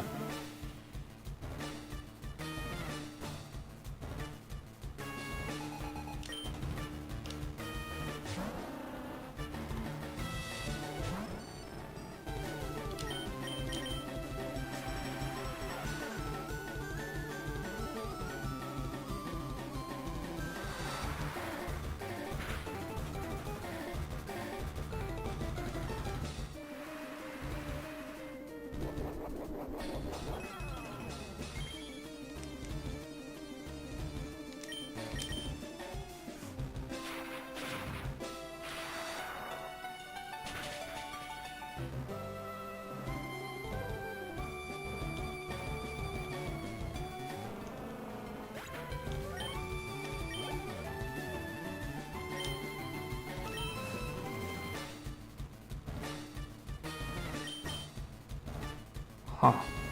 I didn't realize she had a Piloswine. Interesting.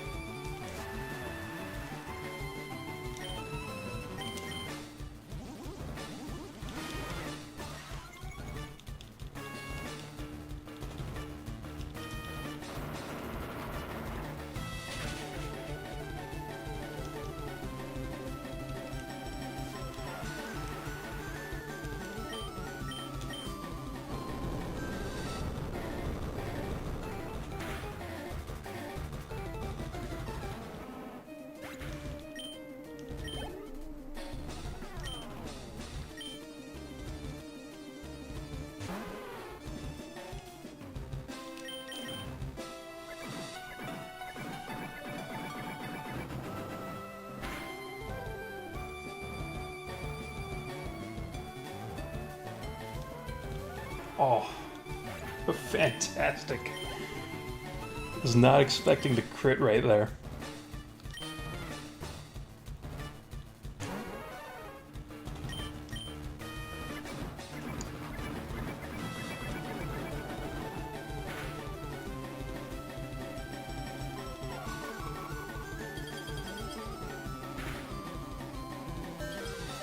Oh, we are frozen.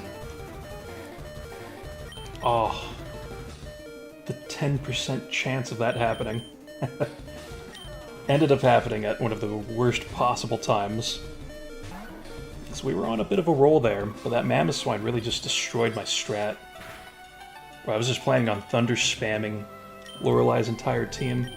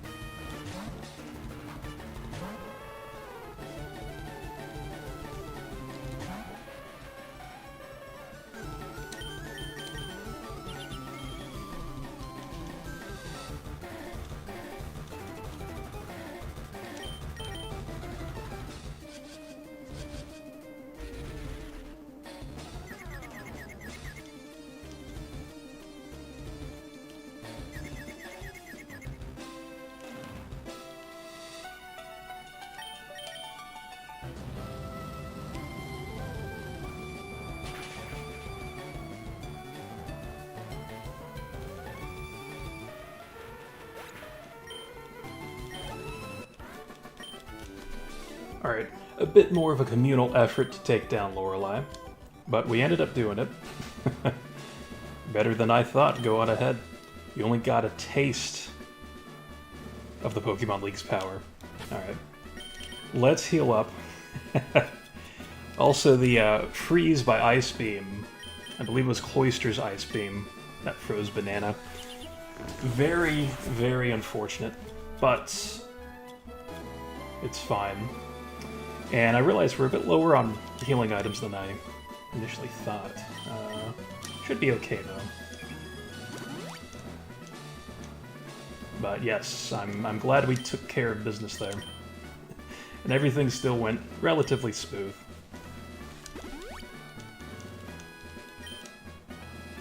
Who would have thought a Piloswine would throw a bit of a wrench into things?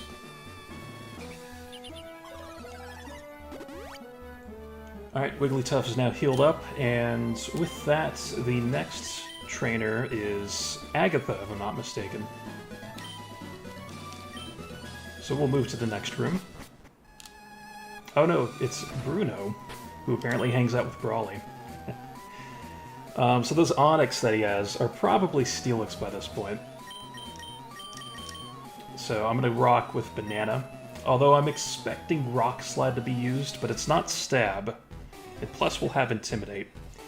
So I'm going to try to set up some Dragon Dances again. And just use those against Bruno and his claws. Because he kind of has like a Mr. Krabs vibe with his hands.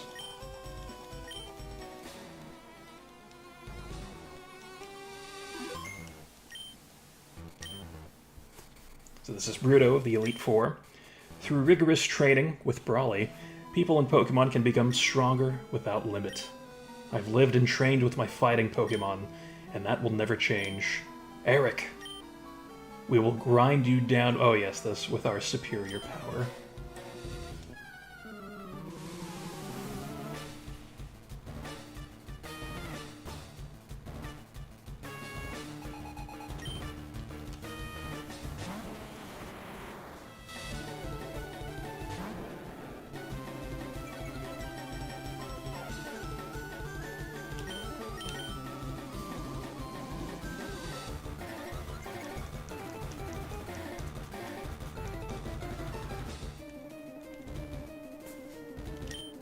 So since Rock 2 missed, I'm going to take the chance and go for another Dragon Dance.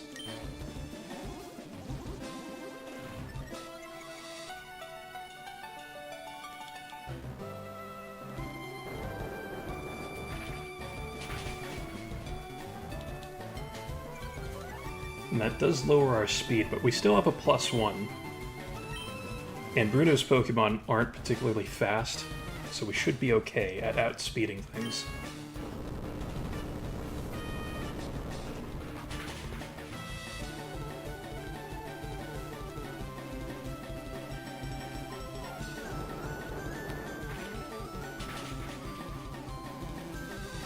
So Bruno is probably going to heal right here. And it's almost like Steelix has Modern Sturdy as its ability. So let's Dragon Dance. So now we should be able to one-shot his Steelix, and probably his other Steelix, because he had 2 Onyx last time.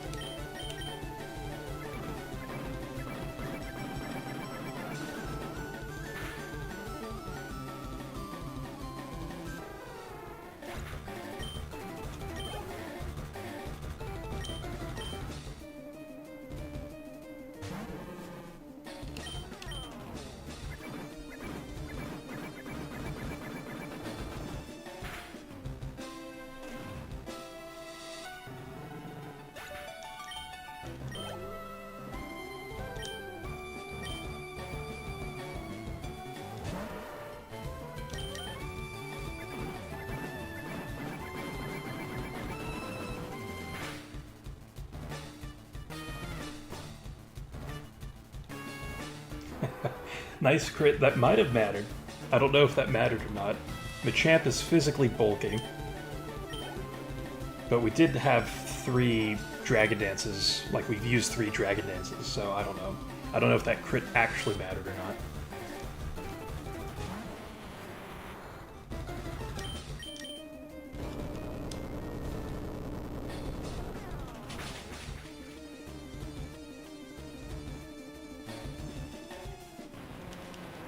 But very nice sweep there by Gyarados. Slash Banana, who's now level 68. Why? How could I lose? Yeah, I haven't used that voice in this episode. Or in this stream, since we're not doing a proper video series, but my job is done. Go face your next challenge. And then he turns away from us. Awesome.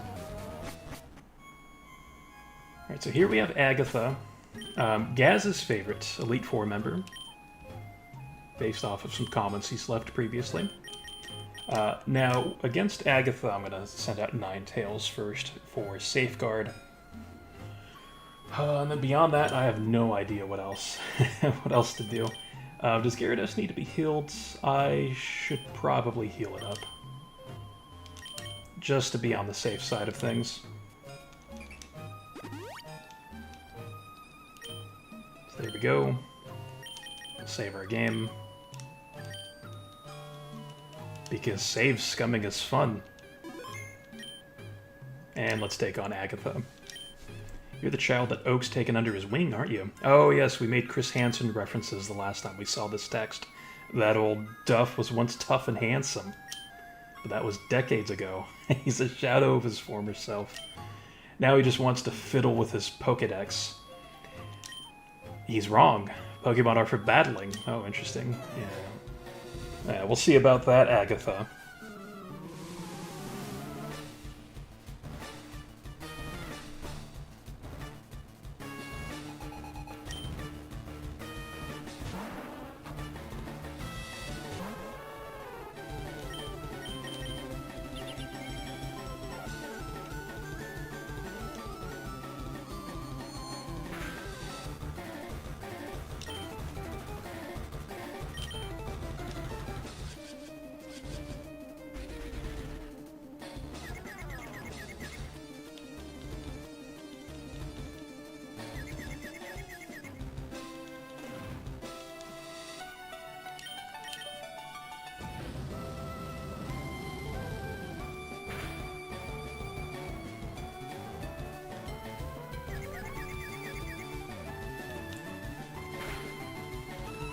Now, I think she might full restore, which is okay if she does. Okay, looks like she's not. Just slightly outside of that range, apparently, for full restore usage.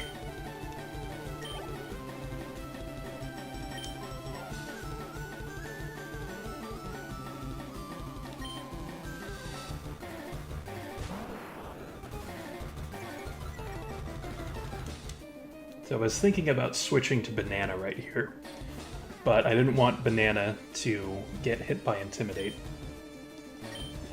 What I will do, because I feel like Arbok might have Earthquake, so we'll Will-O-Wisp. I'm gonna try hitting it. Oh gosh. Well, with Double Team being used, we'll use Safeguard again, but I think we'll switch to Magneton to Thunder Spam. I don't want another Lieutenant Surge situation on our hands.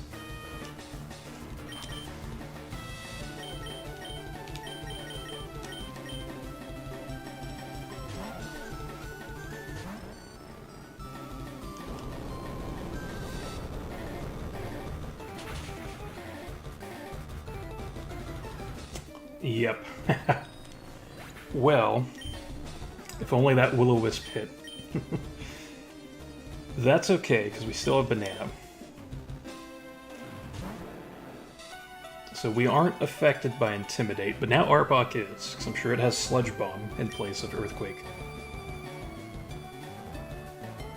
Those those Double Teams are annoying, but we'll go for a Dragon Dance just to boost ourselves up. So we're at the same level as the Arbok, so I don't anticipate one-hitting it, and we're already going to have to deal with the nuisance of Double Team anyway.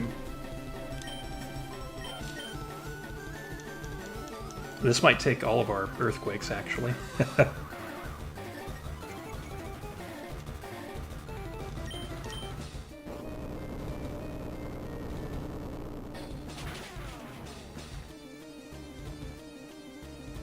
So better luck here than against Lieutenant Surge many streams ago at this point.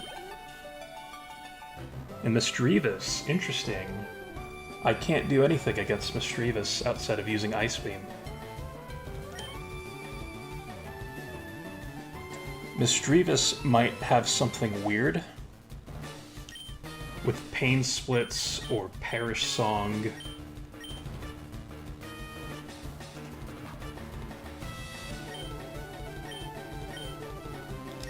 So let's send out Eric, actually. Hopefully to prevent Misdreavus from doing any of those weird moves that are annoying to deal with. We'll Sleep Powder it. Damn it, this is not the time, Venusaur. This is not the time to be missing your Sleep Powders.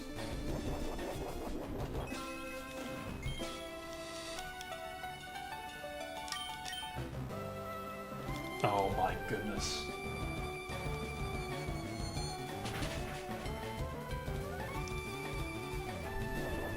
I'd say we have the opportunity to use one more Sleep Powder.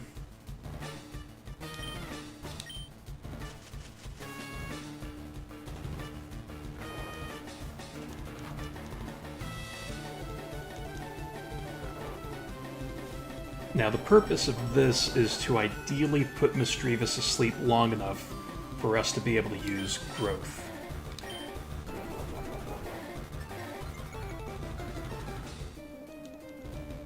And, of course, it woke up right away.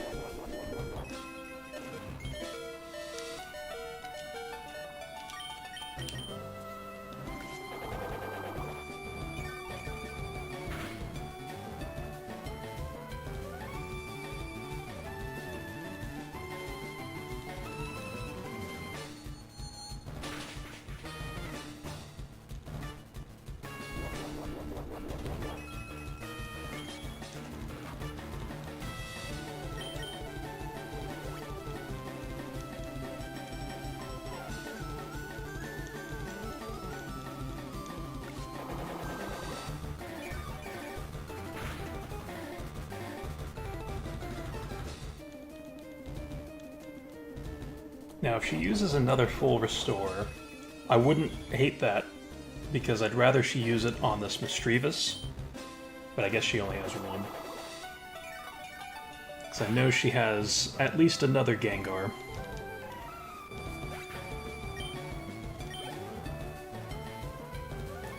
A Crobat.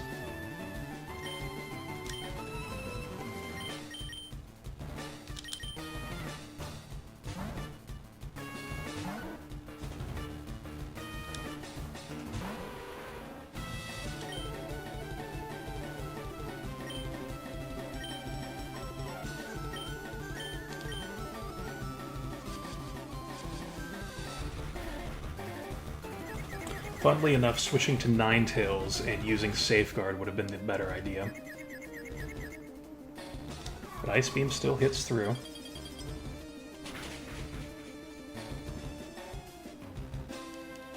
Crobat is quite bulky, so I'm not surprised it survived this.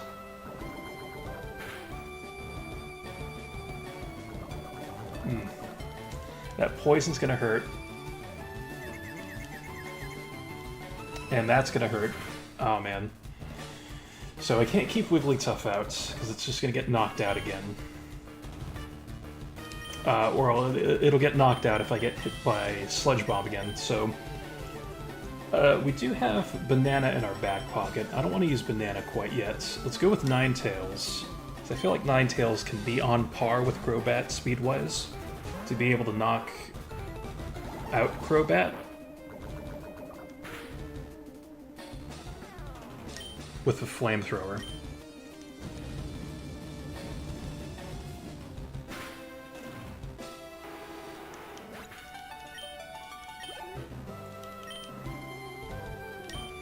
So there's the last Gengar.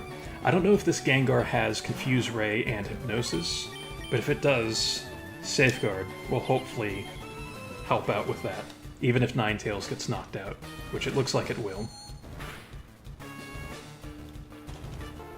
With what I'm assuming would be a useless crit.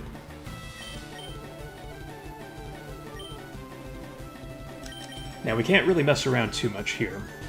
So Eric is somewhat appealing with Sleep Powder, but we've seen how helpful that's been lately.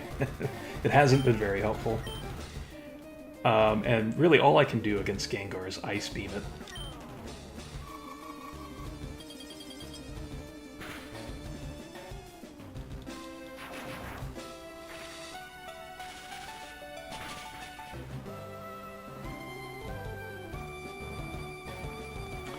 Wasn't expecting it to get knocked out, even if I am quad weak to it.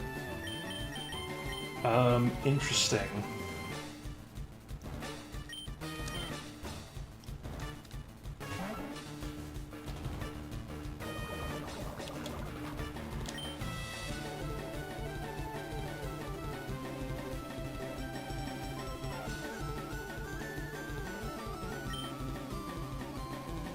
We'll go with Light Screen. If we survive this. Which we probably won't, yeah. Ah, interesting. We're really pushed to the edge here. Because a Psychic will probably knock out Venusaur, but we are Calm Nature. Sleep Powder needs to hit.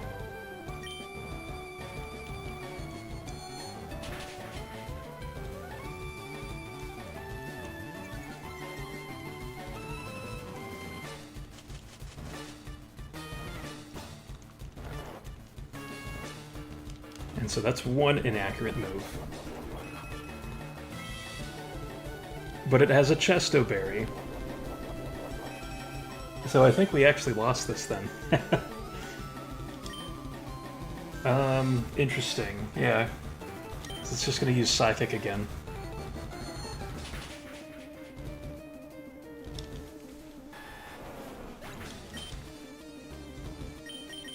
Alright. It all comes down to use Sand Slash. We're no longer protected by Safeguard, which didn't seem to matter. We're gonna go for Rock Slide, because that's really all we can use. Let's hope that we can flinch. And now, that's GG. Yep, rip. So we're out of usable Pokemon, but we saved Scum to get another chance. Alright, so let me think. Where did we go wrong, besides all of our choices in life that have led us up to this moment? No, I'm just being overly dramatic. So what we ended up doing was Ninetales with Safeguard. That's fine. I should have gone back to Safeguard against the Crobat, because that Confuse Ray kind of foiled things. Plus it used Sludge Bomb, which poisoned Wigglytuff. But really, that Gengar, it like needs to be paralyzed, really. And Magneton got knocked out during that fight as well. So if I could somehow paralyze those Gengars, that would be the way to do it. Because Misdreavus, I think, was... I forgot what knocked out my Magneton, actually, but anyway, we'll try again.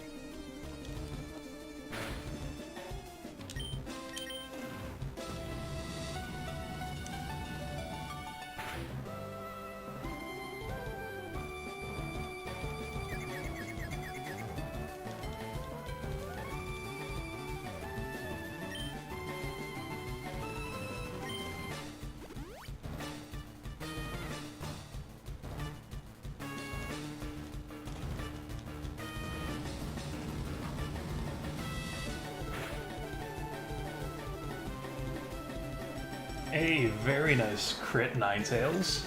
Hell yeah. Well, that makes that pretty easy. Oh, it was the Arbok because of Earthquake, that's right. So the thing about Arbok, yeah, it got knocked out. Yeah, okay, I see. So this Arbok was really a culprit of the downfall. Well, I'm keeping Ninetales in, so again, it takes the Intimidate from Arbok. And it doesn't matter for Ninetales if it ever gets intimidated. But especially here, because we're switching out to Banana. Because I think we have one more turn of protection from Safeguard. I don't know if Arbok has Toxic, but it does have Earthquake. And it was double team spamming me during the last fight, which is why I thought to use Magneton. Alright, it's all coming back now. And there's the first double team. Maybe the first of many. It all depends on if Earthquake hits.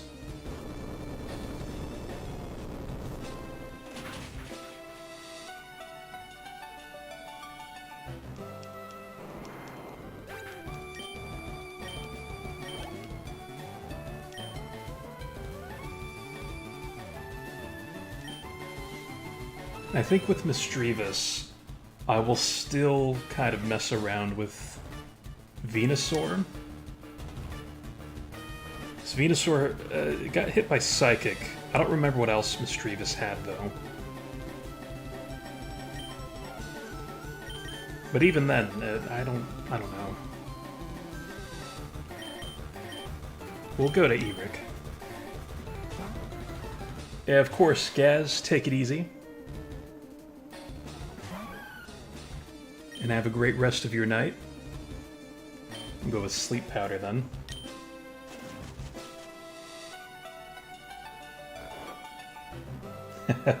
Which that is the luck of Gaz there, blessing the sleep. As Sleep Powder actually hit the first time this time around.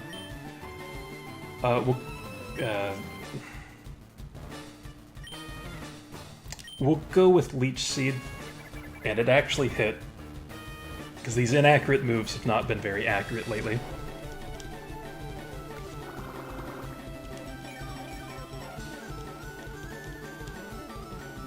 Let's go ahead and use Growth, and then we'll Giga Drain, hopefully our way to victory against Mischievous.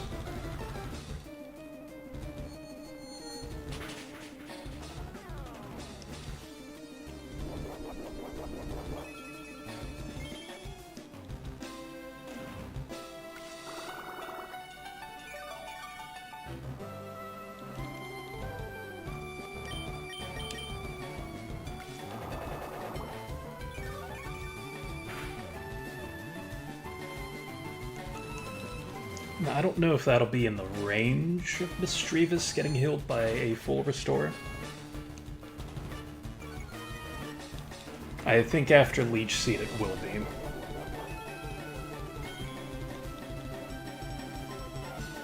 And so I'll take this chance by using another Growth.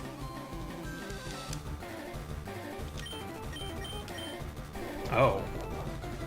No full restore here. Which I guess makes sense, because she did use one earlier on Gengar. But again, it's like I always think maybe there's a second one, and then there goes Eric. So that is completely my own fault. 100% on me. But this gives me a good opportunity to send out Ninetales. To use Safeguard again.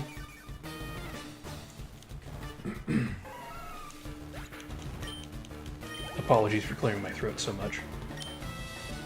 Alright, Crobat comes back out. And so Safeguard gets used here because of Confuse Ray on Crobat, which is super annoying to deal with. Especially because it's so fast. And in fact, we will Confuse Ray it. And I'll try using Will-O-Wisp. Even though this cuts into Safeguard turns, I think it's still the right play. Because Sludge Bomb can be very, very powerful on Crobat.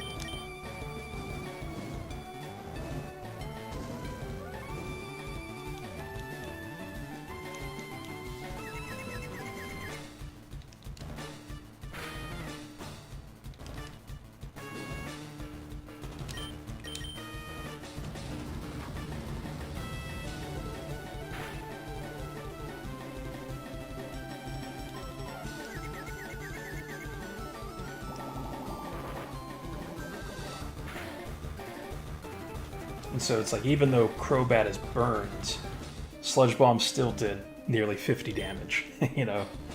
That just kind of shows just how strong Crobat is. And there's a full restore. So now Crobat is no longer burned or confused.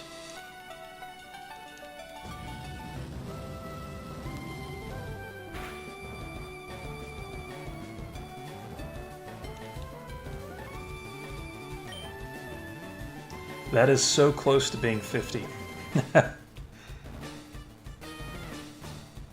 It's probably best to put up another Safeguard.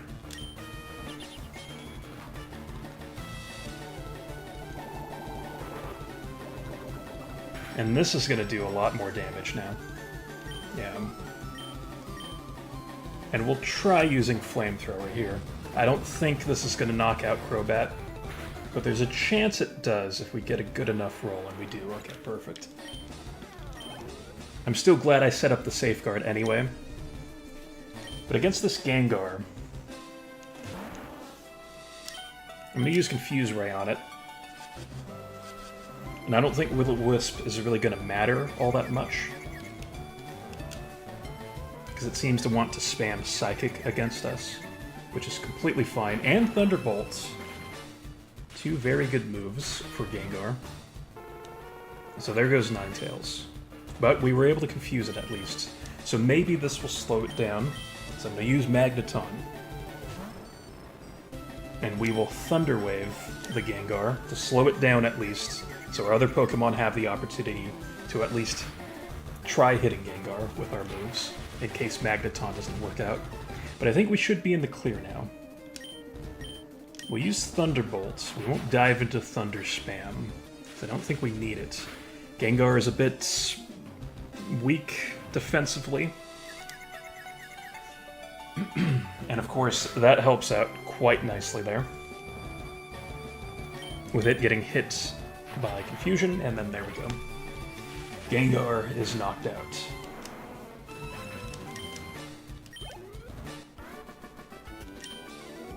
Alright.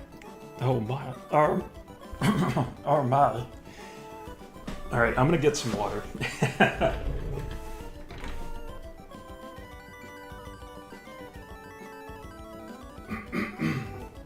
Oh my goodness.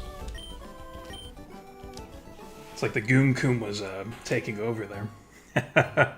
Something special, child. Yes. As she farts near me and nearly puts me into a comatose.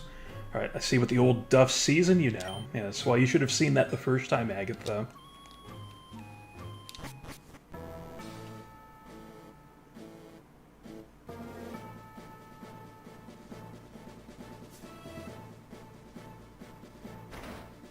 As we now have Lance to contend with. Now, Lance, I believe we'll still start out with Gyarados. It is very tempting to try setting up Rain Dance and then Thunder Spam, but I don't know if that Gyarados has Earthquake. I would assume that it does, so I'm sending out Wigglytuff to use Reflect. And that will hopefully help. Going to use our revives now.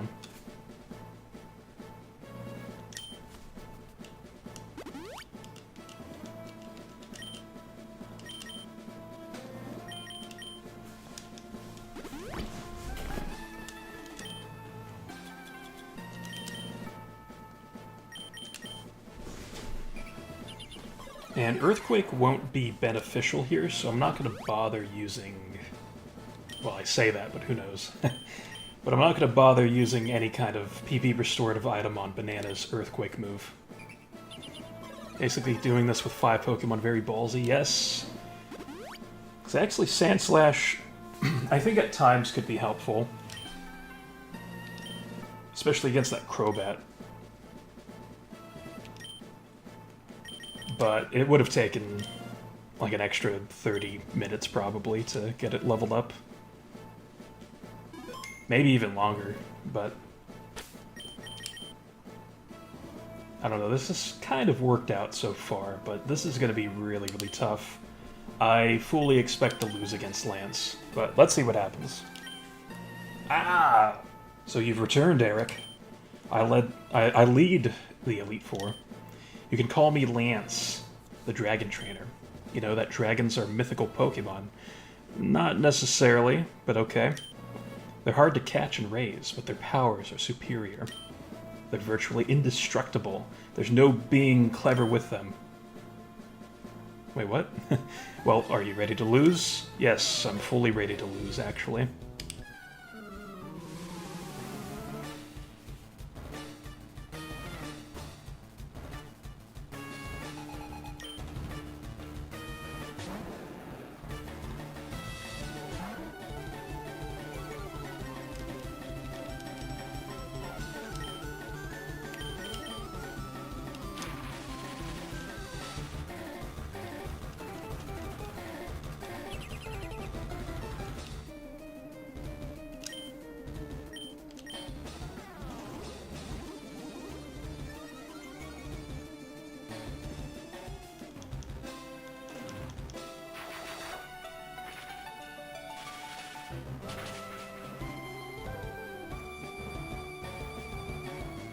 Oh, a crit.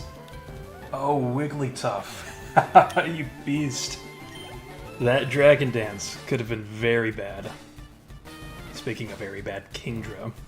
Who also has Dragon Dance, by the way, I'm sure of it.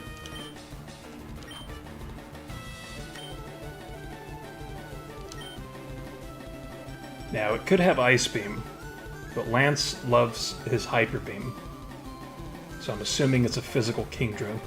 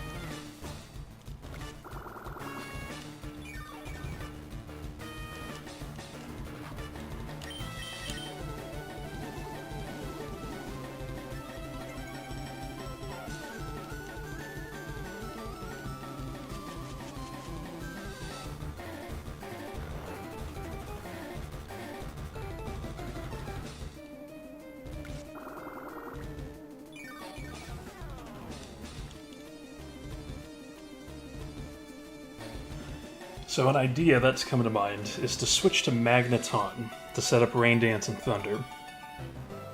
But the problem, though, is that this thing has Swift Swim. Because I don't think Sniper is a thing yet in Gen 3. So I'm guessing it's just Swift Swim as its ability. And that would double its speed in Rain, and with 2 Dragon Dances, it would outspeed my entire team. So I think we have to chip away at it with Leech Seed, but also Giga Drain.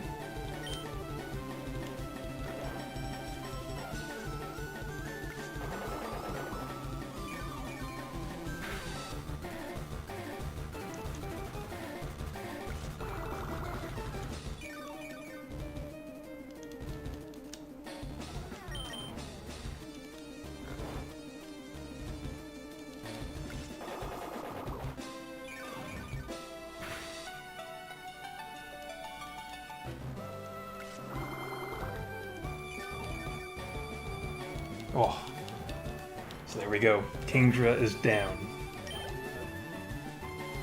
So next is Aerodactyl, a beast of a Pokemon.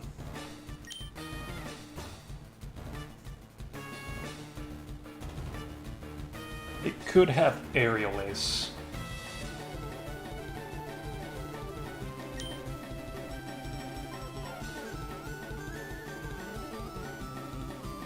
But I think we stick with Eric.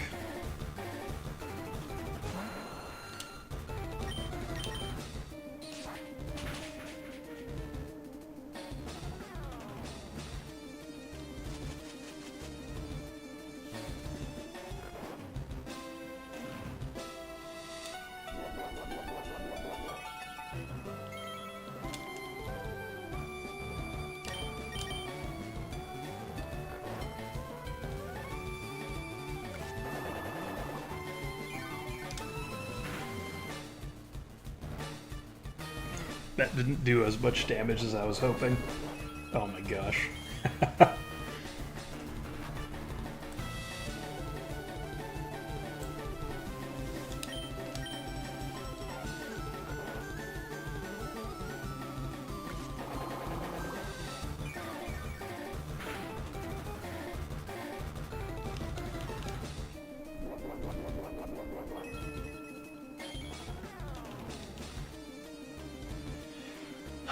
Now the thing is that Giga Drain will probably knock Aerodactyl into healing territory.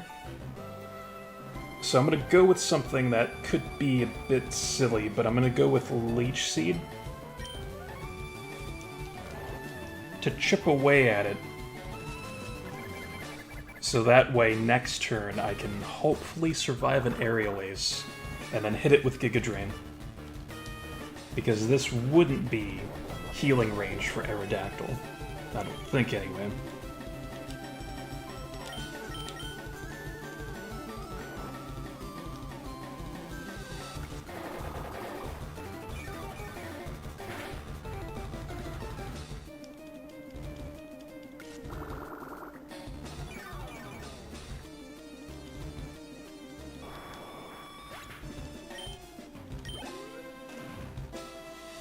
So next is one of Lance's Dragonites.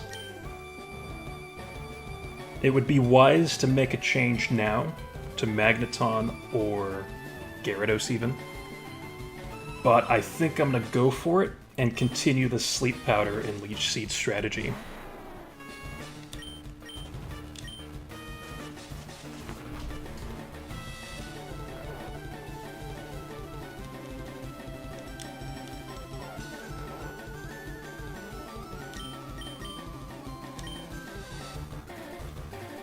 And we were bound to miss one of these Leech Seeds, so I can't even be mad at that.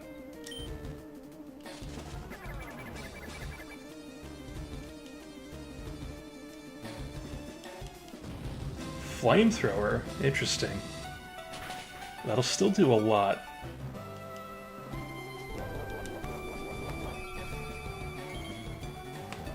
Alright, thank you, DL. Hope you have a good night.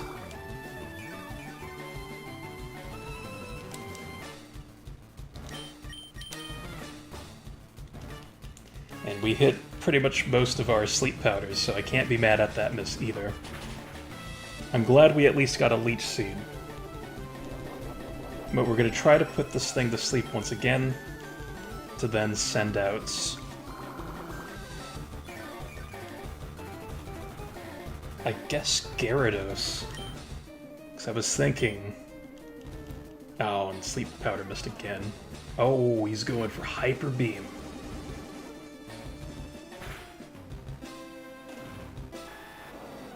That is incredibly interesting.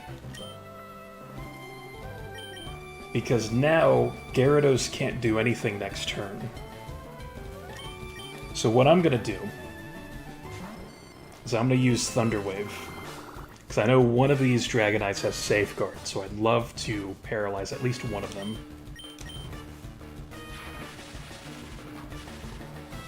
Exactly. It worked on DL, but not on the Dragonite. See, DL took away all that sleep luck that Gaz had left for us.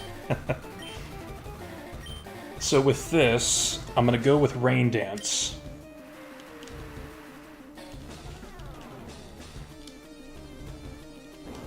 And it has Earthquake. It is a mixed Dragonites. Ugh. That is brutal. That is absolutely brutal.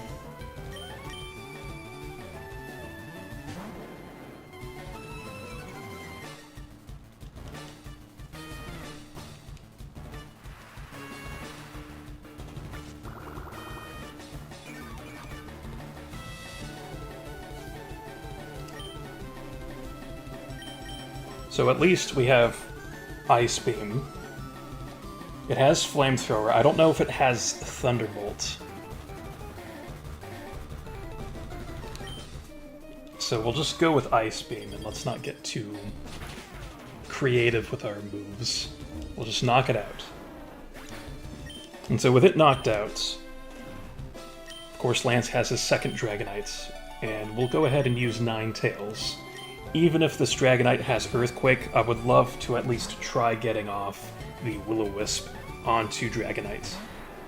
That is my priority, because this thing might have Safeguard, and it might even outspeed me. But we've got to try, and there it is. Okay. This will weaken the power of his Earthquakes and Hyper Beams if this Dragonite has that. Outrage is unaffected by the burn, because it's still a special attack move. But since Ninetales is out here, we can use Confuse Ray. Which I guess it would have been confused anyway, so this is kind of a wasted turn in some respects, but never mind. It deliberately has a Prism Berry to get rid of confusion caused by Outrage, and so we got rid of that right away. So now it'll still get confused by Outrage, so never mind. That was well worth it. Now, I don't know what else Dragonite has, but I think I should switch.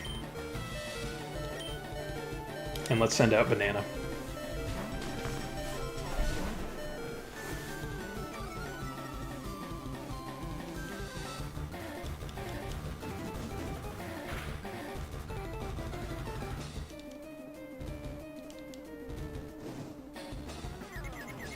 And so there's the confusion caused by Outrage. I guess it's mostly caused by fatigue, apparently, but Outrage caused the fatigue, which caused the confusion. But regardless, Ice Beam doesn't quite knock it out. It's going to use Thunderbolt.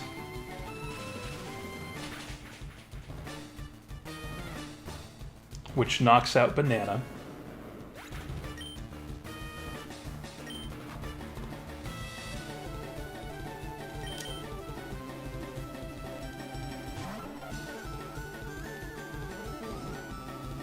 And the burn knocks out Dragonite. I was not sure that was going to work. That was so close to the edge. of not knocking out Dragonite. Because it's funny, my intention with Will-O-Wisp was just to weaken Dragonite's attack stat, and then it just didn't even use physical attacks, it just used special attacks.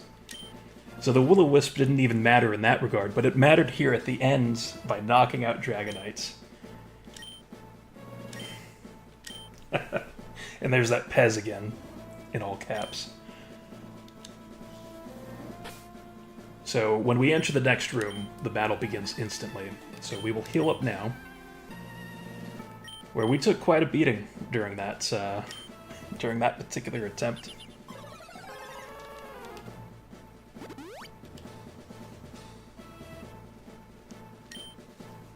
And we really don't have another instance where this is going to be useful, so let's use these max revives on Eric, Magneton, and Banana.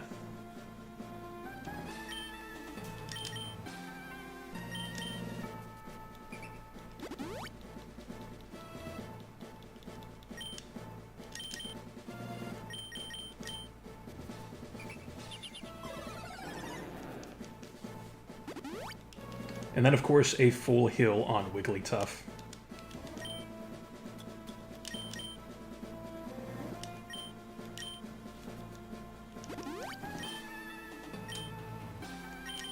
Now, against Pez, I don't know that we'll need many Earthquakes. I'll go ahead and heal up Giga Drain. We actually didn't even get a chance to use many Thunders this time around with Magneton. There is Confuse Ray, I guess. And Earthquake.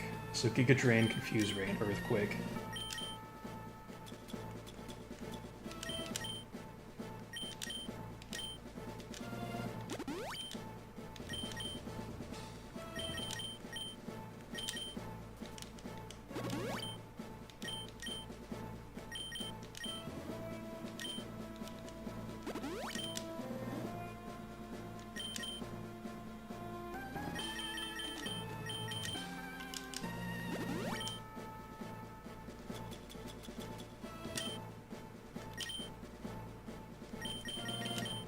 Okay. So, how do I want to start this? With Pidgeot. I'm sure he's sending out Pidgeot first.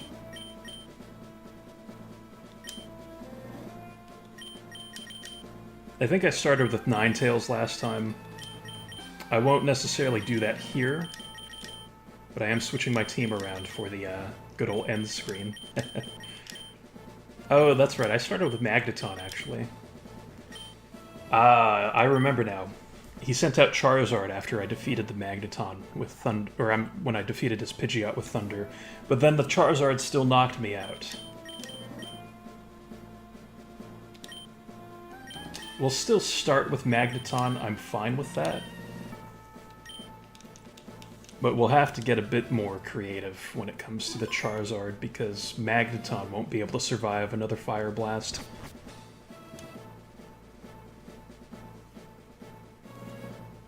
Hey, Eric. Nah, I won't say it in Pez's voice. You came back, Eric. That is so great. I sense a bit of sarcasm from Pez here. My rival should be strong to keep me sharp. While working on my Pokédex, I looked all over for Pokémon. Not only that, I assembled teams that would beat any Pokémon type. And now, I'm the Pokémon League champion. Because he somehow took that title away from us. Eric, do you know what that means? I'll tell you. I'm the most powerful trainer in the world.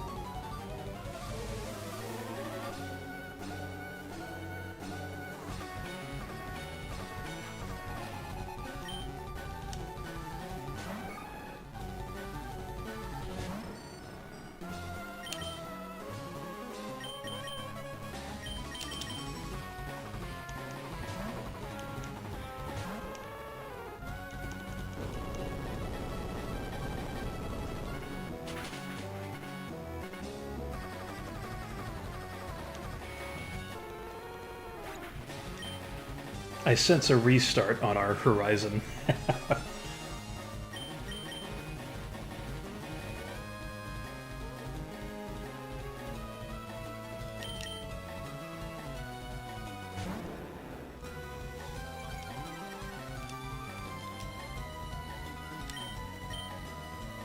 I can imagine Heracross is going to have Rock Slide, or some kind of Rock-type move. So we'll take the chance, since we got Intimidate off.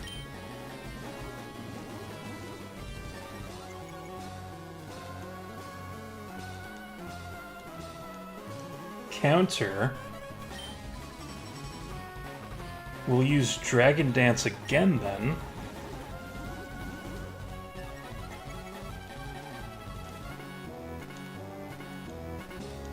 So there's the Rock-type move, but it's only Rock Tomb. And I say only, that still did 60 damage to us. This is getting into greedy territory. Let's try a Dragon Dance again.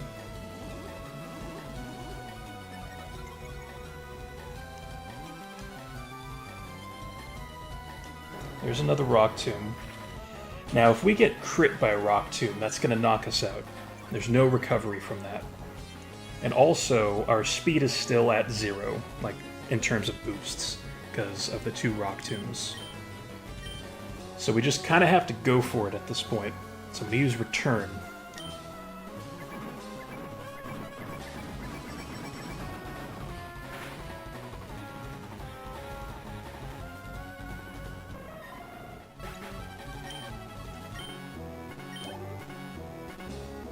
Next is Tyranitar. Now, with our boosts, it's not wise to switch out afterward. We just kind of have to roll with this. And we also have to roll with the Sand Streams that will be chipping away at us at the end of every turn.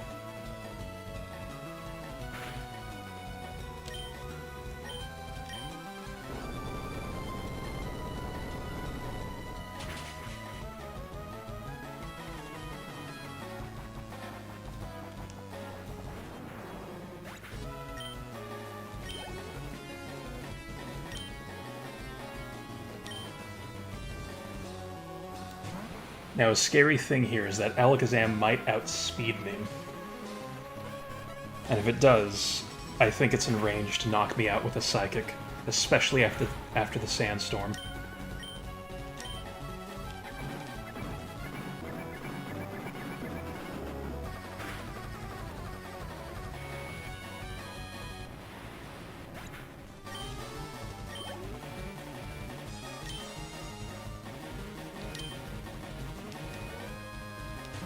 So we don't necessarily have any benefits or advantage over Exeggutor. But again, we just kind of have to roll with it because of those Dragon Dances that we used. And try making the most out of these boosts while we still can, because switching out would remove those boosts.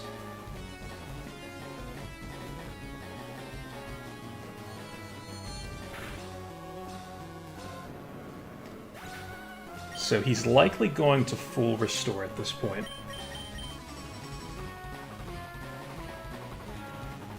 Which puts us in an interesting situation.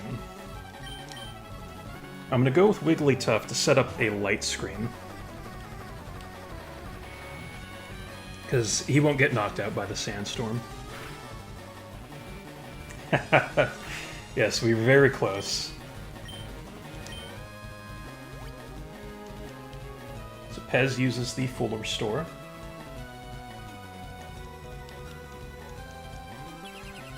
And with Light Screen up, that'll help us in tanking Exeggutor's Grass and Psychic moves. I don't know what it has, really, outside of Psychic. But I wouldn't be surprised if it stashed away Solar Beam and Sunny Day. So I think Exeggutor has Chlorophyll as its ability. And then, of course, Sunny Day would help out Charizard later. But it seems to be sticking to using Psychic, which is fine.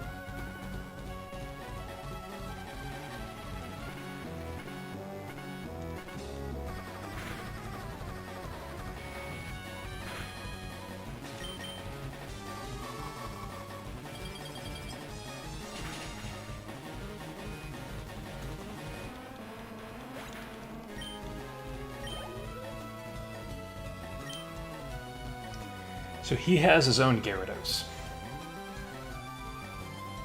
We'll keep Wigglytuff out So we can use Thunderbolt. So I don't think Wigglytuff's going to survive at this point. But I want Wigglytuff to take the Intimidate. Although I don't think it matters for the rest of our team at this point. Because everybody else is special-based.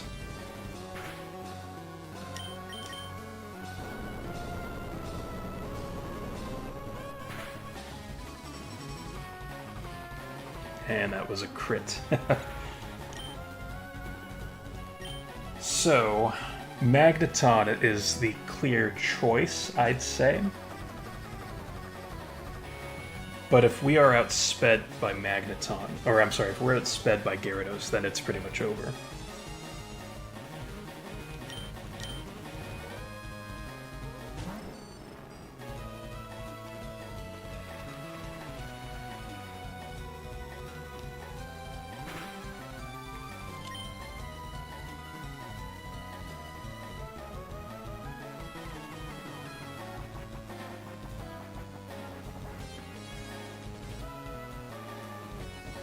It's like I know that Thunderbolt will probably knock out Gyarados if we do outspeed it, but I'm also thinking about the Charizard that's about to come out.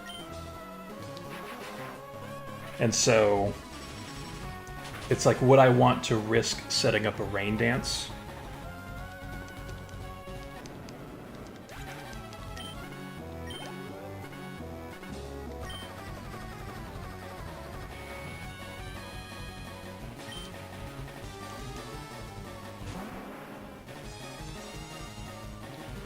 So Light Screen ends up disappearing at a very inopportune time. Where now we have a decision. I don't know if Magneton would knock out Charizard. And I don't even know if it would outspeed it, to be honest. But I guess we would just have to go for it. Because I want to think about using Thunder Wave, but I guess we'll see.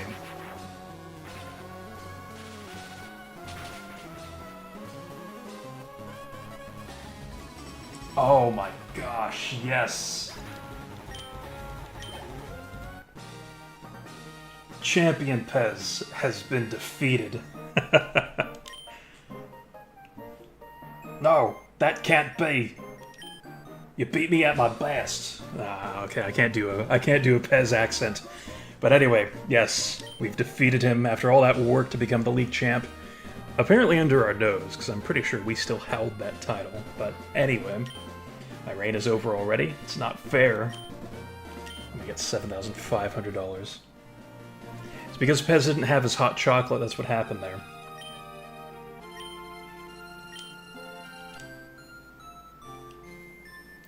Now the unfortunate thing is that literally all of this dialogue has been the exact same. But yes, thank you for the GG though, Al.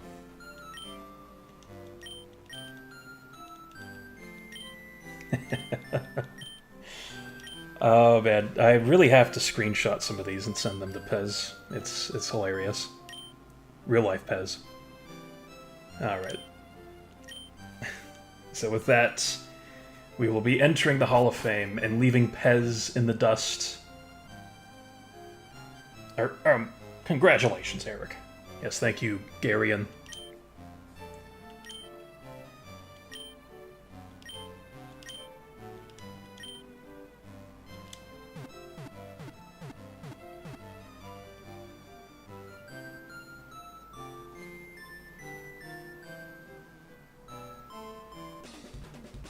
And then we get to see the squad one last time. With Magneton, Beast, Ninetales, Beast, Sandslash.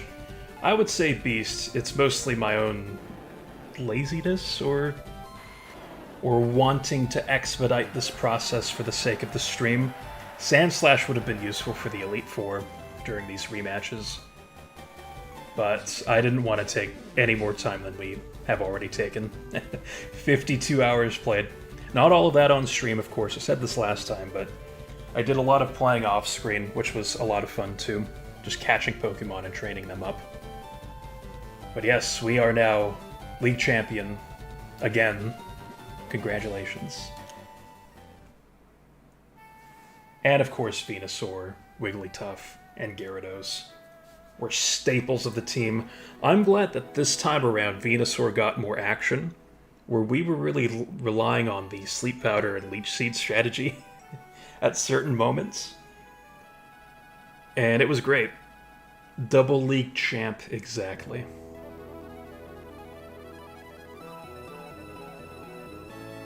And now we get the credits once again.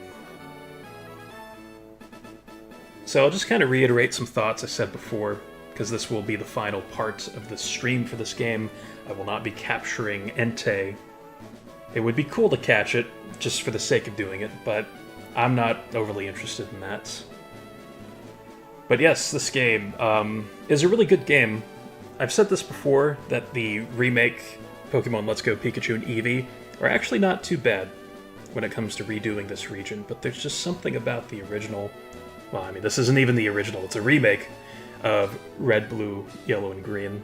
Well, mostly Red, Blue, and Green, but anyway, the point is that there's still some things about this game that I like more than newer iterations, as well as just newer games in general, where the TM distribution in this game is really nice. It's something that I've always been drawn to with this particular Pokemon game, where it never feels like I'm losing out by obtaining a move super late into the game.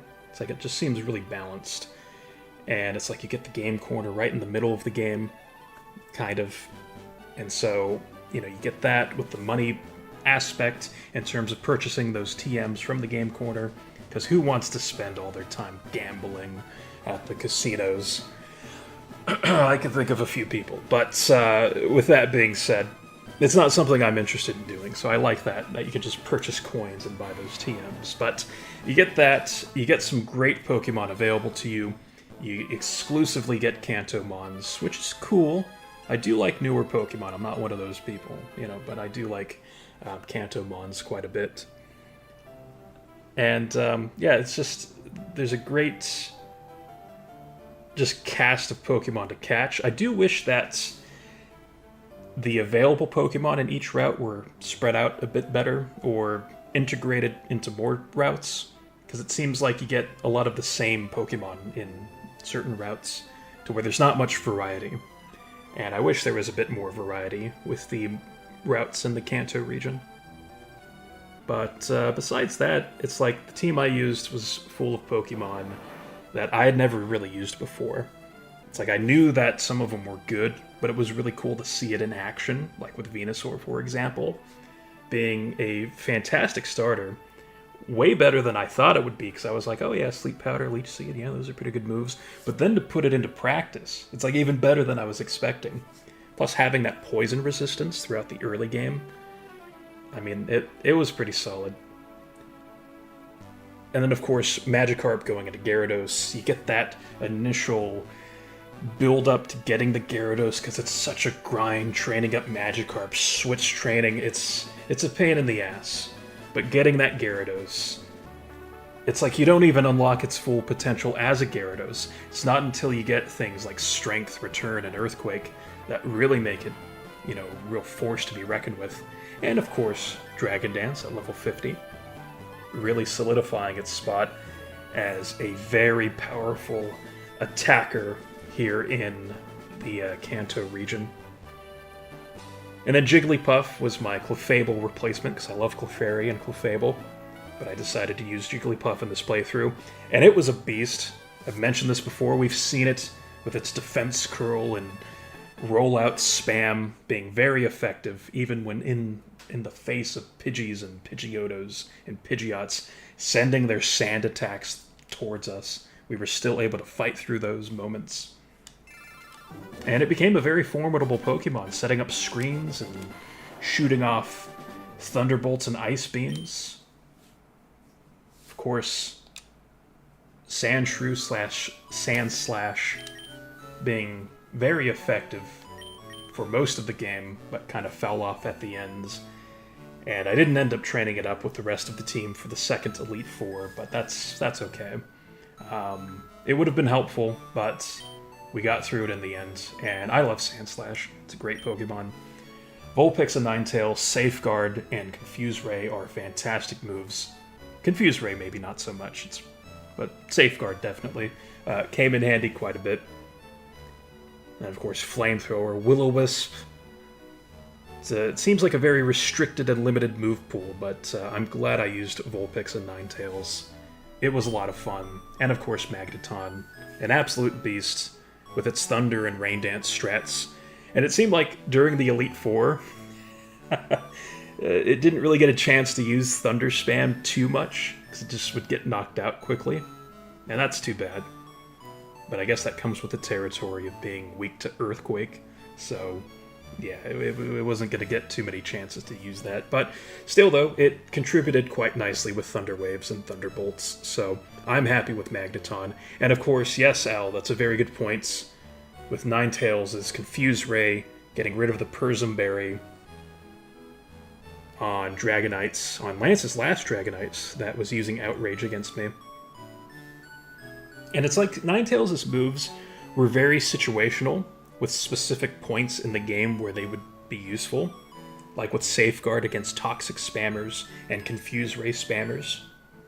And then, of course, Confuse Ray being a general nuisance to a lot of trainers, but that situation right there saved me quite well, and made that fight easy to handle at the end.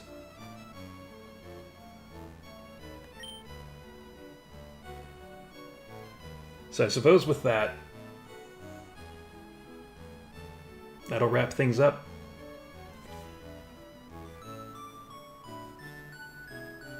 It's like the music combined with these Pokemon, and like reminiscing about the journey and everything. Oh, makes me feel some kind of way, all warm and fuzzy inside.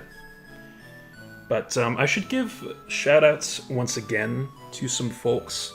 I do want to specify the two individuals from TikTok as I pull up their usernames so I don't get it wrong. I don't know if they'll ever watch this VOD or even know that I'm doing this, but I do want to give a shout out to the Liver Giver and son of Rat Bear's dad. As the Liver Giver is Sarah, whose nickname is Banana, so I named her after the Gyarados, who is also female. And then son of Rat Bear's dad, his name is Eric, and he is the husband of Liver Giver. And so we would often refer to him as Husband Eric during some of these streams, but I named my Venusaur after him, combining the name Eric, which is also my name, with the way that L, or Antonio Curtis, would refer to me as quite often, because he has these like fun little nicknames for people. And so Eric was one of them that he's called me for years. And so I was like, let's combine those ideas and put that on Venusaur. And so that's been lovely. So yes, big ups to those two for supporting the stream, donating gifts, sending tons of likes, and sharing the stream whenever they are in the stream. Just fantastic. You know, big ups to them, because they are awesome people.